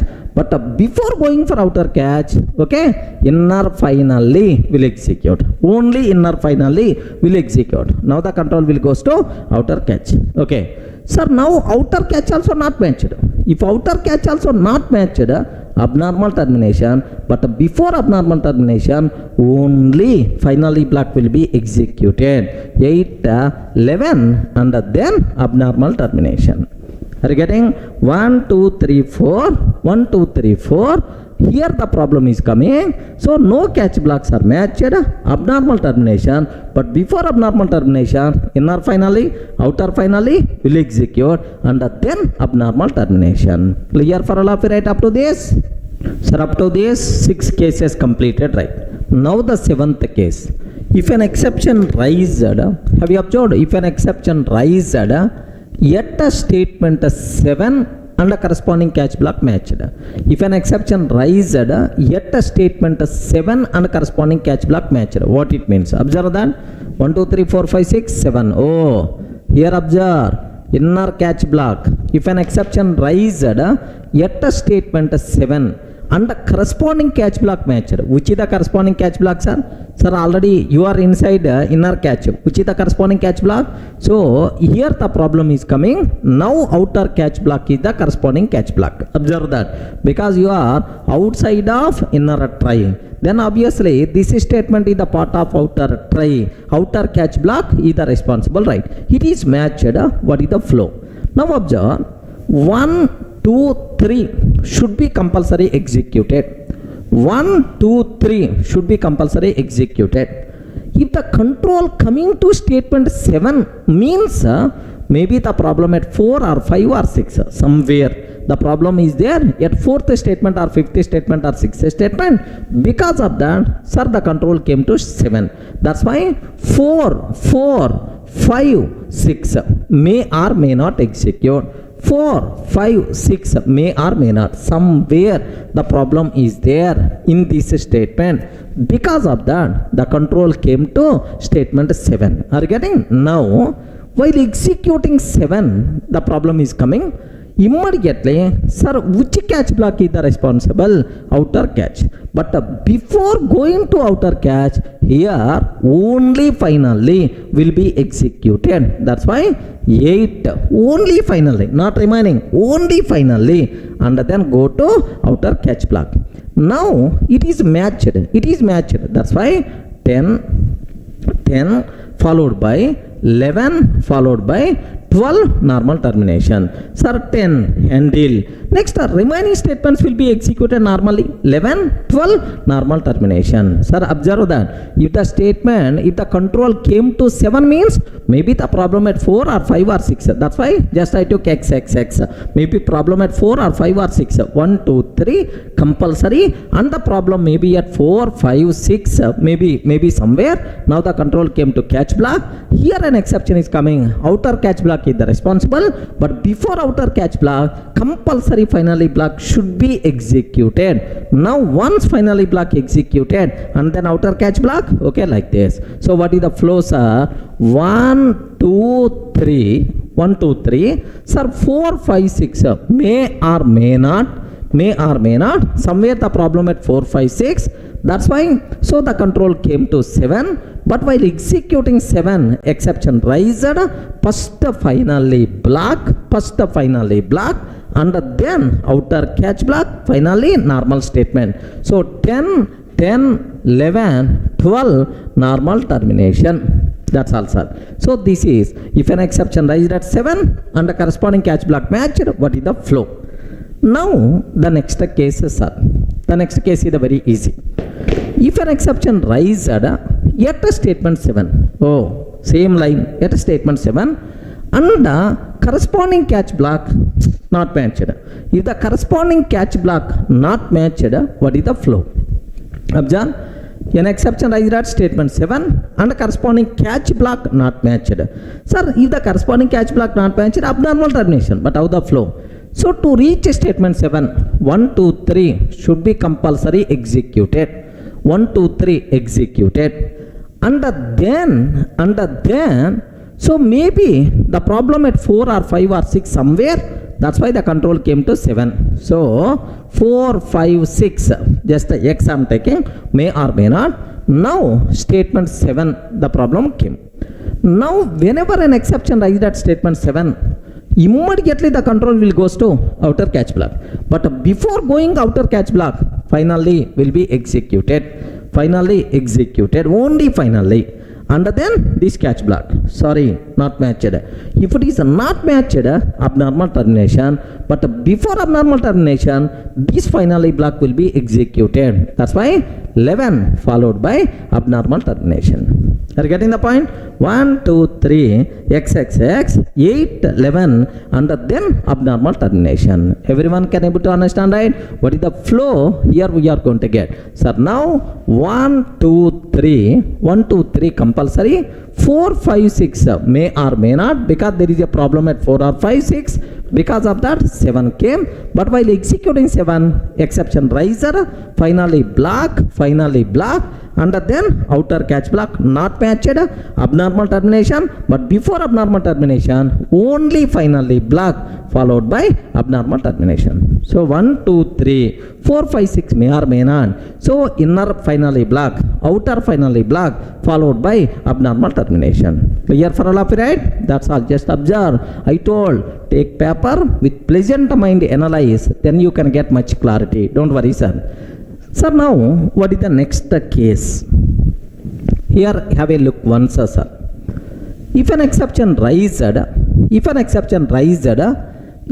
statement 8, if an exception raised at a statement 8 and the corresponding catch block matched. And the corresponding catch block matched. An exception raised at a statement 8. Which is the statement 8, sir? Sir, inner finally. Observe that. Inner finally. An exception raised at inner finally. Now, corresponding catch block matched. What will happen? Corresponding catch block means outer catch only. Now, how the control reaches a statement 8? It is a very important, sir. 1, 2, 3. These statements must be compulsory. Next, what about 4, 5, 6? Is there any guarantee?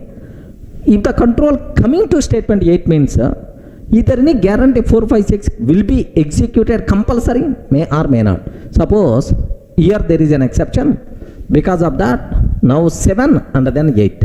4, 5, 6 may not. That's why 4, 5, 6, just I am taking optional. Next, is there any chance to execute 7 always? No. Because the reason is, assume there is no exception. 4, 5, 6 normally. There is no exception. That's why the control came to finally block. Okay, without executing. So 7 also optional. So 1, 2, 3 and then 4, 5, 6, 7 may or may not. Now the control came to 8, sir. Okay, well, now the problem came. If the problem came and the corresponding catch block matched, yes, corresponding catch block matched, sir, now 10, 11, 12 normal termination. 10, 11, 12 normal termination. Remaining story already you aware. 1, 2, 3, 4, 5, 6, 7 may or may not. 8, while executing 8, the problem came, immediately catch block, 10, 11, 12, normal termination. Okay, clear, right? Now observe, 1, 2, 3, 4, 5, 6, 7 may or may not, 4, 5, 6, 7 may or may not, and then finally, while executing finally an exception raised, that's why 10, 11, 12 normal termination, because this catch block already matched. Any doubt? Friends, is it clear for all of you, right? Okay, well, now the next case, right? If an exception raised at a statement 8, same statement, and the corresponding catch block not matched.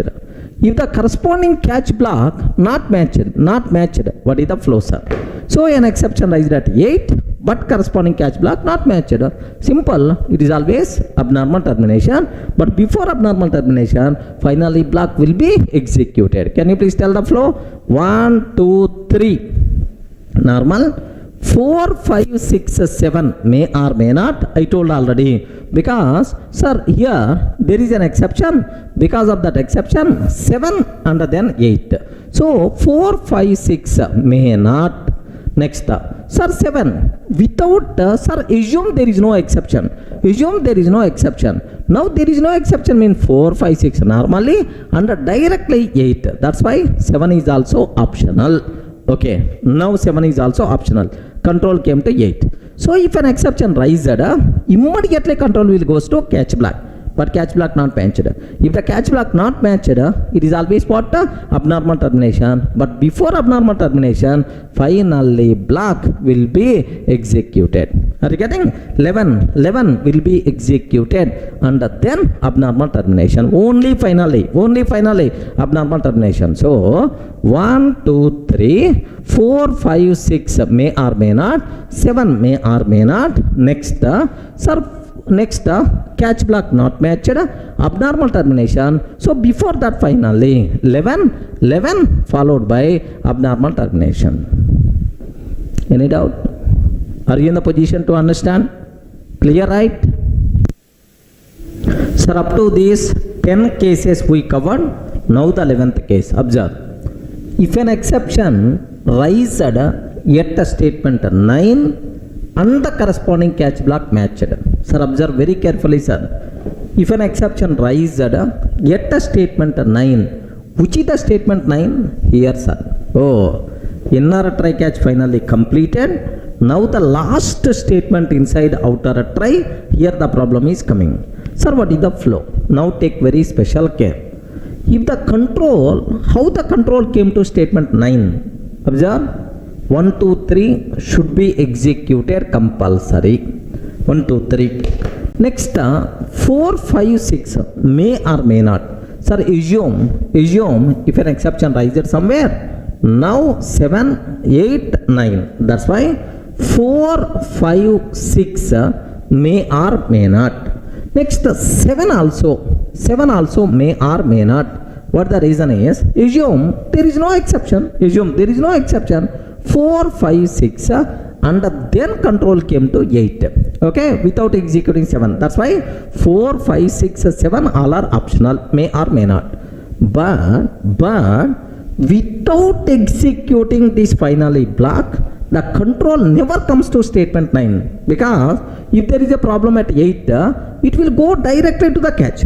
But still the control came to 9 means statement 8 executed normally. Now control came to 9. While executing 9, an exception rises. Immediately, do you know, while executing 9, if an exception rises, immediately this catch block is the responsible. Corresponding catch block matched,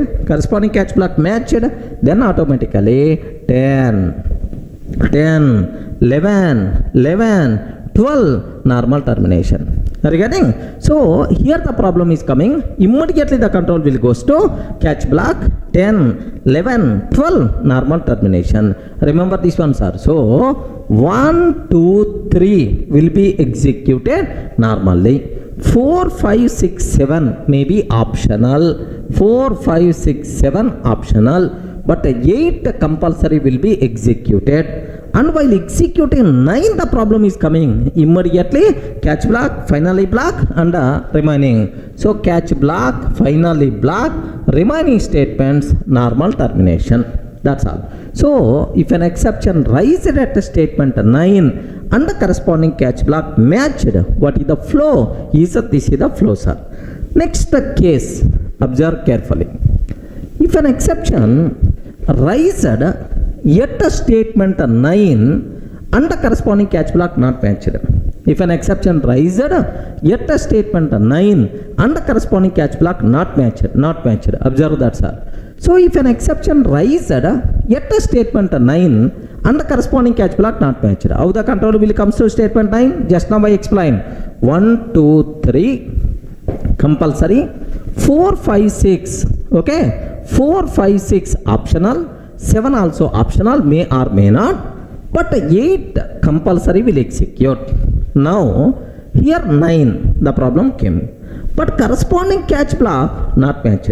If the corresponding catch block not matched, it is always abnormal termination. But before abnormal termination, only finally block will be executed. That's why 11 followed by abnormal termination. Only finally block will be executed followed by abnormal termination. That's why 1, 2, 3, okay, 4, 5, 6 exception raised yet statement 10. Sir, statement 10 means this catch block.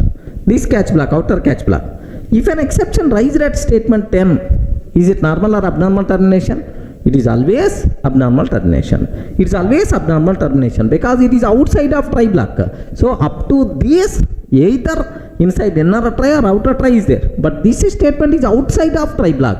That's why it is always abnormal termination. But before abnormal termination, only finally block will be executed. Remember this one. It is always abnormal termination. But before that, finally block will be executed. So which finally blocks are? 11. Finally block will be executed. Okay, then. Sir, now if an exception raised, sir, 14, case number 14, if an exception raised at statement 11 or statement 12, if an exception raised yet statement 11, it is always abnormal termination. Have you remembered, right? If any statement which raises an exception which is not part of try block, abnormal termination. If an exception raised at statement 12, it is also abnormal termination. That's also in both cases we are going to get abnormal termination. That's all, sir.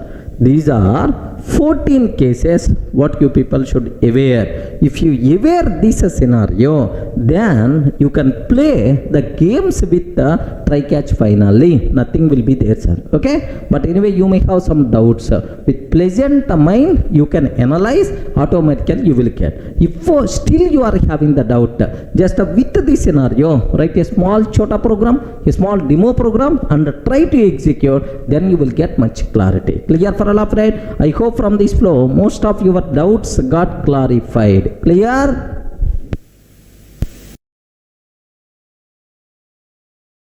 Sir, in the last videos we covered very clearly what is the control flow in nested try catch finally. 14 cases, almost all your doubts got clarified, right? Same way, what are various possible combinations for try catch finally? These things I have to discuss, right? Sir, sometimes in my offline online session the students are going to ask, sir, is it possible to take 2 finally blocks, or inside try is it possible to take try catch, and so on, like almost around 20 plus combinations we are going to discuss, so that you will get much clarity with the try catch finally. Okay, possible syntaxes also. Okay, have a look once, sir. So what is our topic name? Various possible combinations of try catch finally. Okay, now the first thing I'm taking here, just observe try I'm taking, followed by catch block. Can you please confirm, is it valid syntax or not? Yes, perfectly, it is valid syntax. Only try catch. We did several times this type of things. Valid, right? Next, try followed by, okay, catch block I'm taking. Next, another catch block for different exception I'm taking, sir. Can you please confirm, is it valid or not? Yes, try with multiple catch blocks is possible and recommended to use. Somewhere we discussed already, right? Sir, now, sir, third option, try I'm taking, okay, just catch block I'm taking, catch block. Observe very carefully, sir. Sir, now another catch block I'm taking is, sir, can you please confirm, is it valid or not? Invalid. What the reason is? Sir, this catch block for X exception, this catch block is also for the same exception. For the same exception, 2 catch blocks are not allowed. Correct or not? Okay. So here compile time error. exception, exception, exception X has already been caught. This is the error by default we are going to get. So two catch blocks for the same exception you can't take. Okay, remember this one, sir. Okay, well, next I'm taking try,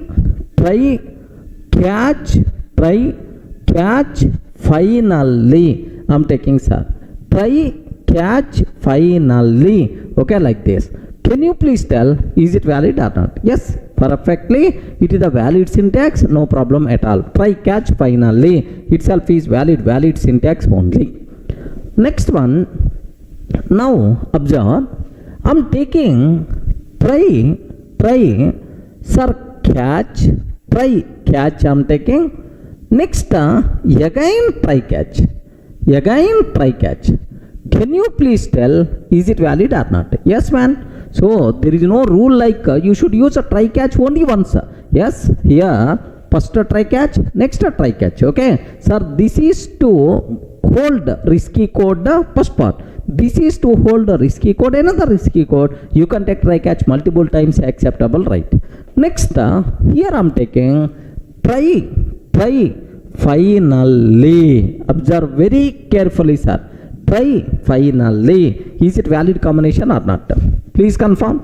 Try, finally. Is it valid combination or not? Ayo, respond. Is it valid combination or not? Yes, 100% pakka. It is? Are valid or invalid? 100% pakka. This is valid combination. What is the reason for that? Okay, in what situations we will use, right? Sir, usually I can take try, and then catch block, try, catch block, and then finally. This is our normal syntax. Are you getting? This is our normal syntax, right? So now here I am maintaining risky code. If any exception is coming, now the corresponding handling code. Next, inside finally, I have to take a cleanup code. I require to take a cleanup code, right? Now the point is, take very carefully about this terminology, right? Try, catch, and then finally. Suppose here, if there is an exception, catch block will be there, and then finally will execute. Assume that catch block is not there. Assume catch block is not there, sir. Is it valid or not? Yes, most of the people are going to get the down. Without catch block, what is the need of trying? What is the need of taking try block and finally block? Like you may have the doubt. Yes, man. Some scenario, sir, there may be a chance of raising an exception. Okay, but I don't know how to handle. So abnormal termination. No problem, abnormal termination. But before that, can you please close my database connection? I want to ask. Then here, close DB connection. Regarding close DB connection, like this we have to take. Regarding, so even risky code, even exception is coming, abnormal termination, but the biggest advantage of taking try finally is before abnormal termination, finally block will execute, which is going to close all opened resources. So try finally, valid syntax, sometimes it may be required. Okay, don't worry at all, sir. It is perfectly valid possible syntax only. Okay, well, sir, now what is the next thing? Here just observe. I'm taking only try block. Only try. That's all. I'm not taking any catch block or finally block. Immediately compiler will get left and right. Hey, only try. Where is the catch block or finally block? Whenever we are writing try block, compulsory either catch block or finally block must be there. If you are not taking either catch or finally, then immediately compile time error we are going to get. Try without catch or finally. Try without catch or finally. This is the compile time error you are going to get, sir. Try without catch or finally. This is the compile time error you are going to get. Everyone can able to understand, right? Sir, that's all. Same way, sir, next catch I'm taking a bit worst syntax, right? Only catch block without try and finally only catch block. What is the meaning? That's why compile time error. Here just observe that compile time error by default you are going to get saying, okay, catch without a try. Catch without a try. Whenever we are writing catch block, compulsory try block must be required. Catch without a try itself is invalid. Compile time error we will get. Remember this one. Sir, similarly, now I am taking only finally block. Only finally block. Sir, again this one is invalid. Again itself is invalid, sir. So whenever we are writing finally block, compulsory try must be required. Remember that. Now what compile time error we will get? Finally without a try. Finally without a try. This is the compile time error we are going to get, sir. Are you getting right? So whenever we are writing try block, either catch or finally must be required. Whenever we are writing catch block, compulsory catch block, compulsory try must be required. Catch without a try is invalid. Whenever we are writing finally block, compulsory try must be required. Okay, try with finally without a try, again it is invalid. Clear up to this? Okay, well, sir, now the next scenario, have a look once, sir. Sir, I'm taking try, okay, finally catch, sir. Try finally catch I'm taking. Now if I can ask this one, immediately compile time error you are going to get. What the reason for that is, so in try catch finally order is very important. Remember this one, sir. First try block and then catch block and then finally block. But here you took a try finally and then catch. Sir, try finally up to that valid syntax, but this catch will become alone because try finally completed. Now this catch will become alone. What compile time error we will get? Sir, catch without a try. Catch without a try. This is the compile time error we are going to get, sir. After this is the clear? Getting right? So here compulsory order is important. Next one, sir. Here listen. I'm taking try block. Just I'm taking try block. Again try block. Again try block. Next followed by catch block, and then finally I'm taking, sir. Do you know? 2 try blocks, 1 catch block, 1 finally. Compiler will give left and right. What is the reason for that here? How many try we can take? Only 1 try. Only 1 try. Try catch finally valid syntax, but this try will become alone.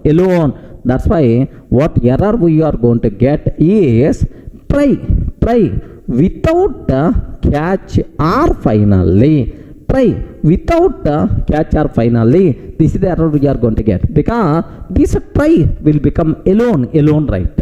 Similarly, if I can take try, sir, if I can take try, sir, now observe catch block. Now catch block I'm taking. Of course, it is the catch y. Now finally, can you please guide, is it valid or not? Yes, 100% pakka. This one is valid because multiple catch blocks you can take for the same try, no problem at all. Okay, sir, this one is valid. Now observe carefully. Next scenario, sir. Sir, I'm taking try block. I'm taking try block. Next catch. Next catch I'm taking try catch like this. Next finally, and then again I'm taking finally. Please confirm, is it valid or not? How many finally blocks I'm taking? 2 finally blocks I'm taking. Immediately compiler will give left and right. For the same try, you are allowed to take only 1 finally. 2 finally is not possible. Now, do you know? Try catch finally completed. This finally will become alone. Now compile time error we will get is finally without try. Are you getting? Finally without a try. I hope terminology is very clear, right? Now have a look once, sir. These are some cases, right? But still I want to add some more cases so that you people will get much clarity, right? Observe that.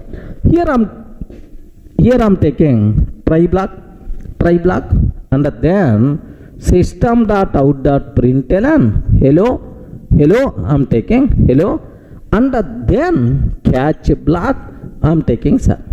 So in between try block and catch block, some SOP statement, independent statement I'm taking. Because of this independent statement, try block and catch block will become alone, separated, right? Now, two compile time errors we are going to get, sir. Compile time error 1, try without catch or finally. Try without catch or finally. Try without catch or finally. Okay, like. But second one, sir, do you know? Compile time error 2. Catch without try. Regarding catch without try, it is invalid because try will become alone, catch will become alone because of this SOP statement. That's why the problem is coming. Take very special care. Similarly, here I'm taking try. Next, catch block. I'm taking catch block.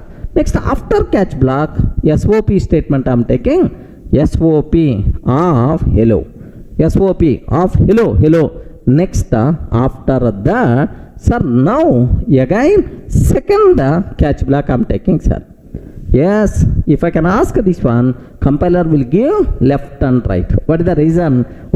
For that is, array in between two catch blocks, in the middle one independent statement you are taking. Are you getting? So up to try catch completed, independent statement. Now this catch block will become alone. That's why what errors are? Catch without try. Catch without try. Like this I'm getting, sir. Sir, now what is the next cinema we have to take? Try. Just observe catch, try, catch, and then SOP statement I'm taking, and here finally SOP statement I'm taking finally. Do you know this SOP statement will become alone? So I mean this, because of this SOP finally block will become alone. Now compile time error again we are going to get finally without try. So the conclusion here is, so in between try and catch, or in between catch and catch, or catch and finally, independent statements we can't take because try, catch, finally, this total is only one statement, order in a single statement. In the middle some independent statements I'm going to use, not at all possible. Clear, right? Okay, well, now the next scenario, sir. Observe carefully. Here I'm taking try block. Within the try block, I'm taking try catch. I'm taking try catch, and then catch block. I'm taking, sir. Observe very carefully. Within the try, I'm taking try catch. Within the try, I'm taking try catch. Is it valid or not? Yes, friends, perfectly valid. Okay, valid, sir. No problem at all, because I have, you remember, right? I covered somewhere. Okay, it's a possible. Inside the try we can take try catch finally. Inside catch we can take try catch finally. Inside finally also we can take try catch finally. Valid syntax, right? Now next one, sir. Observe very carefully. Here a bit dangerous thing is there. Try, I'm taking try block. Sir, catch exception I'm taking. Observe, inner catch block is the responsible to handle which exception? Exception, right? Now, sir, outer catch block, sir, exception I'm taking like this. Can you please confirm, is it valid or not? Observe very carefully. Two catch blocks for the same exception you can't take. Have you remembered somewhere we discussed two catch blocks for the same exception we can't take. Exception has already been caught. Like some compile time error you are going to get. Have you remembered? Is it valid or not? Respond. Is it valid or not? Yes, 100% pakka. This one is valid. valid. What the reason for that is, sir, this catch block related to this try. This catch block related to this try. Are you getting? For the same try, two catch blocks, same exception not possible. But different try blocks. This catch block related to this try, this catch block related to this try. So no problem at all. Here you can take same exceptions because these catch blocks are not related to same try, different try blocks. Clear, right? Next, sir, what about this possibility, right? I'm taking try within that another try block. Sir, try within that another try block. And then catch block I'm taking. And then catch block I'm taking. Please observe, is it valid or not? Try within the another try. This is the common catch block, right? So if I can take like this, compiler will get left and right. Because this try block not having any catch block or finally block. Okay, then immediately ask, array, this catch is there, boss. This catch block is related to outer try but not for inner try. Within inner try also catch or finally must be required. Sir, what comparative method we will get? Try without catch or finally. Try without catch or finally. This is the error we are going to get. Clear, right? Okay, well. Sir, next cinema, I'm taking try block. Now catch block. Here observe very carefully. Inside catch block, I'm taking try catch. I'm taking, sir, try catch like I'm taking. So is it possible to take try catch inside catch block? Why not, man? 100% pakka it is a valid. Okay, now I'm taking try and then catch block, try and then catch block, and after that inside finally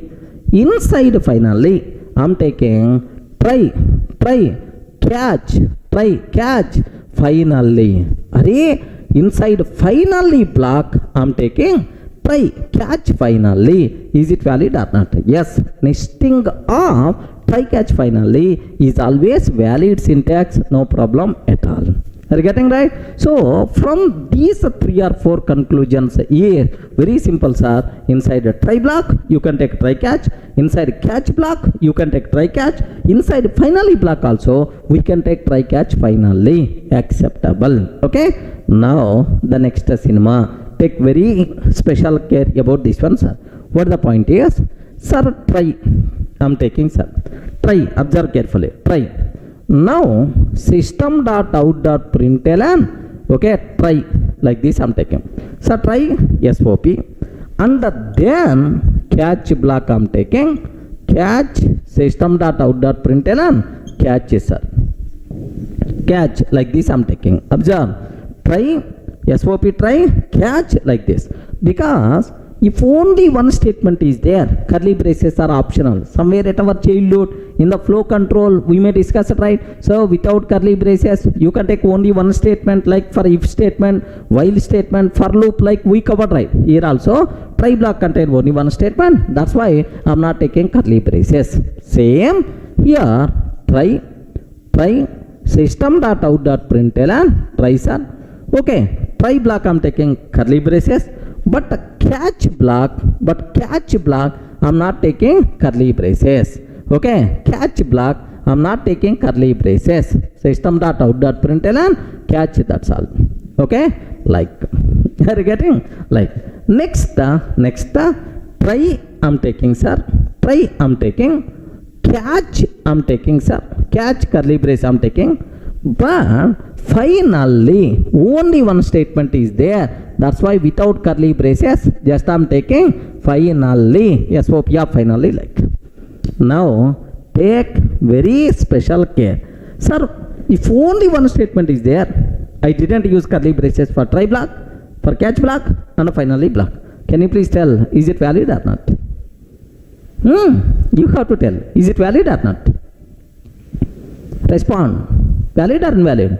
Remember that for a try catch finally blocks, curly braces are mandatory. Even one statement is there, compulsory you require to take curly braces. Without curly braces, you can't write a try, catch, finally blocks. Remember, that's why, sir, all these things are invalid, right? Okay, sir, please make sure you people should aware. Clear for all of you, right? Okay, like, sir, now almost multiple combinations we covered, sir. Sir, if you want, just let me give numbering, sir, so that how many we discussed, sir. Have you observed? 1, 2, 3, 4, 5, 6, 7, 8, 9, 10, 11, 12, 13, 14, 15, 16, 17, 18, 19, 20, almost 24 combinations we discussed, sir. Sir, just if you are going to revise these, most of your doubts by default got clarified. Sir, very, very simple. In try, catch, finally, order is important. You can't change the order. Next, only one try you have to take, but multiple catch blocks, but only one finally. So multiple number you can take only for catch blocks, but not for try block, but not for finally block. Next, sir, whenever we are writing try block, compulsory either catch or finally must be required. Try without catch or finally is invalid. Next, whenever we are writing catch block, compulsory try block should be there. Try, catch without a try, invalid. Finally, without a try is invalid. Okay, clear. Next, try with the multiple catch blocks possible. Next, for the same exception, 2 catch blocks if you are writing, compile time error we are going to get. That's all. These are various important loopholes what you people should aware. Almost around 24 combination, so that you will get much clarity about this cinema. Clear, right?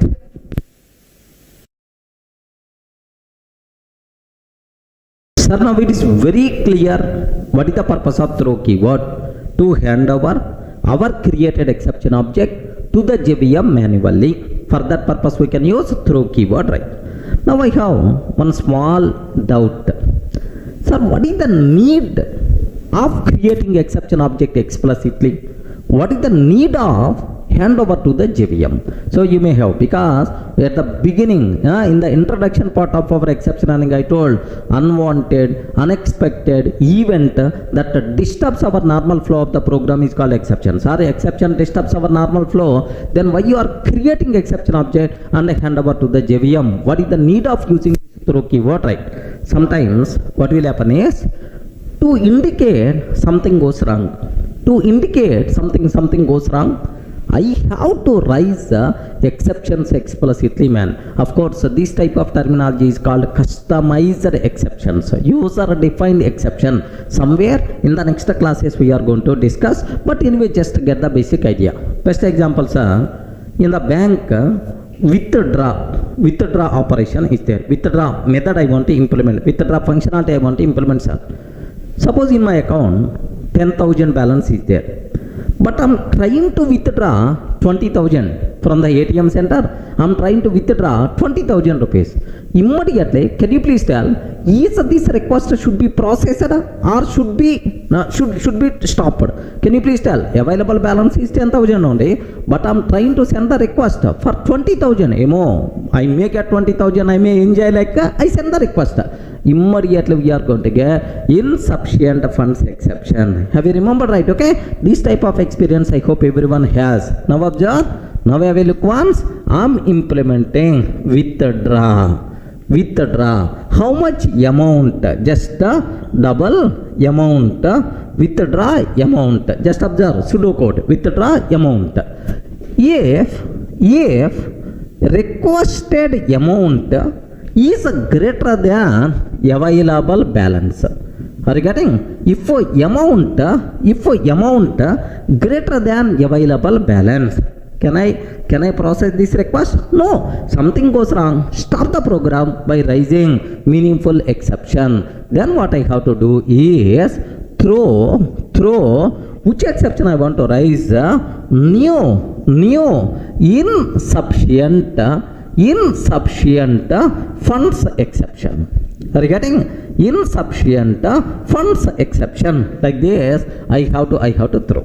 Are you getting? So in our program, to indicate that something goes wrong. So sometimes we require to create our own exception object, and we have to hand over that object to the JVM. For that purpose, throw keyword is required. These type of exceptions are called customized user defined exceptions. Sir, it is not Java's inbuilt exception. Insufficient funds exception is not Java's inbuilt exception. It is customized, our own exceptions, right? That's why the best use of throws keyword, the best use of throw keyword is what is the best use? For customized exceptions, not for predefined exceptions. Clear, friend? So is it required to raise exception explicitly or not? Yes. Best example, this is the example, right? So for that purpose we can use throw keyword. Can you please tell final conclusion? What is the purpose of throw keyword? Hey, if entry person is asking, immediately you have to tell what is the purpose of throw keyword? To hand over our created exception object to the JVM manually. For that purpose we can use throw keyword to indicate something goes wrong. I'm stopping the program by raising some exception. If you have such a type of requirement, best use is a throw keyword, right? Clear? Hi friends, in the last videos we covered very clearly about try catch finally. Okay, what is the control flow in try catch finally? Next, the control flow in nested try catch finally. What are various possible combinations are there with respect to try catch finally? All the things we covered, right? Sir, now the next cinema what I have to start is throw keyword, right? Okay, very important for the entire room. What is the difference between throw and throws? You people should have clarity, right? So what is throw keyword, right? So do you know, in our day-to-day life, forget about this Java or exception handling, in our day-to-day life, where we can use throw word? Sir, I want to throw a ball. Regarding throw a ball, someone is going to catch that ball, correct, right? Throw that ball, someone is going to catch the ball. A simple ball game itself is nothing but throw keyword, right?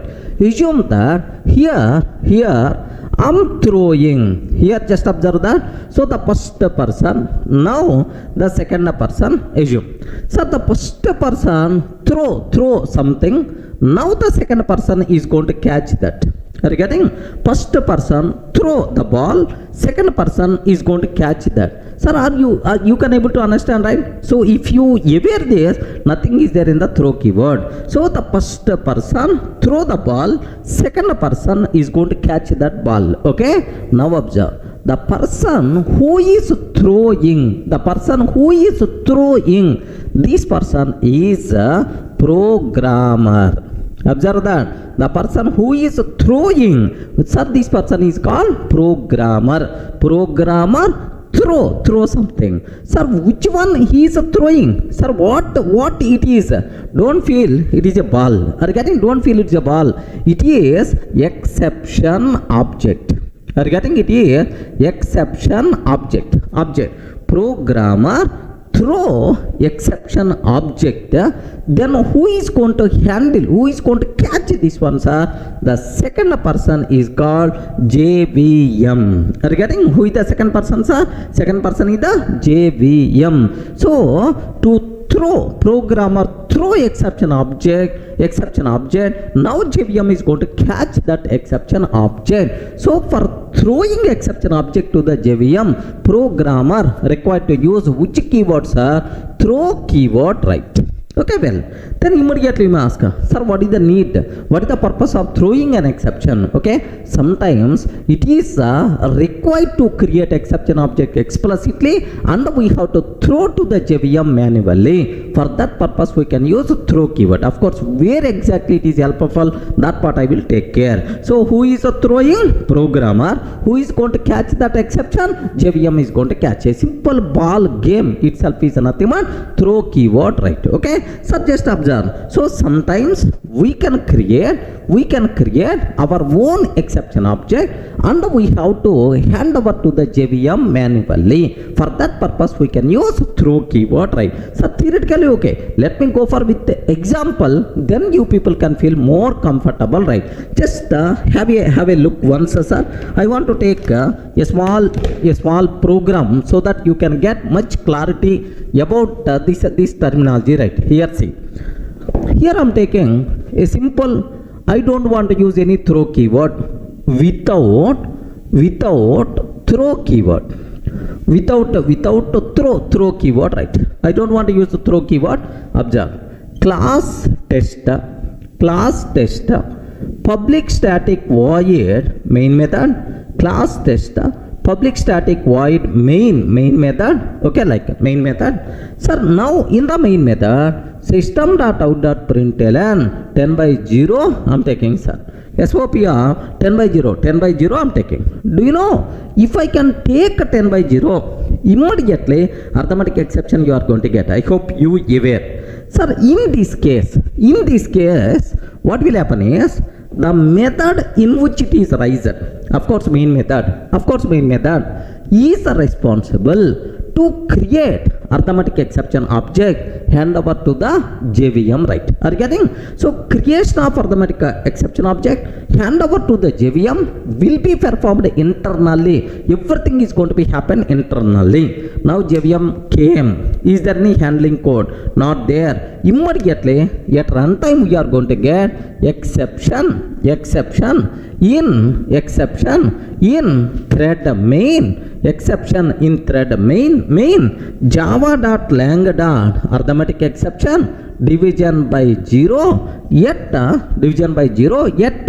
test.main. Are you getting? Yet test.main. This is the thing which is there, sir. I hope you can able to understand. Exception in thread main, java.lang.arithmetic exception division by 0 yet test.main. Now the important conclusion here is, take very special care. The important conclusion in this is, sir, who is the responsible to create exception object? Main method. Of course, main method with the help of JVM only. Main method is the responsible to create exception object. Who is the responsible to hand over to the JVM? Sir, is the main method is the responsible. So creation of exception object, hand over to the JVM, everything is happening internally. Remember this one, everything is happen internally. Okay, so now JVM is coming. There is no handling code. That's why terminated this program abnormally, rising, sir, this is the information what it's going to print to the console. Correct, right? Okay, sir, now the same thing I want to do manually. I want to create exception object explicitly. I want to hand over to the JVM manually. How you can do that? So before that, let me execute up to this. Have a look once. Observe very carefully about this terminology, right? Okay, sir, this is public static void main. I'm taking here just system.out.println 10/0 I'm taking. Observe very carefully, sir. SOP of 10/0, that's it. I'm taking. Now here just have a look once. The code compiles fine. If I run this code, what is the answer we are going to get, sir? Exception in thread main, java.lang.arithmetic exception division by 0 yet a test.main. Are you getting? Exception in thread main, java.lang.arithmetic exception division by 0 yet a test.main. This is the thing what we are going to get, sir. Now, so that's what everything happen internally. But now I want to do the same thing explicitly. How you can do that, sir? Here with the throw keyword. Are you getting? With the throw keyword. With the throw keyword like this I'm taking, sir. With the throw keyword, how you can? Very simple. Class tester, public static void main method, string array args. Now take very special care, sir. Okay, I want to create arithmetic exception object explicitly. What we have to take?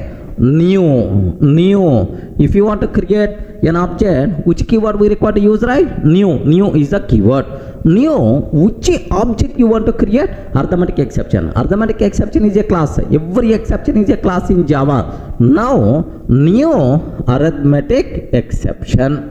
New arithmetic exception. Arithmetic exception. Okay. Sir, here what we have to take? Division by 0. Division by 0, like this, right? New. Sir, up to this, what we did is, I created arithmetic exception object explicitly. Sir, after creating arithmetic exception object, I have to hand over to the JVM manually. For that, which keyword is required, sir? Throw keyword is required. Observe very carefully, sir. Sir, here, these two lines is the very important, sir. Have a look once. These two lines is very important. Sir, do you know arithmetic exception? Okay. New arithmetic exception. What I'm doing? Please respond. New arithmetic exception. What I'm doing? Creation of exception object explicitly. Sir, I created exception object explicitly. Next, what we did, sir? What we did? Hand over our created exception object, our created exception object, hand over our created exception object to the JVM manually. So, have you observed? Hand over our created exception object to the JVM manually. In this scenario, everything is happen internally. Are you getting? Creation of exception object, hand over to the JVM, everything is happening internally. But the same activity I am simulating by doing that work on my own. Have you observed? We are creating arithmetic exception object, we are hand over that exception object to the JVM. Okay? Now JVM is coming. Arithmetic exception got raised. Do you have any handling code? Not there. Then immediately it is going to provide runtime exception in thread main java.lang. Arithmetic exception division by 0 yet test.main. Are you getting? Yet a test.main. So, final result of the first program, second program is the same. Final result of first program, second program is the same. But where is the difference, sir? The difference here is, in this case, everything is happen internally, but in this case, everything happen explicitly. That is the difference, right? So, can you please tell from this, what is the purpose of throw keywords, sir? To hand over our created exception object to the JVM manually. For that purpose, we can use this throw keyword. Sir, let me execute and let me show this one, sir. Have a look once. I don't want to use this one. Just let me comment.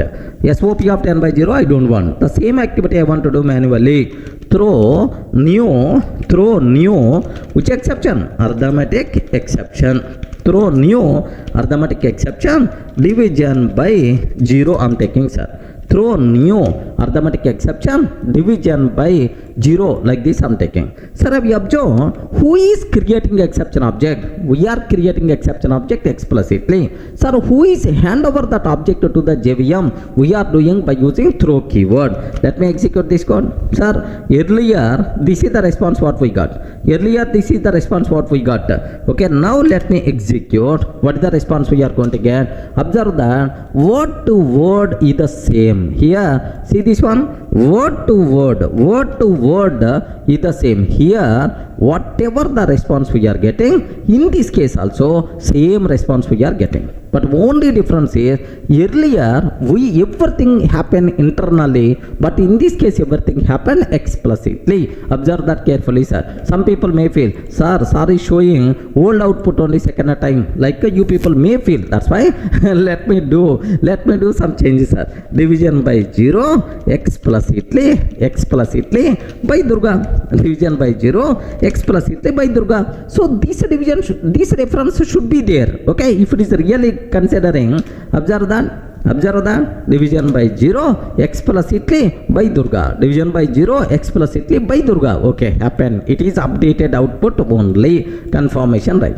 So I hope everything is very clear for you people, right? What the purpose of throw keyword? To hand over our created exception object to the JVM manually. For that purpose we can use throw keyword. How to create exception object, how to hand over to the JVM manually. Is the terminology is very clear?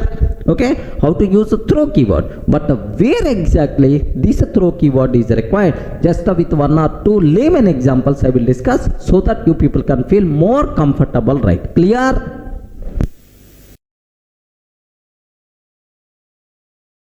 In the last video we covered very clearly about throw keyword, right?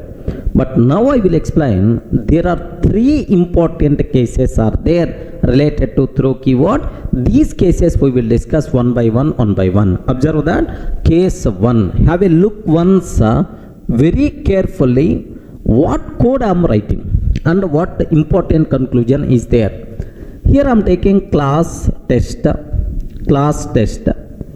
Okay, now I am declaring a static variable, static arithmetic exception E is equal to new arithmetic exception. Of course you can create arithmetic exception object in this style also. Of course AE means full form only, arithmetic exception. Just for notes purpose I am taking very short word. Okay, like here I am not passing any description, means description will become empty. Yes, acceptable, because in arithmetic exception class no argument constructor is also there.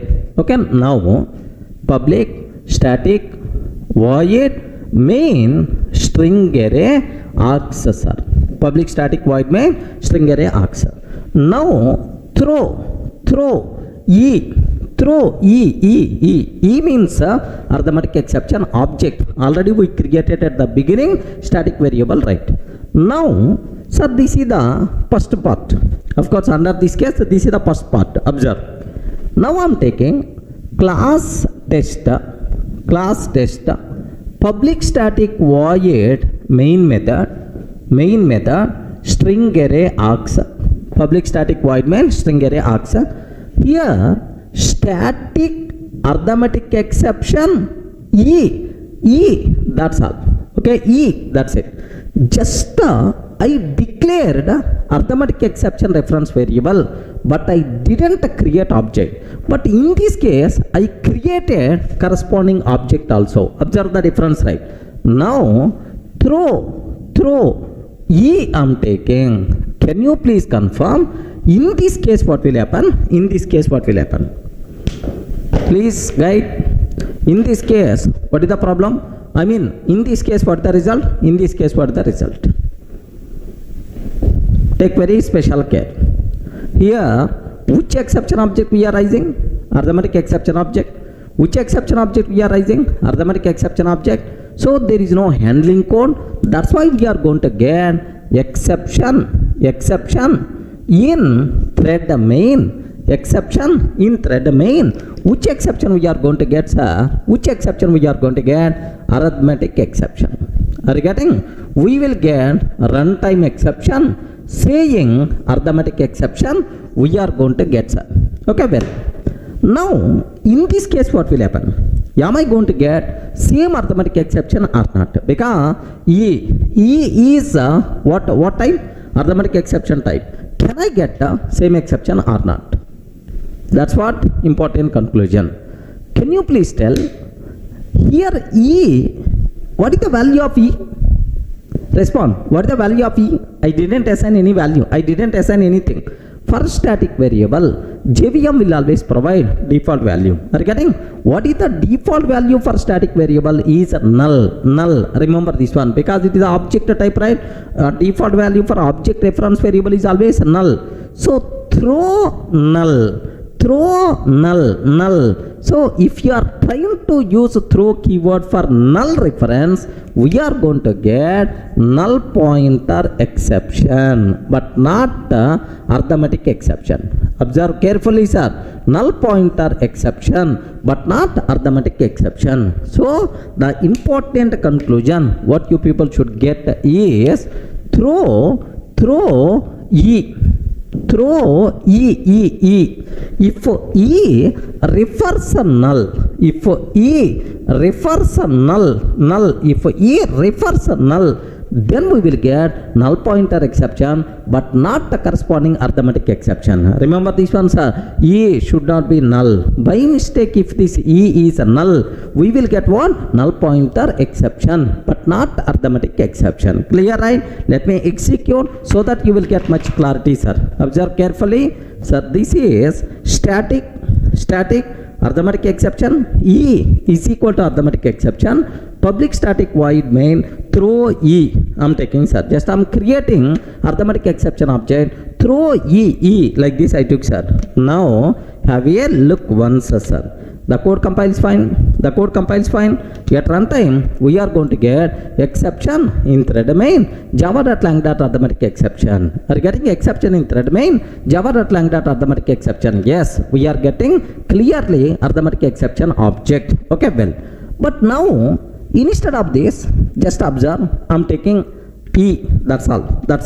So if I'm not assigning arithmetic exception object to this E, then what is the value of E? E will become what? Null. Throw null means null pointer exception we have to get. Observe carefully, sir. Throw E means here the code compiles fine, no problem at all. But now observe exception in thread main, null pointer exception. So this is the case 1 what you people should aware, right? So throw E, if E refers a null, then we will get what? Null pointer exception. Throw E compulsory should point into object, some exception object. Instead of exception object, if this value is the null pointer exception. Clear, right? Sir, now let me explain case 2. Observe that carefully. Here I am taking class test. Public static void main string array args. Public static void main string array args.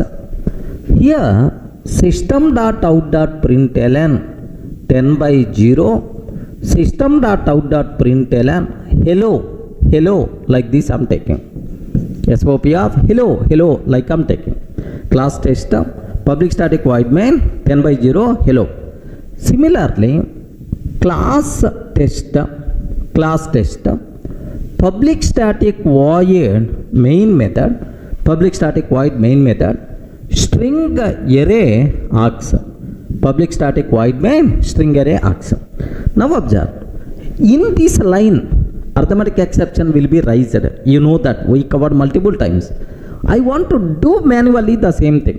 Here throw new arithmetic exception.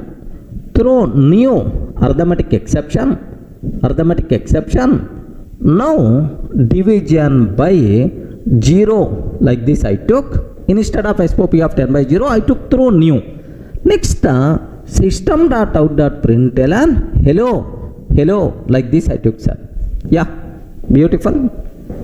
Can you please tell what is the difference between these two things? Can you please confirm?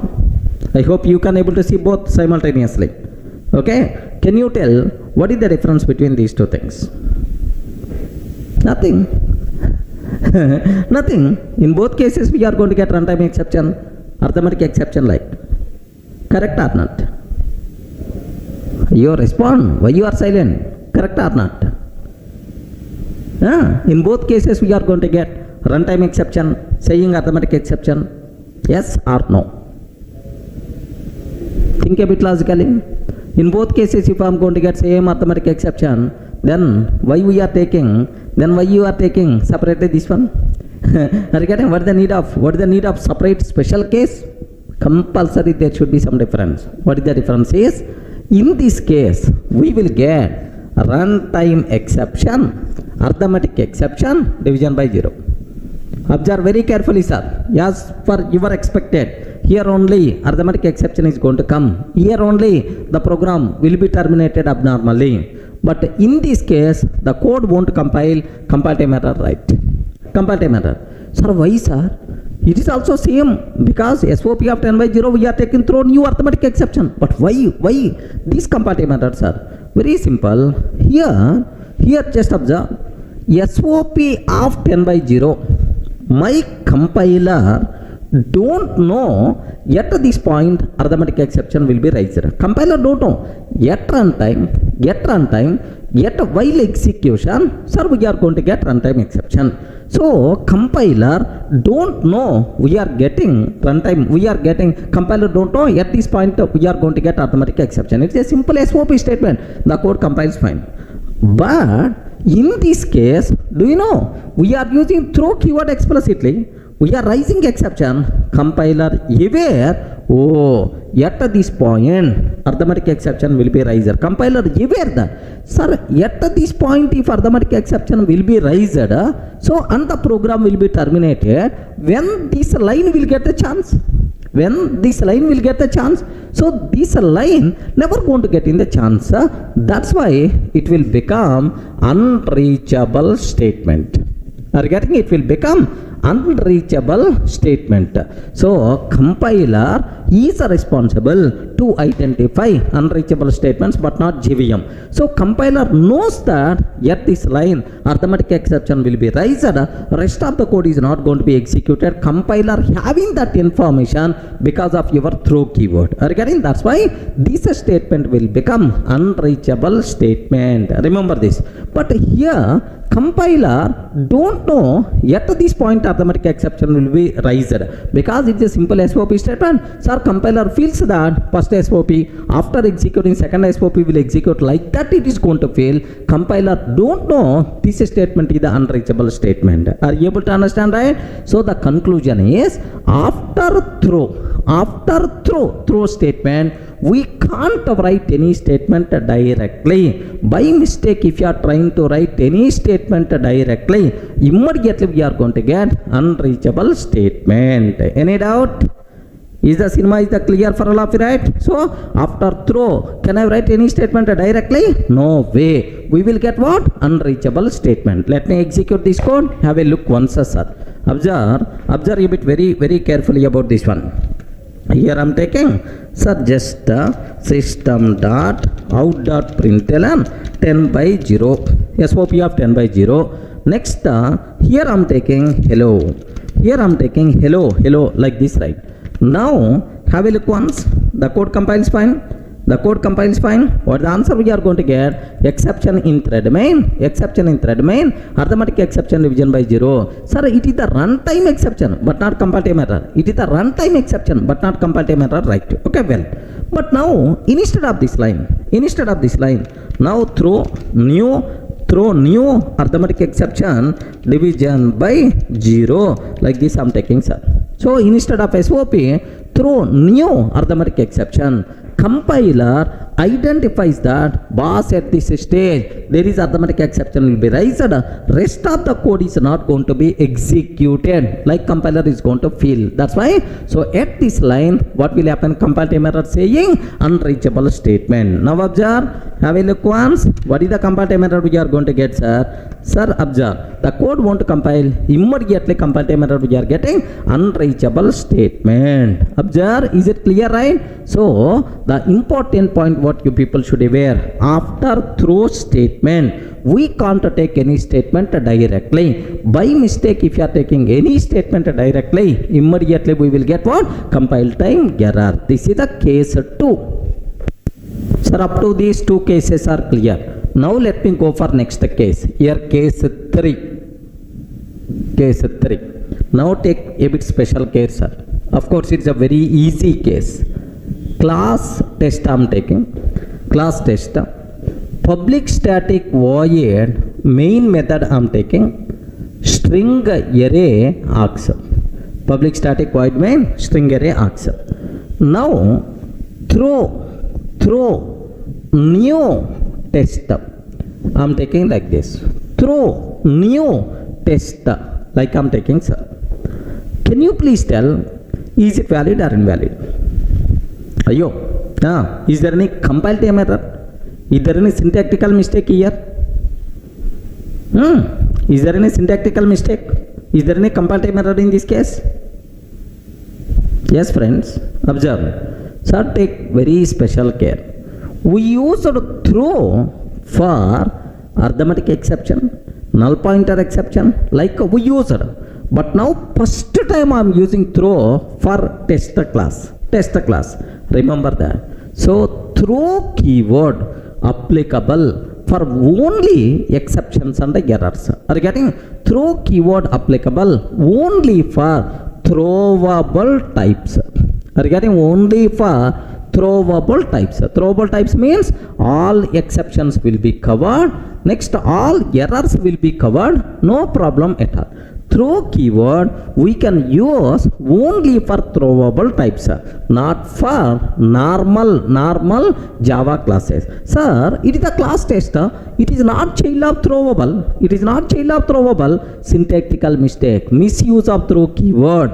Immediately we are going to get compile time error, incompatible types. Are you getting? Incompatible types found tester required throwable, like sir, you may get compile time error. Remember this one, sir. If you want to use a throw keyword, it is applicable only for throwable types, not for normal Java class objects. Okay, let me execute this one so you may get much clarity here. See this, I have class test is there. Throw new test. I'm taking, sir. Now observe what will happen here is I'm trying to compile. Have you observed? Incompatible types. Test cannot be converted to throwable. Remember this one, sir. What the compile time error we are going to get? Test cannot be converted to throwable, incompatible types like we are going to get. Sir, here observe version to version there is a small change is there in our errors. Okay, it is old version, sir. Now incompatible types test cannot be converted to throwable. This is the error, compile time error we are going to get. Of course, both are same. In old versions, this type of compile time error. In updated version, this is the compile time error, right? But anyway, in both cases, we are going to get incompatible types.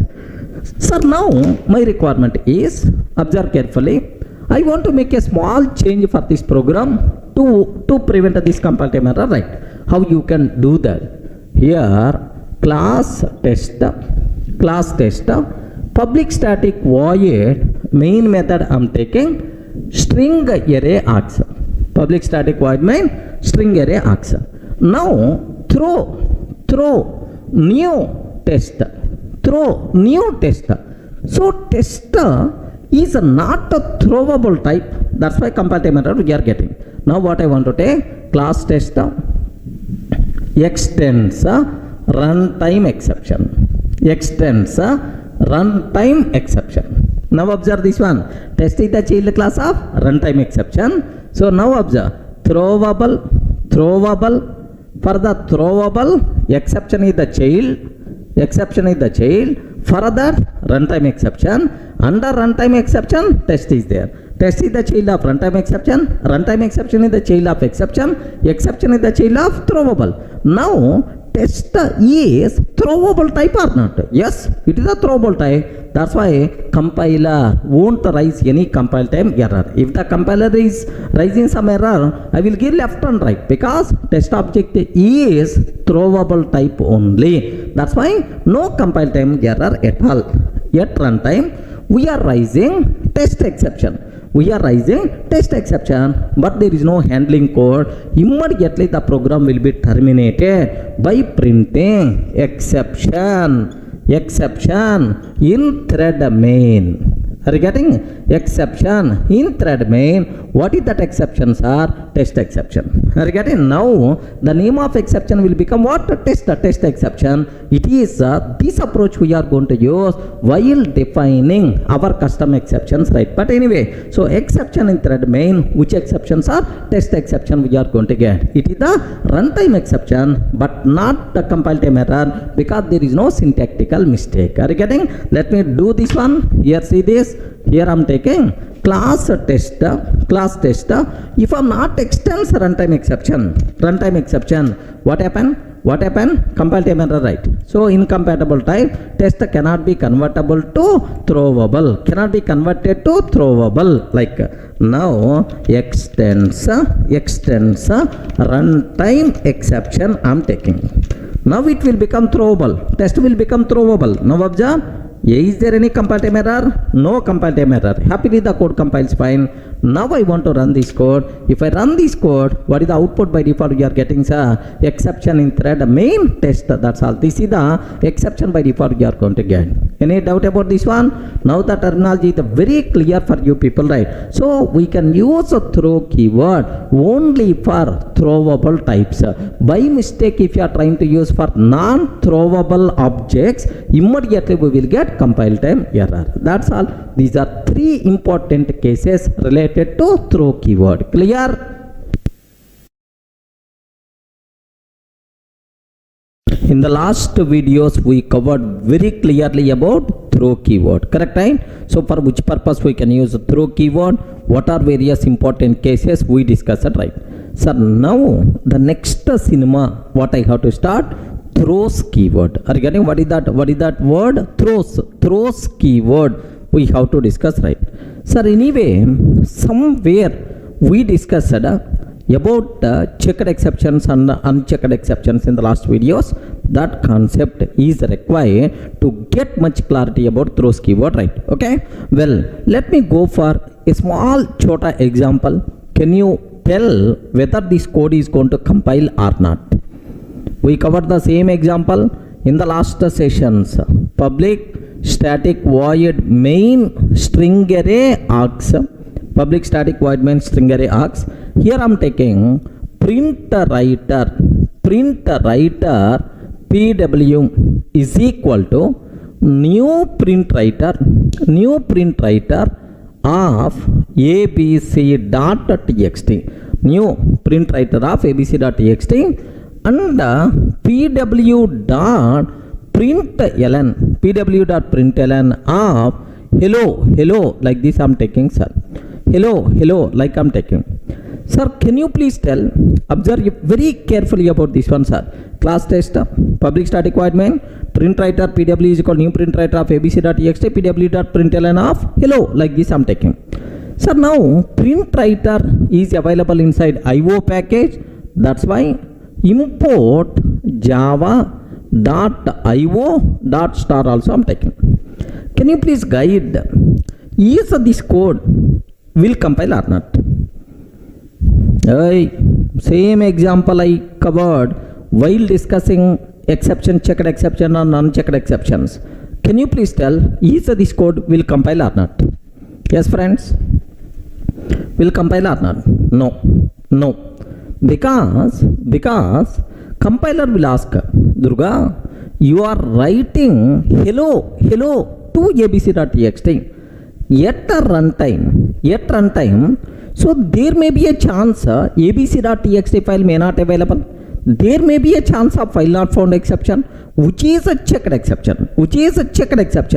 You didn't handle that checked exception. How I can compile this code? Are you getting right? So in our program, if there is any chance of rising checked exception, sir, compulsory we should handle that checked exception, otherwise the code won't compile. Okay, in this case there may be a chance of file not found exception, which is a checked exception, so compulsory we should handle, but we didn't report about this exception. That's why compile time error we are going to get, sir. Can you please observe that compile time error saying unreported exception, which exception you didn't report? java.io.file not found exception. java.io dot file not found exception, unreported exception must be caught or declared to be thrown. Must be caught or declared to be thrown. This is the compile-time error we are going to get. Are you getting the point, right? So in our program, if there is any chance of rising checked exception, there is a possibility. That's all. It's not compulsory, man.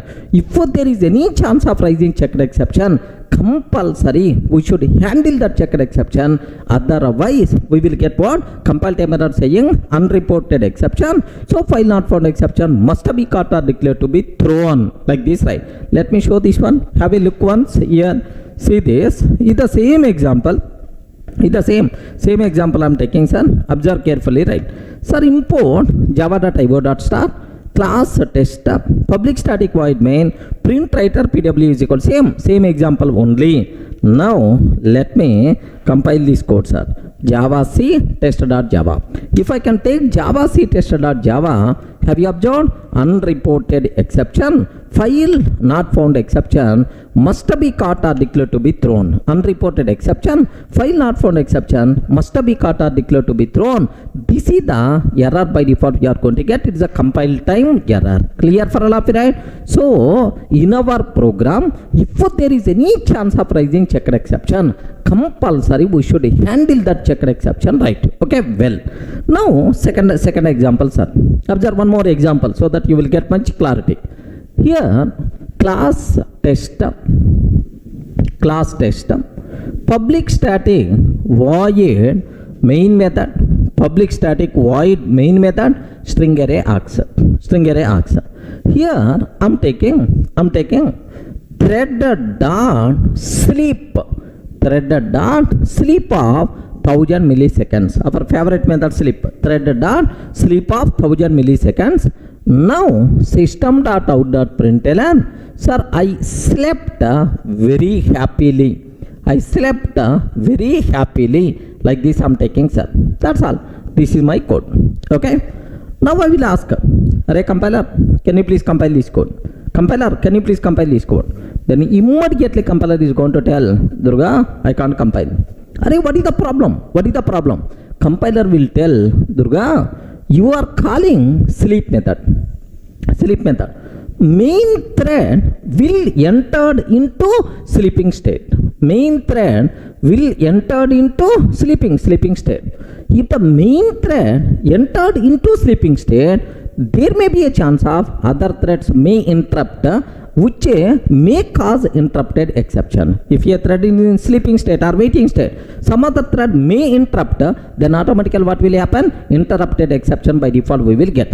Durga, there may be a chance of interrupted exception in your program. There is a possibility, but you didn't report about this exception. How the code is going to be compiled? Okay, like so in our program, if there is any chance of rising checked exception, compulsory we should handle that checked exception. Otherwise the code is not going to compile. Now in this case, what compile time error we are going to get, sir? Unreported exception. Which exception is not reported, sir? Java.lang.interrupted exception. Interrupted exception must be caught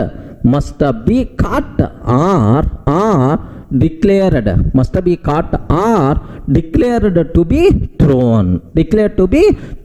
This is the compile time error by default you are going to get. Are you getting? So let me execute this one also so that you people can feel more comfortable, right? Observe this same example, but anyway, now import statement is not required. Just I'm calling thread dot sleep of thread dot sleep just 1000 milliseconds, and then just I'm taking system.out.println I slept very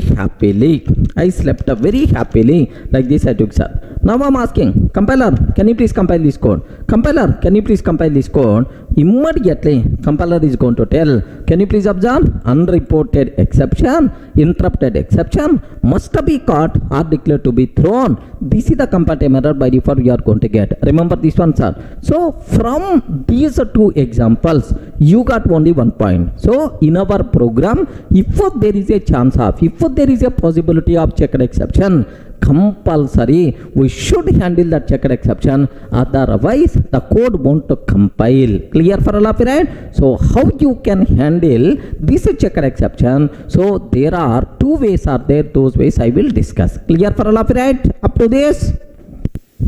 So now I hope it is very clear. In this case the code won't compile.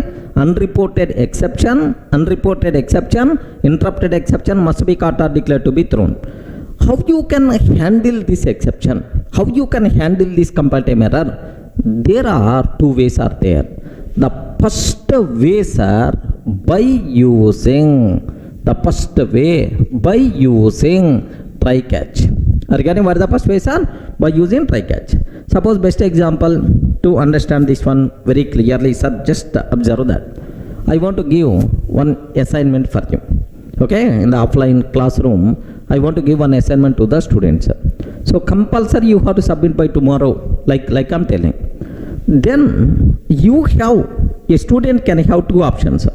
One is he can do that assignment on his own, or otherwise he can delegate that work to his friend. Arey, can you please do this assignment so that I will submit? Like there are. So total how many ways he can handle the situation? Two ways. He is doing on his own, or second way he is delegating that responsibility to his friend. Observe this.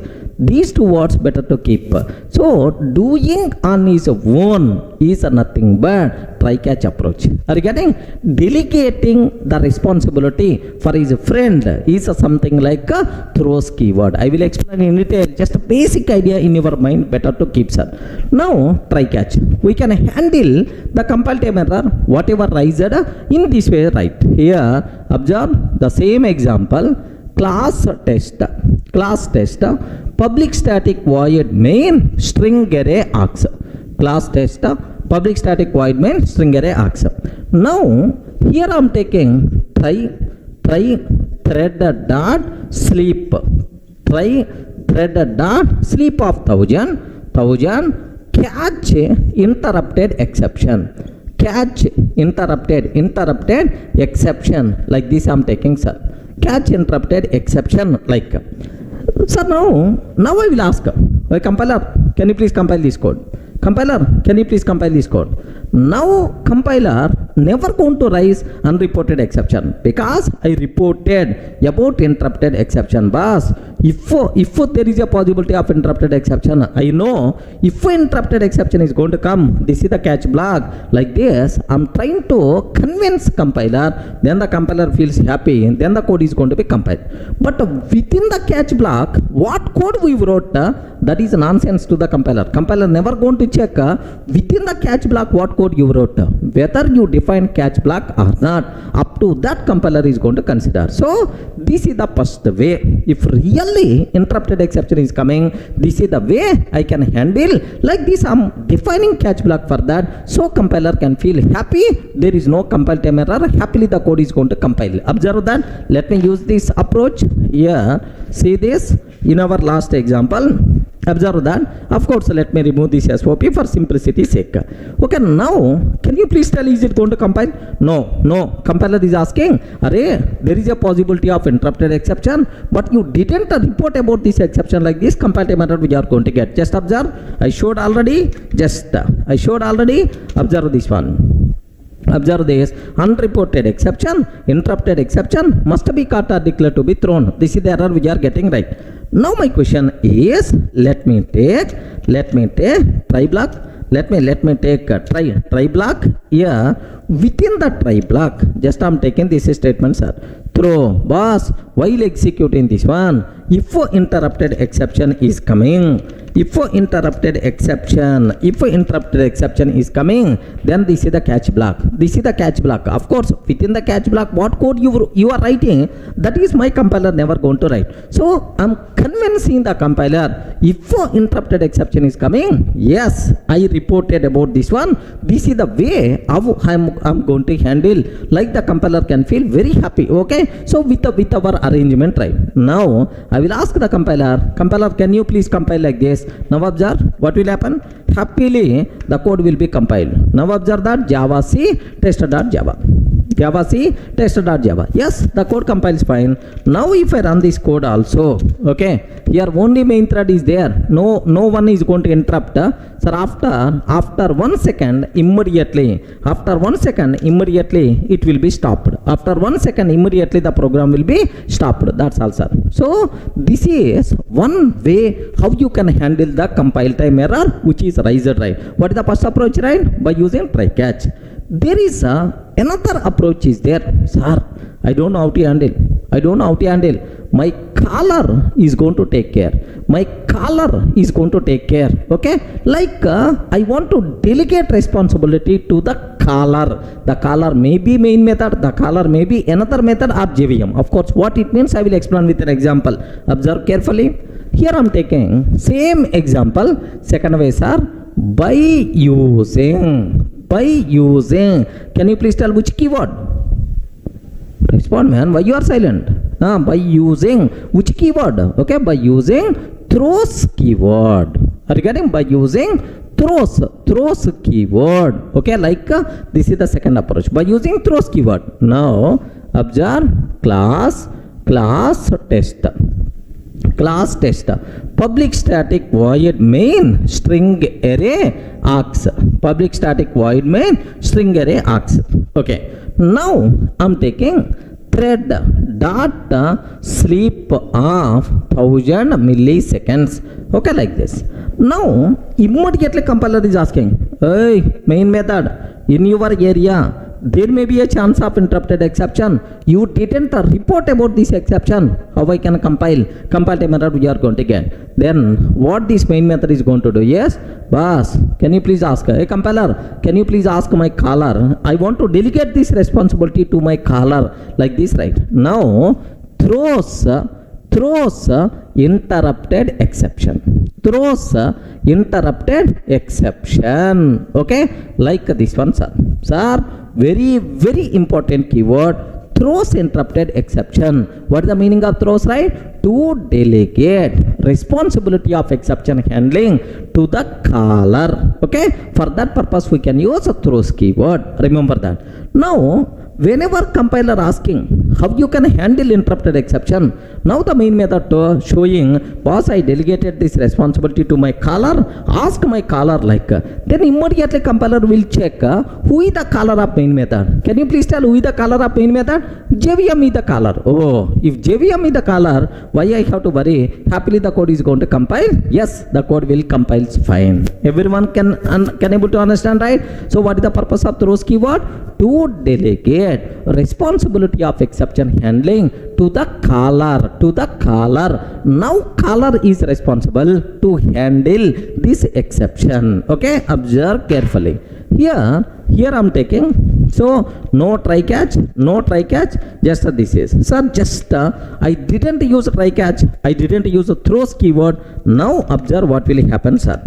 The code won't compile time method. I didn't use a try catch, I didn't use a throws keyword. What will happen? Unreported exception must be caught or declared to be thrown. Okay, like sir, in which method it is coming, sir? Main method, the problem is coming. Then immediately whenever compiler asked, oi main, you didn't report about this exception, where the handling code, like immediately main is going to tell, I'm delegating this responsibility to the caller. Like how we can delegate?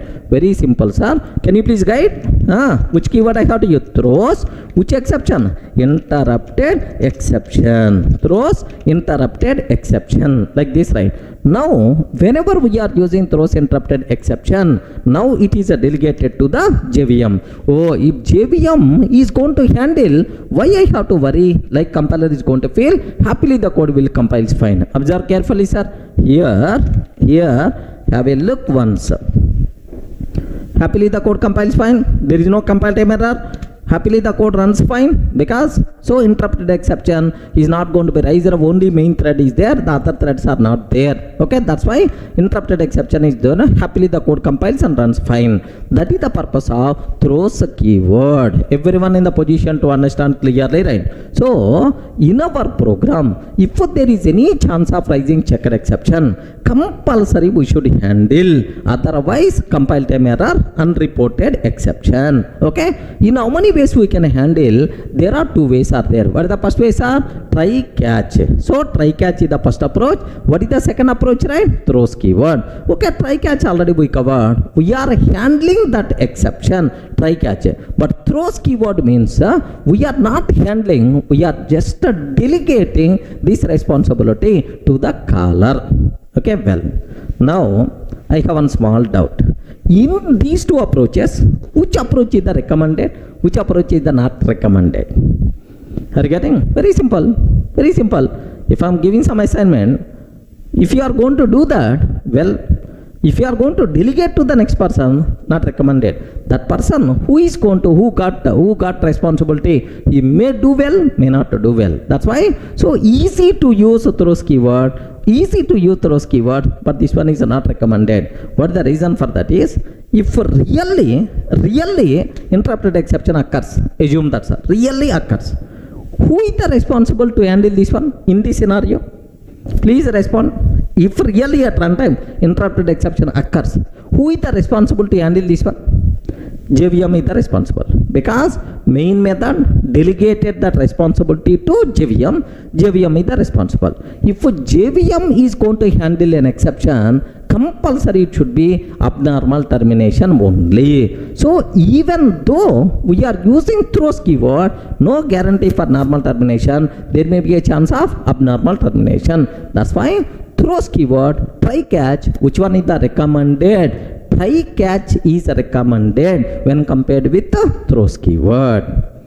Clear? Are you in the position to understand, right? So if I am not taking, what is the which approach is the recommended? Try catch, because we are handling manually, right? Now take very special care. If I am not taking throws, compile time error. If I am taking throws, no compile time error. Throws keyword just we can use to convince a compiler. Are you getting? If we are not going to use throws, the code won't compile. Throws keyword required only to convince a compiler. Next, usage of throws keyword does not prevent abnormal termination. There may be a chance of abnormal termination. That's why recommended to use a try catch over throws keyword. Next, throws keyword required only for checked exceptions. Usage of throws keyword for unchecked exceptions. Sir, I want to use throws keyword for unchecked exception. There is no impact at all. So throws keyword really required only for checked exception. I want to use for unchecked exceptions, meaningless. So not required. So it is required only for checked exceptions. Clear, right? So what is the purpose of throws keyword? Can you please tell? To delegate responsibility of exception handling to the caller. I will go for one more big example so that you will get much clarity about delegations, right? Okay.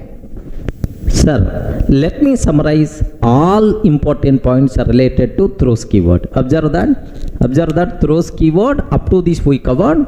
We can use throws keyword to delegate responsibility of exception handling to the caller. Are you getting? We can use throws keyword to delegate responsibility of exception handling to the caller.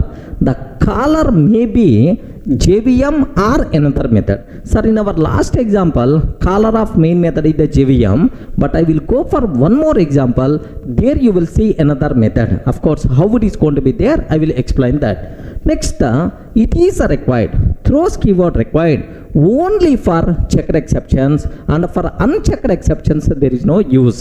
Sir, throws keyword required only for checked exception, but for unchecked exception there is no impact at all. Even you can use, no problem, but there is no use. What is the use of using for unchecked exception? No impact. Next, it is required only to convince compiler.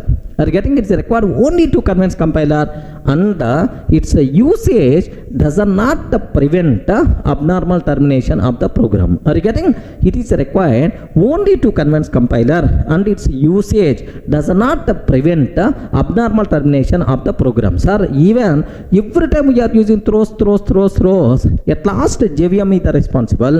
If the JVM is the responsible to handle compulsory abnormal termination, because of this point, it is recommended to use a try catch when compared with the throws keyword. Clear, right? Sir, in the last video, I hope you people are getting basic idea about throws keyword. Now I want to show this throws keyword in the big picture so that you will get much clarity. Observe that. A small example I am taking. Class, here have a look once very carefully, sir. Class test, public static void main method I am taking, string array args. Public static void main string array args. Now my target is I am calling do stuff method. I am calling do stuff method. So main method internally calls do stuff. Now public static void do stuff, public static void do stuff internally calls do more stuff. Do stuff internally calls do more stuff. Okay. Next, public static void do more stuff. Public static void do more stuff I am taking. Here observe, inside do more stuff, just I am writing the code thread dot sleep of 1000 milliseconds. Just have a look once, sir. Main method calls do stuff calls do more stuff, just printing, executing thread dot sleep of 1000 milliseconds, right? Now observe, who is the caller of do stuff? Main method. Who is the caller of do more stuff? Do stuff. Sir, like observe, who is the caller of sleep method? Do more stuff. Now I will ask, array compiler, can you please compile this code? Observe very carefully. Compiler, can you please compile this code? Then immediately compiler will give left and right at this point. Array, do more stuff. In your area, there may be a chance of interrupted exception, checked exception, but you are not handling. You didn't report about this exception. How I can compile? Yes, at this point of time, we are going to get what compile time errors are. Can you please spell out? Unreported exception. Unreported exception, interrupted exception must be caught or declared to be thrown. This is the compile time error we are going to get, sir. Okay, well, itself is the compile time error, right? Now my question is, sir, now compiler is asking do more stuff. In your area this problem is coming. Now what to prevent this compile time error? Observe carefully. To prevent this compile time error, do more stuff, having two options. Option number 1, keep this line inside try catch. Option number 2, if you are not interested to handle, then delegate to caller. Are you getting? Let me show up to this. Have a look once, sir. The same example is already there. Class test, public static void main string array do stuff. Next, do stuff, do more stuff like this, right? Same example, sir. Here, observe this. So at line number 13, we are going to get the compile time error, right? Now observe carefully. Line number 13, unreported exception, interrupted exception must be caught or declared to be thrown. This is the error we are going to get. Sir, now do more stuff. How it is going to handle? One way is, sir, what is the first way? First way is, you can use a try catch. If you can use a try catch, handle, no problem. But second, I want to delegate this responsibility to the caller like this, right? Now, throws IA. Are you getting this line? Who is keeping, sir? Throws IA. Main, do more stuff, keeping throws interrupted exception. Now, whenever do more stuff keep throws interrupted exception, then immediately compiler, oh, do more stuff, you delegated this responsibility to your caller.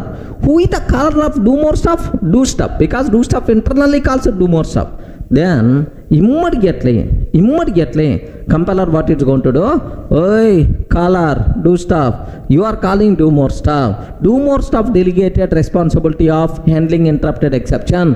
Where you are handling, you didn't handle. That's why I can't compile this code. Like instead of compile time error here, now the compile time error here at this line, it will come. Observe that. Now, do more stuff delegated responsibility of exception handling to the do stuff, which is the caller, by using which keywords are throws keyword. Clear for all of you, right? Now let me show this one. Observe that here my do more stuff throws interrupted exception. Here just observe that interrupted exception. Do more stuff throws interrupted exception. Now, sir, do more stuff delegated responsibility of exception handling to the caller. Caller of do more stuff is do stuff, sir. Now the problem is coming at line number 9. At this line, the problem is going to come, sir. At line number 9, the problem will come. Now observe this one. Are you seeing line number 9 instead of line number 13? Earlier it is line number 13, but now it is line number 9. Unreported exception like this we are getting, sir. So in our scenario, who is delegating here? Do more stuff delegated to do stuff. Now do stuff having two options, sir. One option, use a try catch, then the problem will be solved. But to do stuff, what it's going to do? Hey, someone delegated exception. Why I have to handle? I will delegate to my caller like this person also keeping. Do stuff also keeping throws interrupted exception. Are you getting? Do stuff also keep throws interrupted exception. Then immediately compiler what it's going to do? Oh, do stuff delegated to caller, right? Who is the caller of do stuff method? Respond. Who is the caller of do stuff method? Main. Immediately JVM will ask. Immediately compiler will ask. Oh, main, you are calling do stuff. Do stuff delegated interrupted exception where you handle. You didn't report about this exception. How I can compile? Like immediately error by default we are going to get now at this line. Okay. Remember this problem solved, sir. But here the problem is coming because do stuff delegated that responsibility to main method. Clear, right? Now have a look once. Here it is delegating that responsibility to main like this, right? Now at this line the problem is coming. At line number 5 the problem is coming, sir. Earlier first time 13, now line number 9. Now observe that here if I can take line number 5, the problem is coming. Unreported exception like this. Now I have again two options are there. So this main method, it can keep this line inside try catch. One option.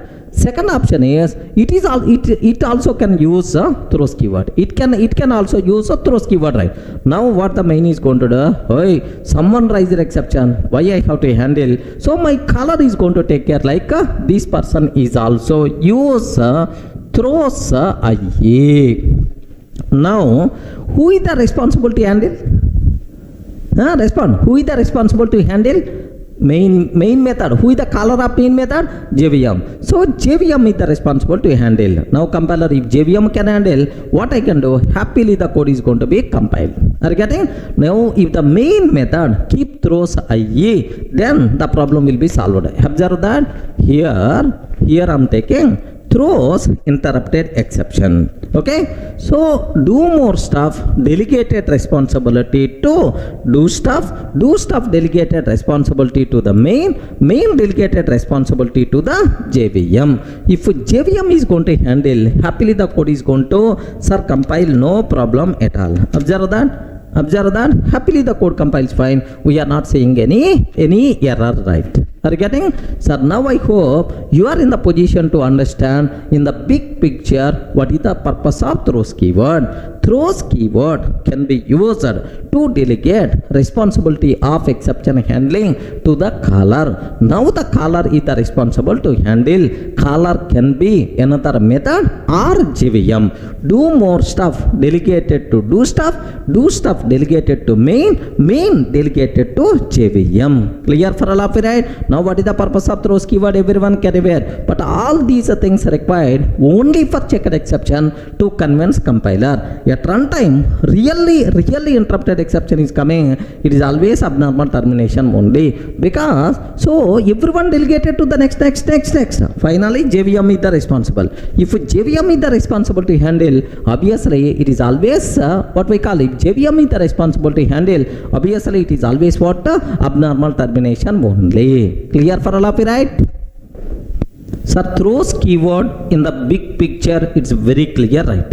Now I want to do a small modification for this program. Can you please tell if the code will compile or not? Yes, observe that. Here I am taking, I removed throws keyword here. For do more stuff, I removed throws keyword. For do stuff also, I removed throws keyword. Observe carefully, sir. I removed throws keyword for do stuff also. So do more stuff method not having throws keyword, do stuff also not having throws statement, but for the main throws IE is there, sir. For the main throws IE is there. Can you please confirm if the code will compile or not? Yes, friend. If the code will compile or not? Okay. If I can ask this question in my regular classroom session, out of 100, 99 members minimum, 99% of the people are going to tell the code compiles fine, sir, because main method already we kept the throws interrupted exception like this. Most of the people are going to feel no chance at all, the code won't compile. Because the reason is, if I can ask the compiler, can you please compile this code? Compiler is always going to ask do more stuff only. Hey, do more stuff in your area, thread or sleep is there, maybe a chance of interrupted exception where you are handling. Then immediately do more stuff is trying to give left and right to the compiler. Hey, my do more stuff called by do stuff called by main already having throws IE. Then why you are asking this question to me? Like do more stuff is trying to give left and right to the compiler. Then immediately compiler is going to tell, hey, do more stuff, please wait.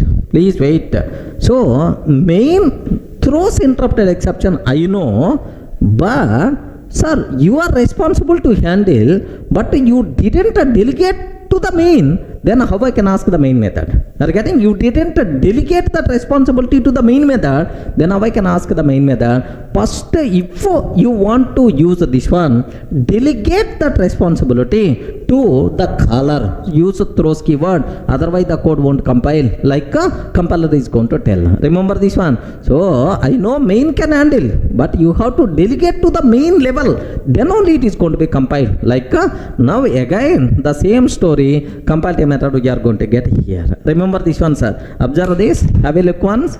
I'm trying to remove here throws a statement.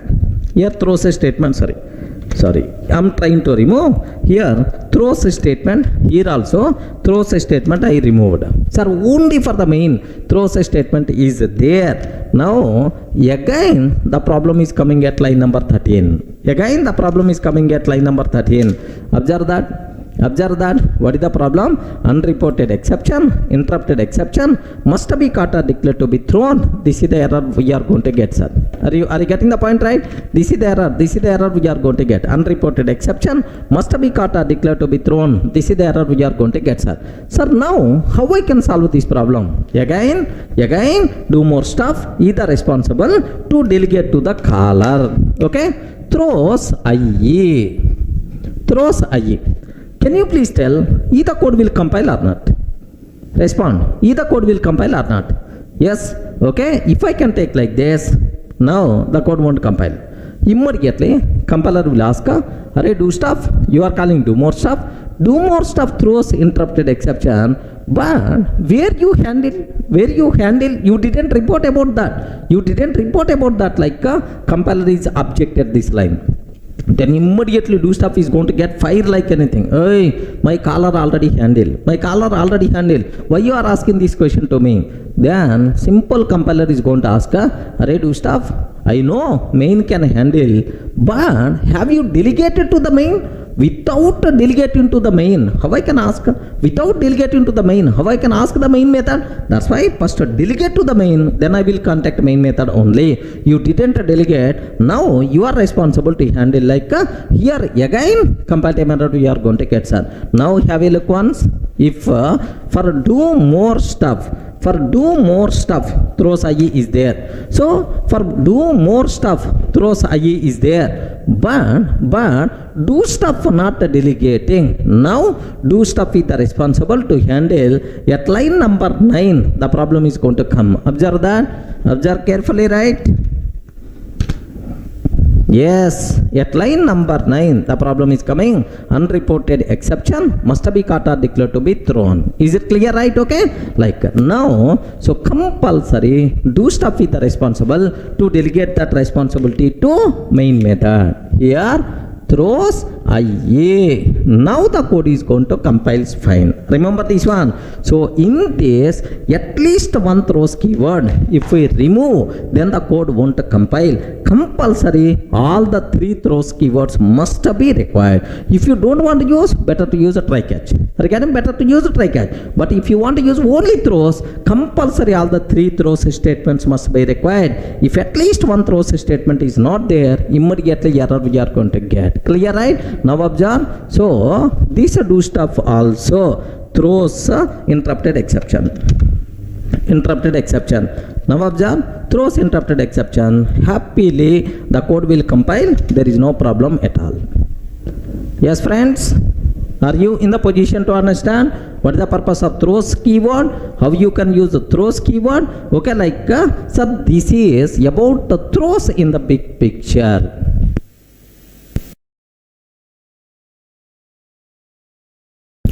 Sir, in the last videos, we covered the throws keyword very clearly, sir. There are multiple cases are there related to this throws keyword. Let me explain the first case. Observe that. Here, class test is there. Next, sir, do you know test? What is this one? Respond. What is this one? What is the syntax? Constructor. Okay. Next, public void m1. Public void m1 is there. Do you know here test constructor method is there. Now I'm taking throws exception for the class. At class level I'm taking. Next, constructor throws exception. Next, public void m1 throws exception. Like this I'm taking. Throws exception, like exception is the checked exception only, don't worry.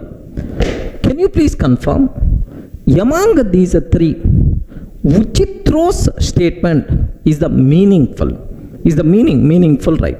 So first one, take a bit very special care. So method, for the method, someone is going to call. Methods can be called by some other person, maybe another method or JVM. That's why for the method caller is there, that caller is the responsible to handle this exception. Okay, meaningful, sir. So for the method, you can use a throws keyword, no problem, right? Next, the constructor also. For the constructor, caller is there. So the person who is going to create object, tester t is equal to new tester. Tester t is equal to new tester.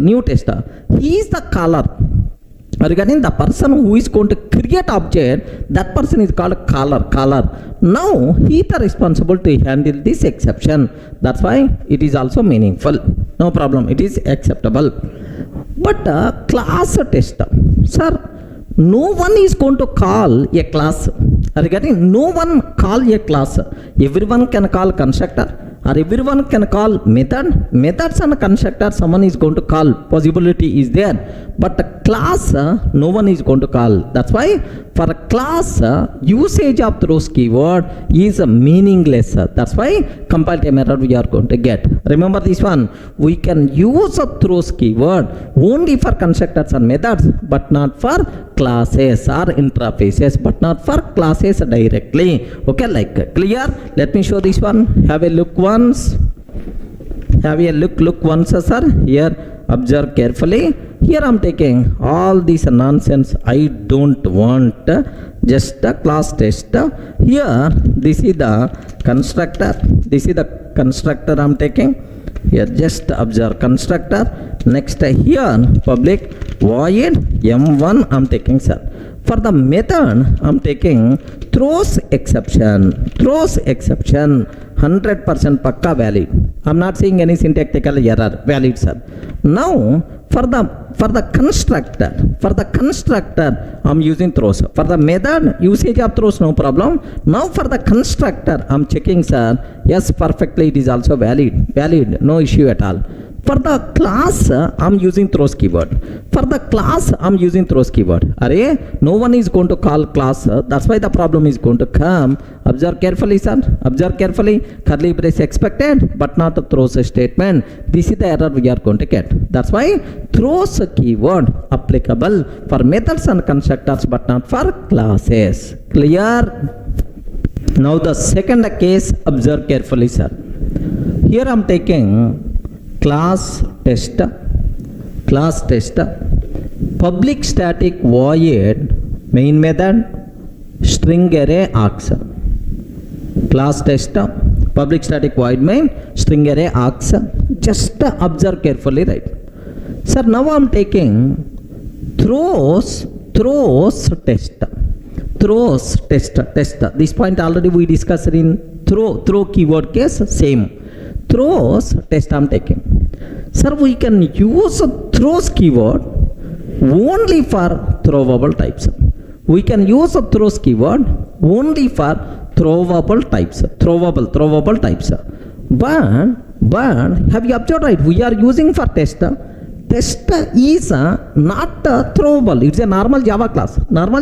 That's why immediately we are going to get compile time error saying incompatible types,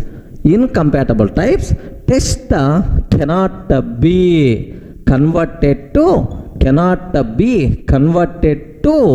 throwable. This is the compile time error we are going to get, sir. Remember this one. That means we can use a throws keyword only for throwable types. Okay, for non-throwable types, if you are using, immediately error we are going to get, sir. Now observe carefully.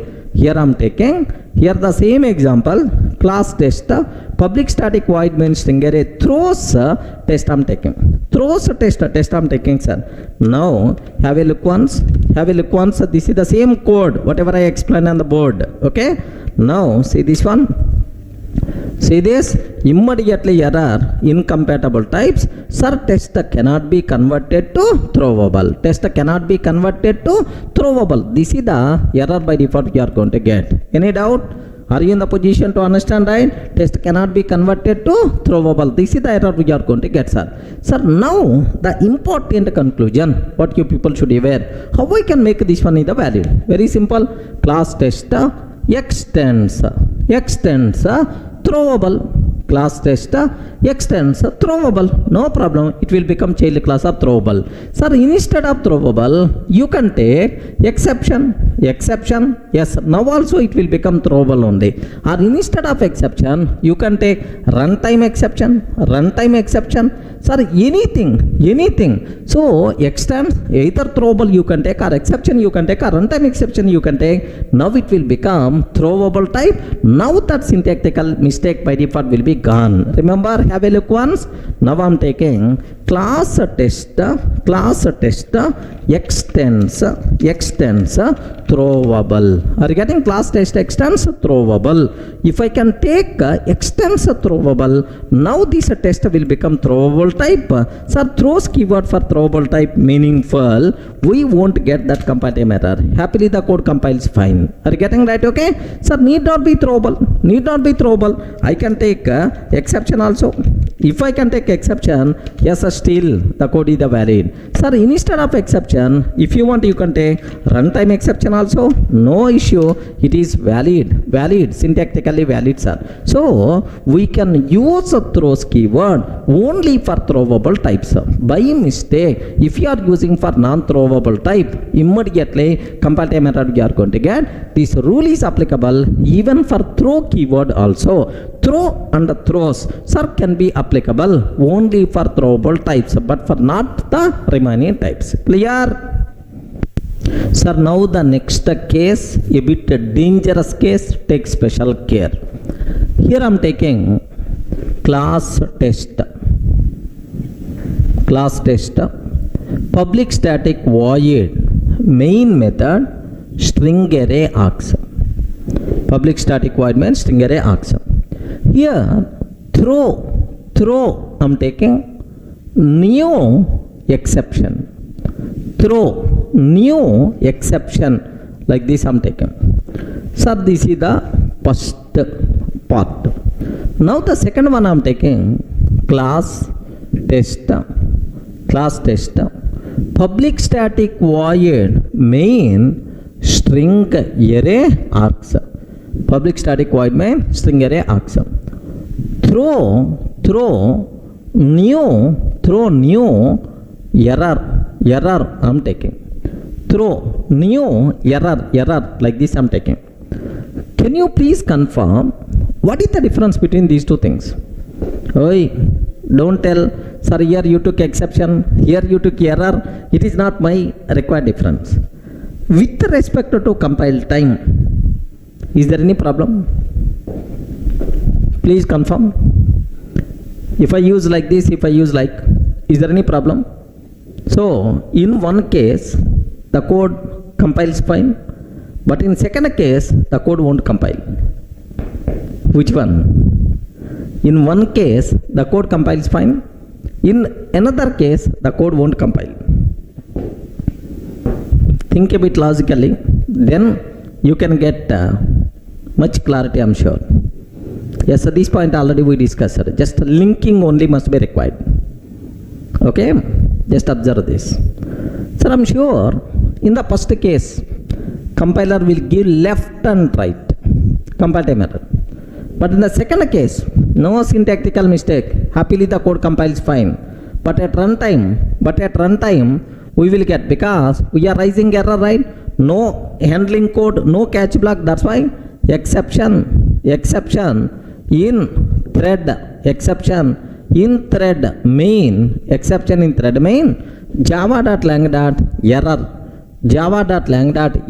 we are going to get. It is runtime exception but not compile time error. Happily the code compiles fine, but in this case the compiler won't compile this code.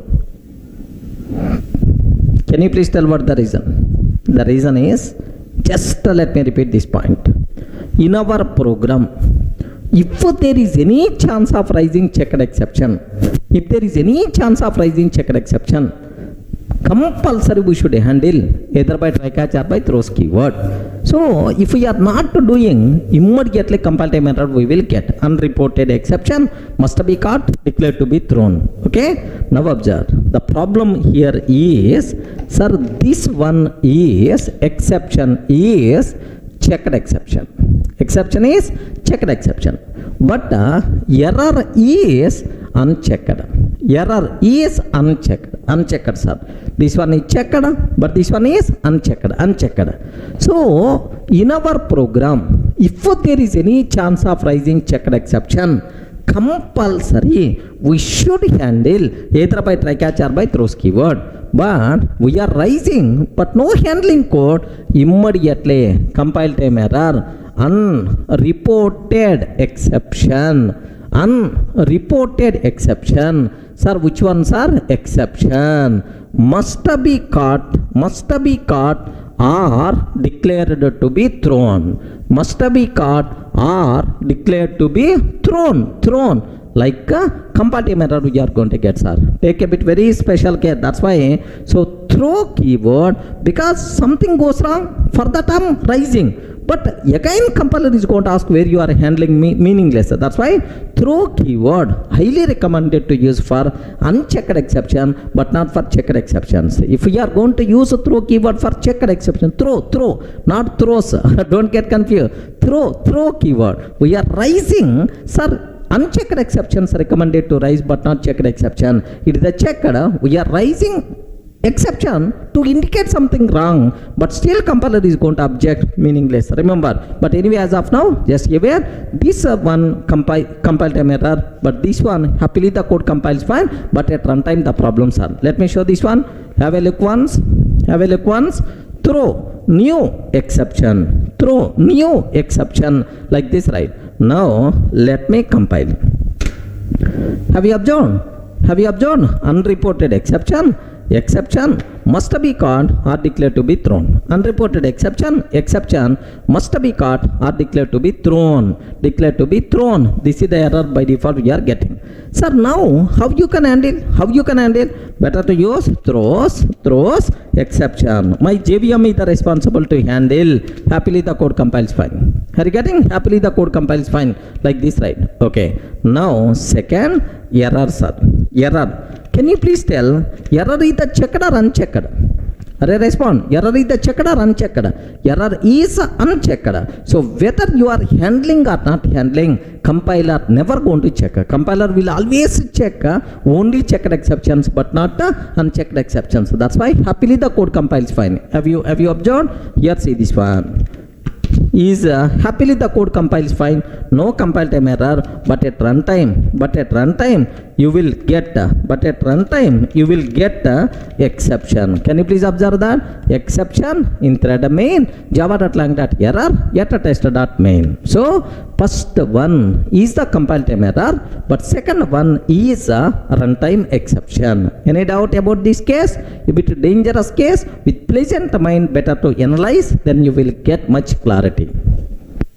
Sir, now the next case 4, a bit dangerous case, a bit lengthy case. Take very special care, sir. Now I am taking try block. Here just observe try block. System.out.println hello. That's all I am taking. Try block hello. Now catch I am taking. Sir, simple arithmetic exception I am taking, sir. Arithmetic exception I am taking, that's all. This is the first case. Sir, here which exception I am taking? Catch block for arithmetic exception. Now here try system.out.println hello. Next catch exception I am taking, sir. Catch exception I am taking. Okay, that's all. This is the second. Now the third one, try system.out.println hello. Next catch IO exception I'm taking like this. Okay, this is the third. Now the fourth one, try system.out.println hello. Next catch block interrupted exception. So multiple times we used already interrupted exception like this I'm taking. This is the fourth one. Now the last one, try system.out.println hello. Catch block I'm taking error. Catch block error like this I'm taking, sir. That's all. Observe that in the try block, simple hello, that's all. Simple hello, SOP of hello. But first time arithmetic exception, second time exception, third time IO exception, fourth time interrupted exception, fifth time error. Are you getting? Fifth time error like this I'm taking, sir. Can you please confirm among these, with respect to compile time, which things are going to compile, which things won't compile? Yes, friends. Think a bit logically. Among these, which things will compile, which things won't compile? If I can ask this question in my offline session, out of 100, almost all the people never going to answer. Because maybe it may be a new point for them. Maybe it is not a guessable answer. Maybe like, so simple answer I will tell. The first one, happily the code compiles fine. Second one, happily the code compiles fine. But third one, compiler will give left and right. Okay? Compile time error. Fourth one, compile time error. Compile time error. Fifth one, happily the code compiles fine. I'm providing the hint also. Okay? So, first two things, arithmetic exception compiles fine. IO exception, interrupted exception won't compile. Next, error, sir, again compiles fine, no problem, right? What the reason? Perfectly it is valid. What the reason for that? The reason is, in the last video somewhere, have you remembered I covered what is the difference between checked exception and unchecked exception? What is partially checked, fully checked? Have you remembered? Okay, so just go through that video if you didn't memorize. So which are checked, which are unchecked, which are partially checked, which are fully checked, sir? Now have a look once. Arithmetic exception, it's a very clear, it is unchecked. Arithmetic exception unchecked. Next, exception, it is partially checked. It is partially checked. IO exception, it is fully checked. IO exception, fully checked. Interrupted exception, fully checked. Interrupted exception, fully checked. Next, error, again, it is unchecked. Error, again, it is unchecked, sir. Unchecked. So, compiler won't compile only fully checked case. For unchecked, partially checked, unchecked, happily the code compiles fine.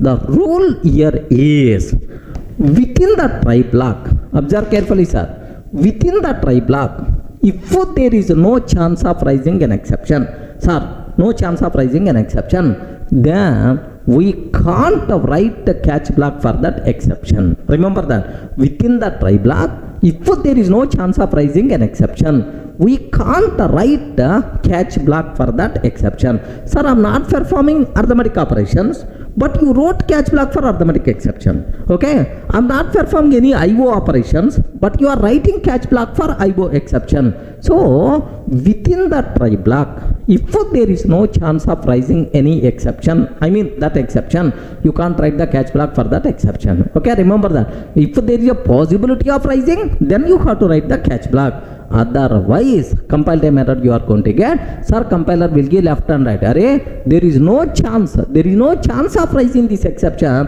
Why you wrote catch block? Array, you are not traveling in the car or bike, you are traveling in the train. Why you have to think about diesel? Why you have to think about power? Okay, it's not required. So you are not performing any IO operations, but still you are writing the catch block for IO, meaningless. So if you are writing catch block unnecessary like this, compiler will give left and right. But this rule is applicable only for fully checked exceptions. Remember this one, this rule is applicable only for fully checked exception. For partially checked, unchecked, this rule is not applicable. Sir, what error you are going to get? Sir, compile time error saying exception. Which exception, sir? IO exception. IO exception is never raised in the try block. Is never raised in corresponding try block. in corresponding try block.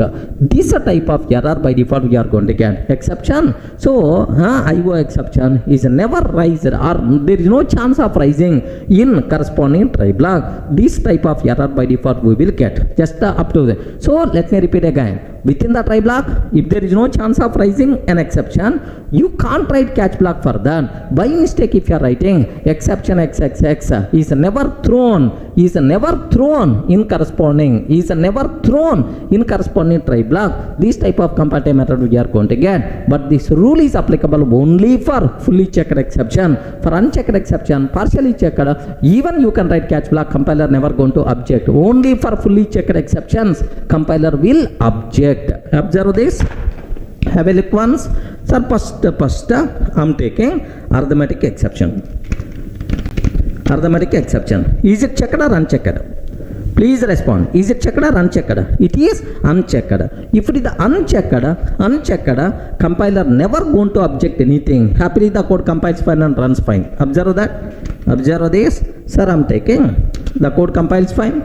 The code compiles fine. If I run this code also, Java test hello will be printed, sir. Valid. I'm not seeing any problem. Instead of arithmetic exception, simply exception I'm taking. Exception. Can you please confirm, is it valid or invalid? Perfectly this is valid because it's the partially checked. Partially checked. Okay. Now observe. Hello. Valid, sir. Valid. It is instead of exception, IO exception, but which is there inside java.io package. Whenever we are using fully qualified name, import statement is not required. Anyway, sir, IO exception. Now observe that. The problem here, exception, IO exception is never thrown in body of corresponding try statement. Exception, IO exception is never thrown in body of corresponding try statement. This is the error we are going to get. Are you getting right? Sir, instead of IO, I'm taking interrupted exception. Instead of IO, I'm taking interrupted exception. If I can take interrupted exception, have you observed? Exception, interrupted exception is never thrown in body of corresponding try statement. Okay, is the problem. Exception, interrupted exception is never thrown in body of corresponding try statement. Okay, that's all. Next, instead of interrupted exception, now I'm taking simple error, sir. No issue at all. Catch block for error applicable. The code compiles fine. What the answer we are going to get? Simple hello is the answer. So the important conclusion what you people should be aware. So within the try block, if there is no chance of raising an exception, we can't write catch block for that exception. By mistake, if we are writing immediately error unreported exception, what is that error? Exception XXX is never thrown in body of corresponding try block. This is the comparative error we will get. But this rule is applicable only for what? Fully checked exceptions. Clear, right? These are 4 important cases related to throws statement. Clear?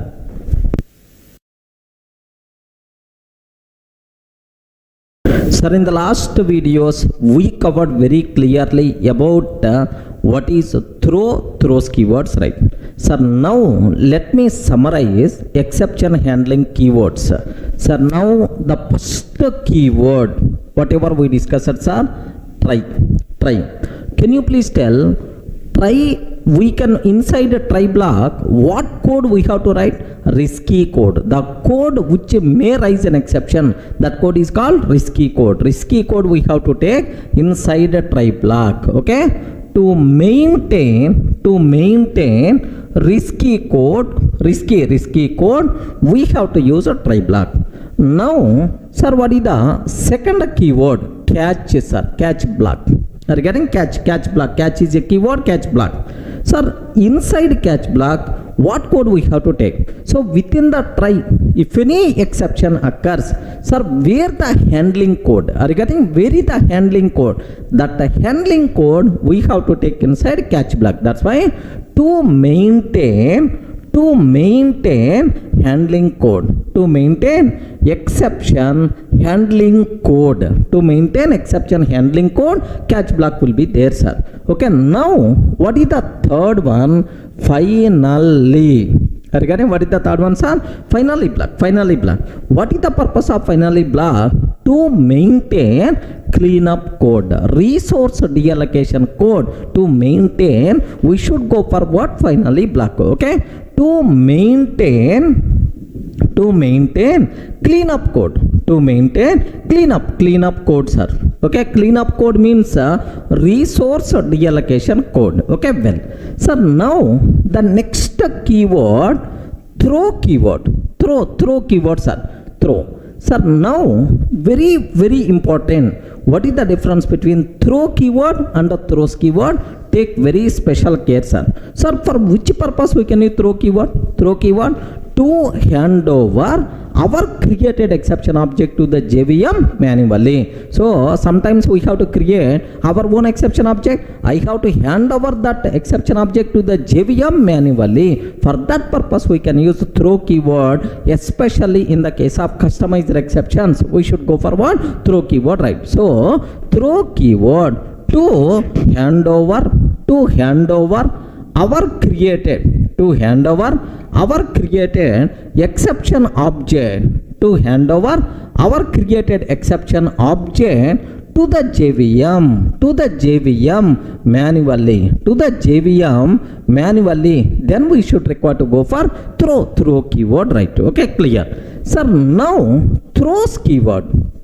Throws keyword. Do you know what is the difference between throw and throws? Don't tell SE the difference. Are you getting? Don't tell SE the difference, right? What is the difference between throw and throws? Sir, throws keyword we can use to delegate responsibility of exception handling to the caller in the case of checked exceptions. Have you remember, right? If you are not using throws keyword, then we may get comparative method. That's why throws keyword to delegate. Regarding to delegate responsibility of exception handling, to delegate responsibility of exception handling to the caller. Regarding to delegate responsibility of exception handling to the caller.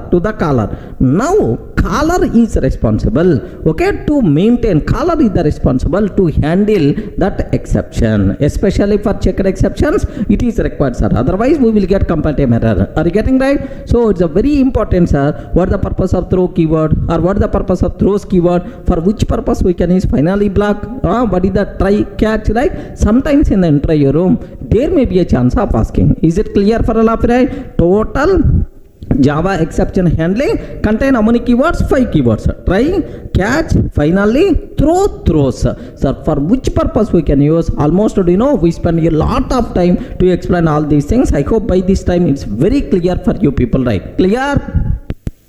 Sir, just observe what are various possible compile time errors are there in exception handling. Sir, it is too much stupidness to list out compile time errors, but still why I am adding this one is every compile time error itself is an important conclusion in our exception handling. That's why let me talk about what are various possible compile time errors in exception handling, right? Sir, first compile time error. Of course, all these things in the last videos we covered very clearly with examples. Just let me list out. So whenever we are writing try block, compulsory either catch block or finally block we have to write.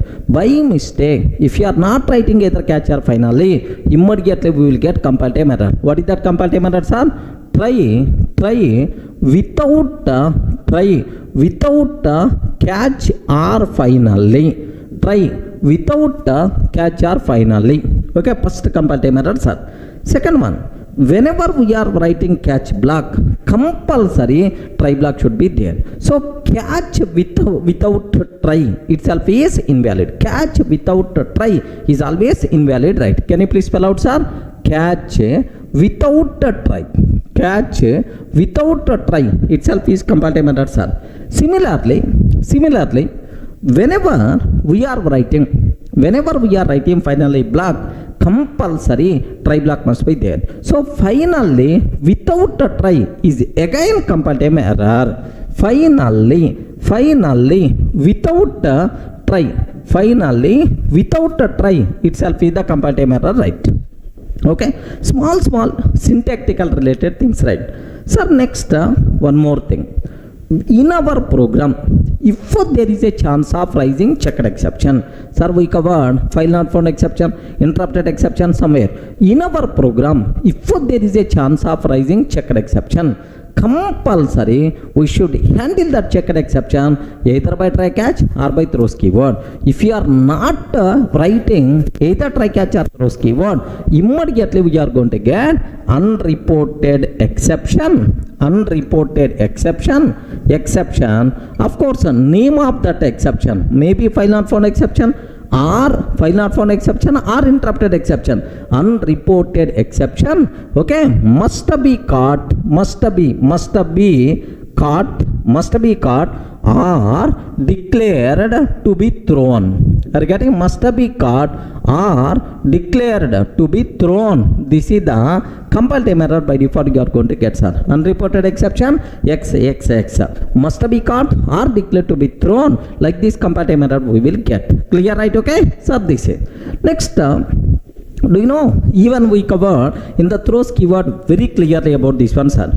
So within the try block, if there is no chance of rising an exception, a particular exception, you can't write a catch block for that exception. Okay, so within the try block, no chance of rising a particular exception. Sir, I'm not performing file IO operations, but still I'm writing catch block for IO exception. Within the try block, if no chance of rising an exception, still we are writing catch block for that exception. Immediately compile time error we are going to get, sir. What is that error? Is exception XXX is never thrown in body of corresponding try statement. Never thrown in body of corresponding try statement. In the last example, last videos, we covered very clear coverage, right? But this rule is applicable only for fully checked exceptions. I hope you people may aware this one. Sir, next, sir, do you know exception? If we are writing try with multiple catch blocks. Order of catch blocks is important or not? Yes. Compulsory we have to take child to parent. Okay. By mistake, if you are taking parent first and then child next, immediately error you are going to get. What is that error, sir? Exception XXX has already been caught. Regarding exception, XXX has already been caught. So in try with the multiple catch blocks, order of catch blocks is very important, sir. So if sir, compulsory it should be from child and then parent. If by mistake parent catch block first and then child catch block next, immediately we are going to get error. Exception XXX has already been caught. This is the error we are going to get, sir.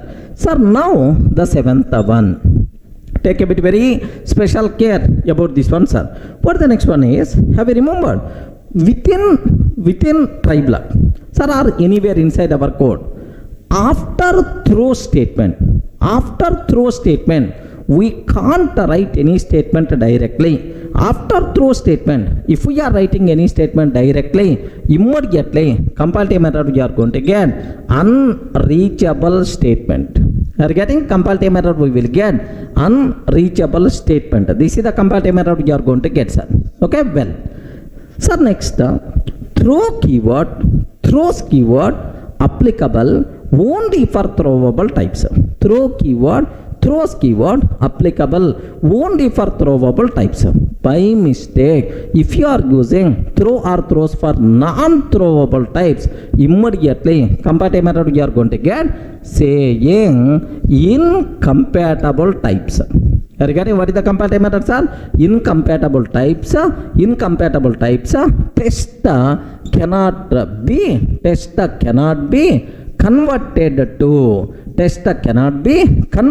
to throwable. This is the compile time error we will get. I I hope everyone in the position to understand, right? All these things not required to keep an example, because the reason is we covered already multiple examples in the last videos. All these just I'm summarizing what are various possible compile-time errors in our exception handling, because every compile-time error itself is an important conclusion. Clear for all of right? So total 8 compile-time errors. Every compile-time error itself is an important conclusion. Clear, right?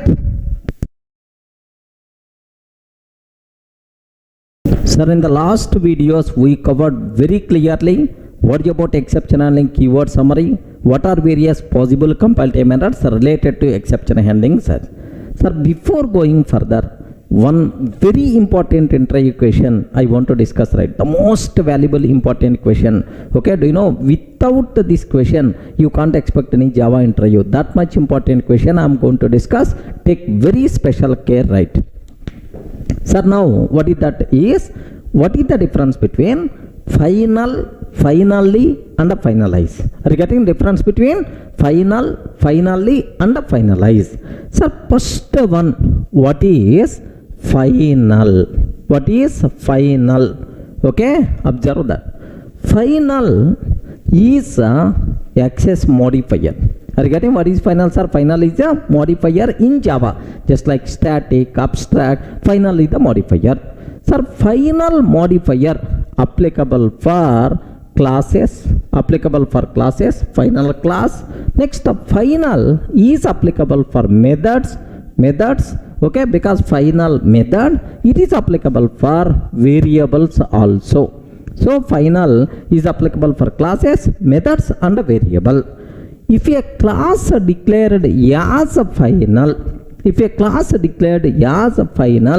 we can't create child class. Inheritance is not possible. We can't extend that class. Sir, this class implementation is the final. No one is allowed to extend this class, this functionality. No one is allowed to extend. So by mistake, if you are trying to create a child class for this final class, immediately compile-time error you are going to get, sir. Remember this one. So what is final class? Final, if a class declared as a final, we can't create child class for that. If we can't extend this class functionality by creating child class, inheritance is not possible.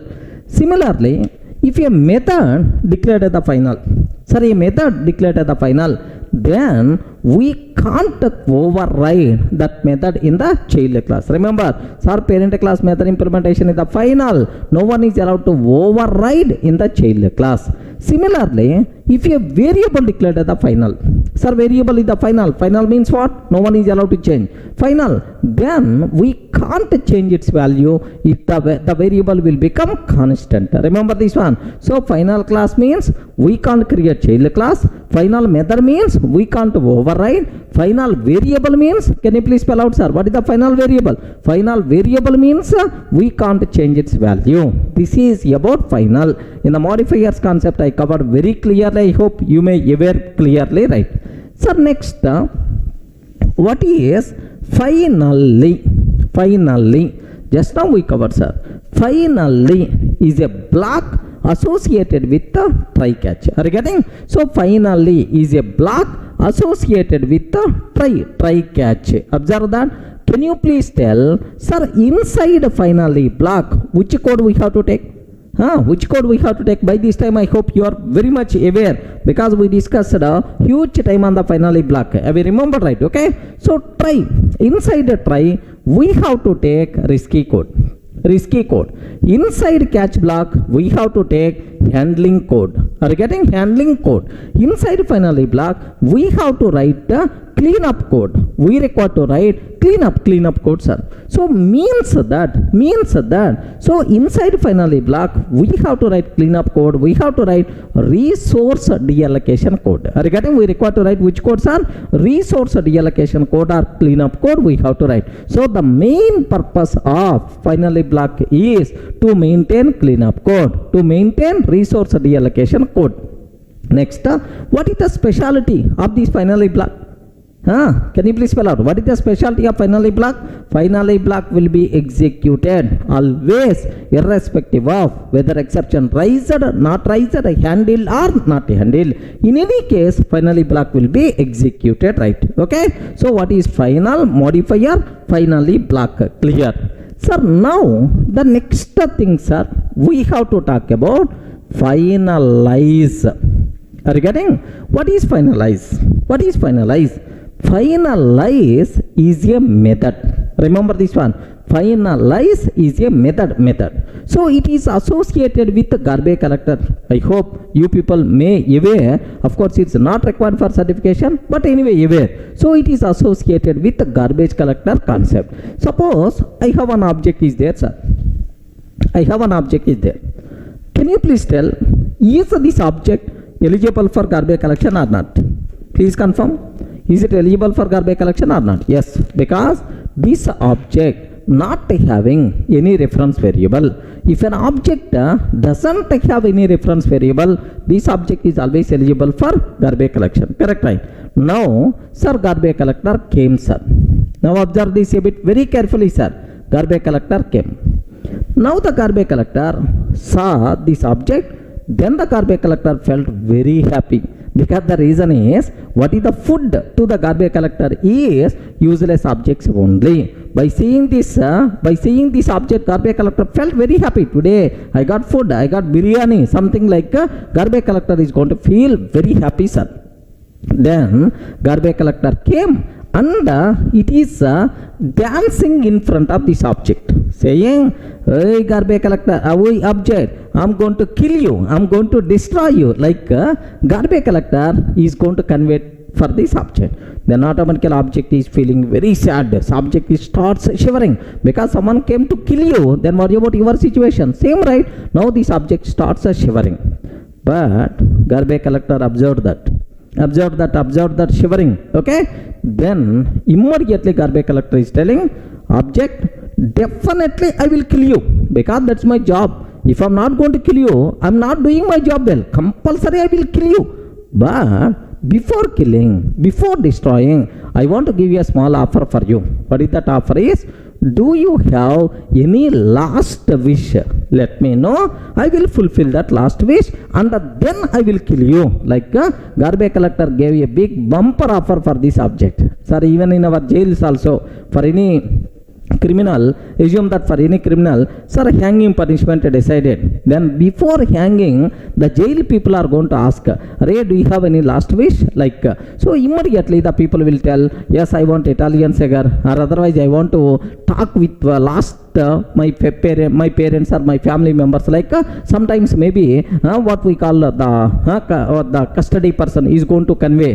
Then the jail people is going to fulfill their requirement and then hanging is going to be happen. Are you getting right? Okay. Same way here also garbage collector is going to give bumper offer for this object. Hey, do you have any last wish? Please let me know, so that I will fulfill that last wish. After that only I will destroy this object. Like a garbage collector is conveyed to the object. Then the object felt a bit happy. Then immediately what the object is going to convey? Array, one network connection associated with me, one database connection associated with me. Are you getting? If you close these resources, then you can destroy me, no problem at all. Like object is going to convey to the garbage collector. Then immediately garbage collector what it will do is, what the garbage collector will do is, so to perform those cleanup activities, garbage collector will call finalize method. Can you spell out what is the method? Finalize method. To perform which activities, right? Cleanup activities. To perform cleanup activities, garbage collector will call finalize method. Sir, once finalize method completed, cleanup activities completed, immediately garbage collector will destroy this object. Are you getting? Immediately garbage collector will destroy this object. Remember this one, sir. So who is calling finalize method? Respond. Who is calling finalize method? Garbage collector is calling finalize method. When garbage collector calls finalize method, just before destroying an object. Sir, for which purpose garbage collector calls finalize method?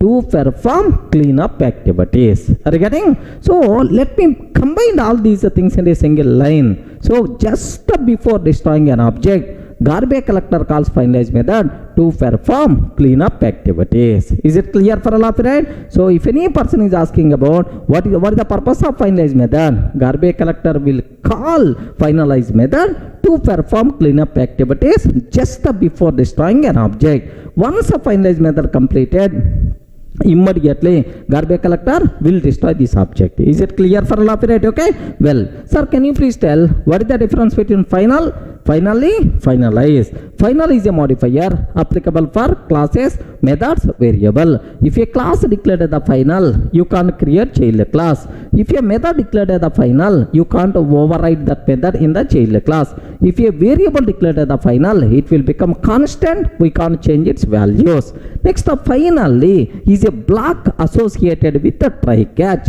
The main purpose of finally block is to maintain cleanup code. To maintain which codes are? Cleanup code. That is the purpose of finally block. Okay. Next, the speciality of finally block is, what is the speciality? Finally block will be executed always, irrespective of whether exception raised, not raised, handled or not handled. In any case, my finally block will be executed always. That's all. What about finalize? Finalize is a method.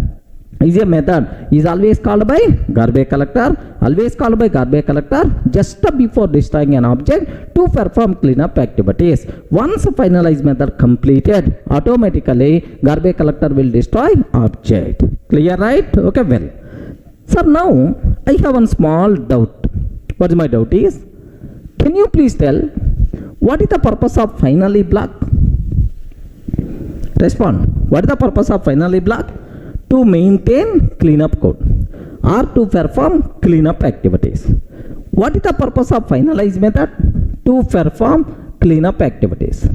To perform cleanup activities. Then what is the difference between finally cleanup, finalize cleanup? Sir, it's a very important, sir. What is the difference between finally cleanup and finalize cleanup? It is a very important point. Sir, observe, do you know both meant for cleanup only? Even similarity is there in the terminology finalize, finally, but concepts are different. But context is the different. Best example, auto driver is there. We have three-wheeler auto driver. The person who is going to drive auto is called auto driver. Next, device driver is there. Sir, device driver is a software which is responsible to run hardware devices. Are you getting right? Hardware device. So the corresponding software driver we have to install. Device driver is the software related word. Auto driver is nothing but human being, which is, sir, both are drivers only. Can I use both are same? No, both are different. Same way, sir, finalize cleanup, both are different, sir. Where is the difference? Very simple, sir. Observe carefully. Here, within the try block, I open some resources. Now, sir, finally, is the responsible to perform cleanup code, to close the resources which are happened at the part of try block. Are you getting? If any resource which is open, like database connection, network connection, at the part of try block, those resources where we have to close, sir, inside finally block. Finally block cleanup code meant for resources open at the part of try block. Remember that, okay? So next, I have object is there. I have an object. No try catch finally. Object is there. So just before destroying an object, if any resources associated with this object, I want to close. If any resources associated with this object, I want to close. To perform such type of cleanup, object related cleanup activities, we require to go for finalize method. Are you getting? So finalize method meant for object related cleanup activities. Next, finally block meant for try try block opened resources cleanup activities. Both are different terminology. Even sir, cleanup is the same. Are you getting the point, right? Okay, that's all. This is the most valuable, very important question for the interview room, sir. What is the difference between final, finally, finalize? If any person is asking this question in the interview room, give left and right to that person. I hope it's a very clear for you people, right?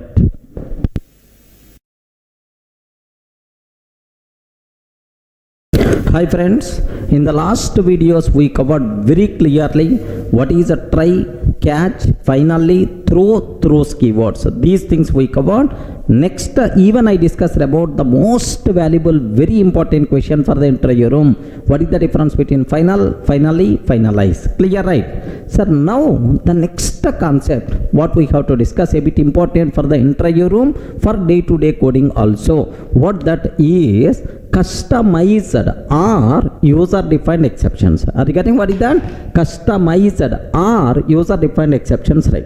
Sir, what is the meaning of customized or user-defined exceptions?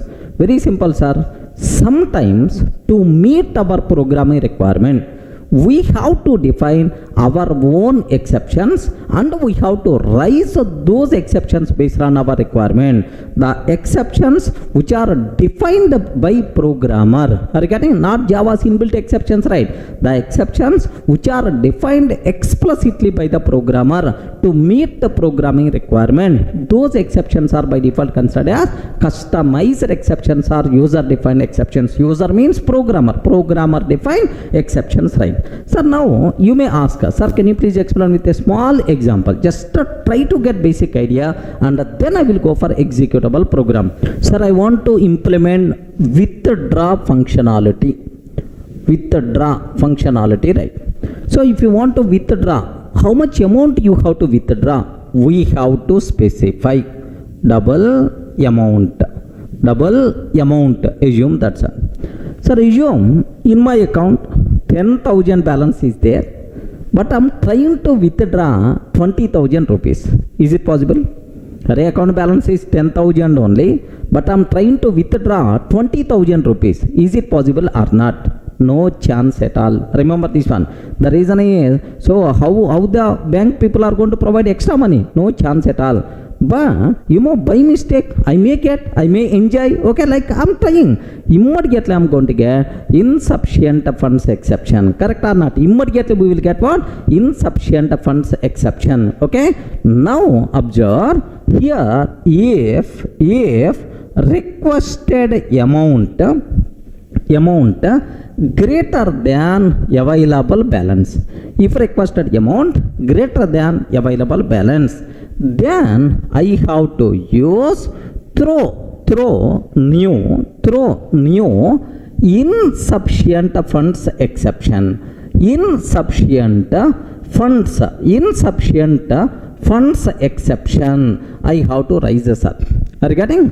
If requested amount greater than balance, throw new insufficient funds exception I have to raise. Do you know? So insufficient funds exception is not a Java's inbuilt exception. Based on my programming requirement, I defined this one. Such type of exception is called, okay, user defined or customized exception. Don't ask in which Java package this exception is there. It is not Java's inbuilt exception. To meet our programming requirement, our created exception is what? Insufficient funds exception, which is nothing but customized exception or user defined exception. Everyone can able to understand, right?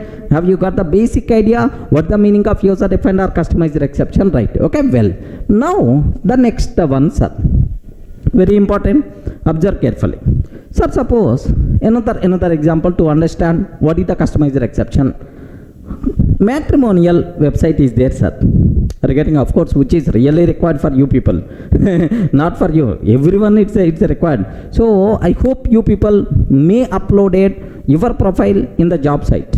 Okay, job seekers especially, Naukri, Monster, Shine, like Times, like have you uploaded your resume in matrimonial sites or not? In job sites anyway you did. Have you uploaded in matrimonial sites or not?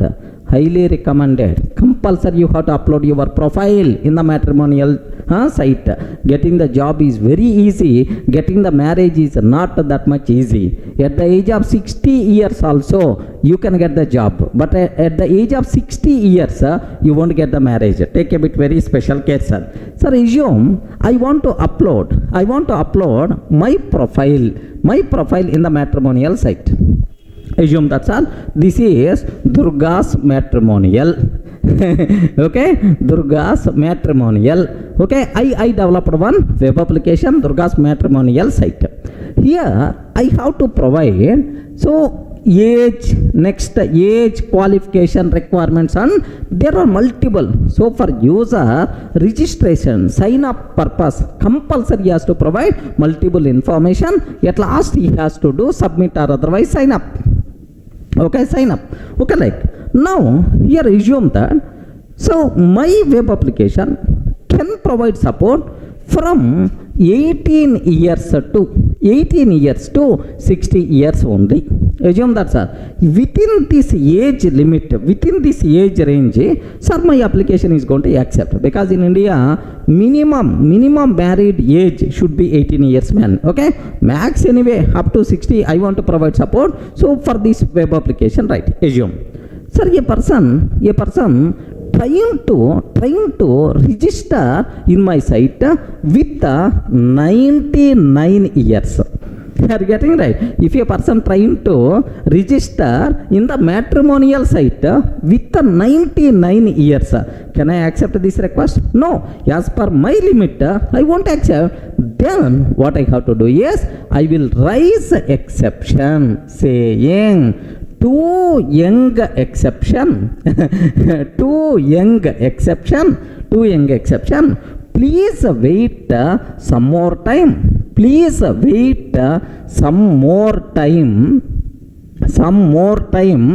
Definitely you will get best match. Definitely you will get best match. Observe that. So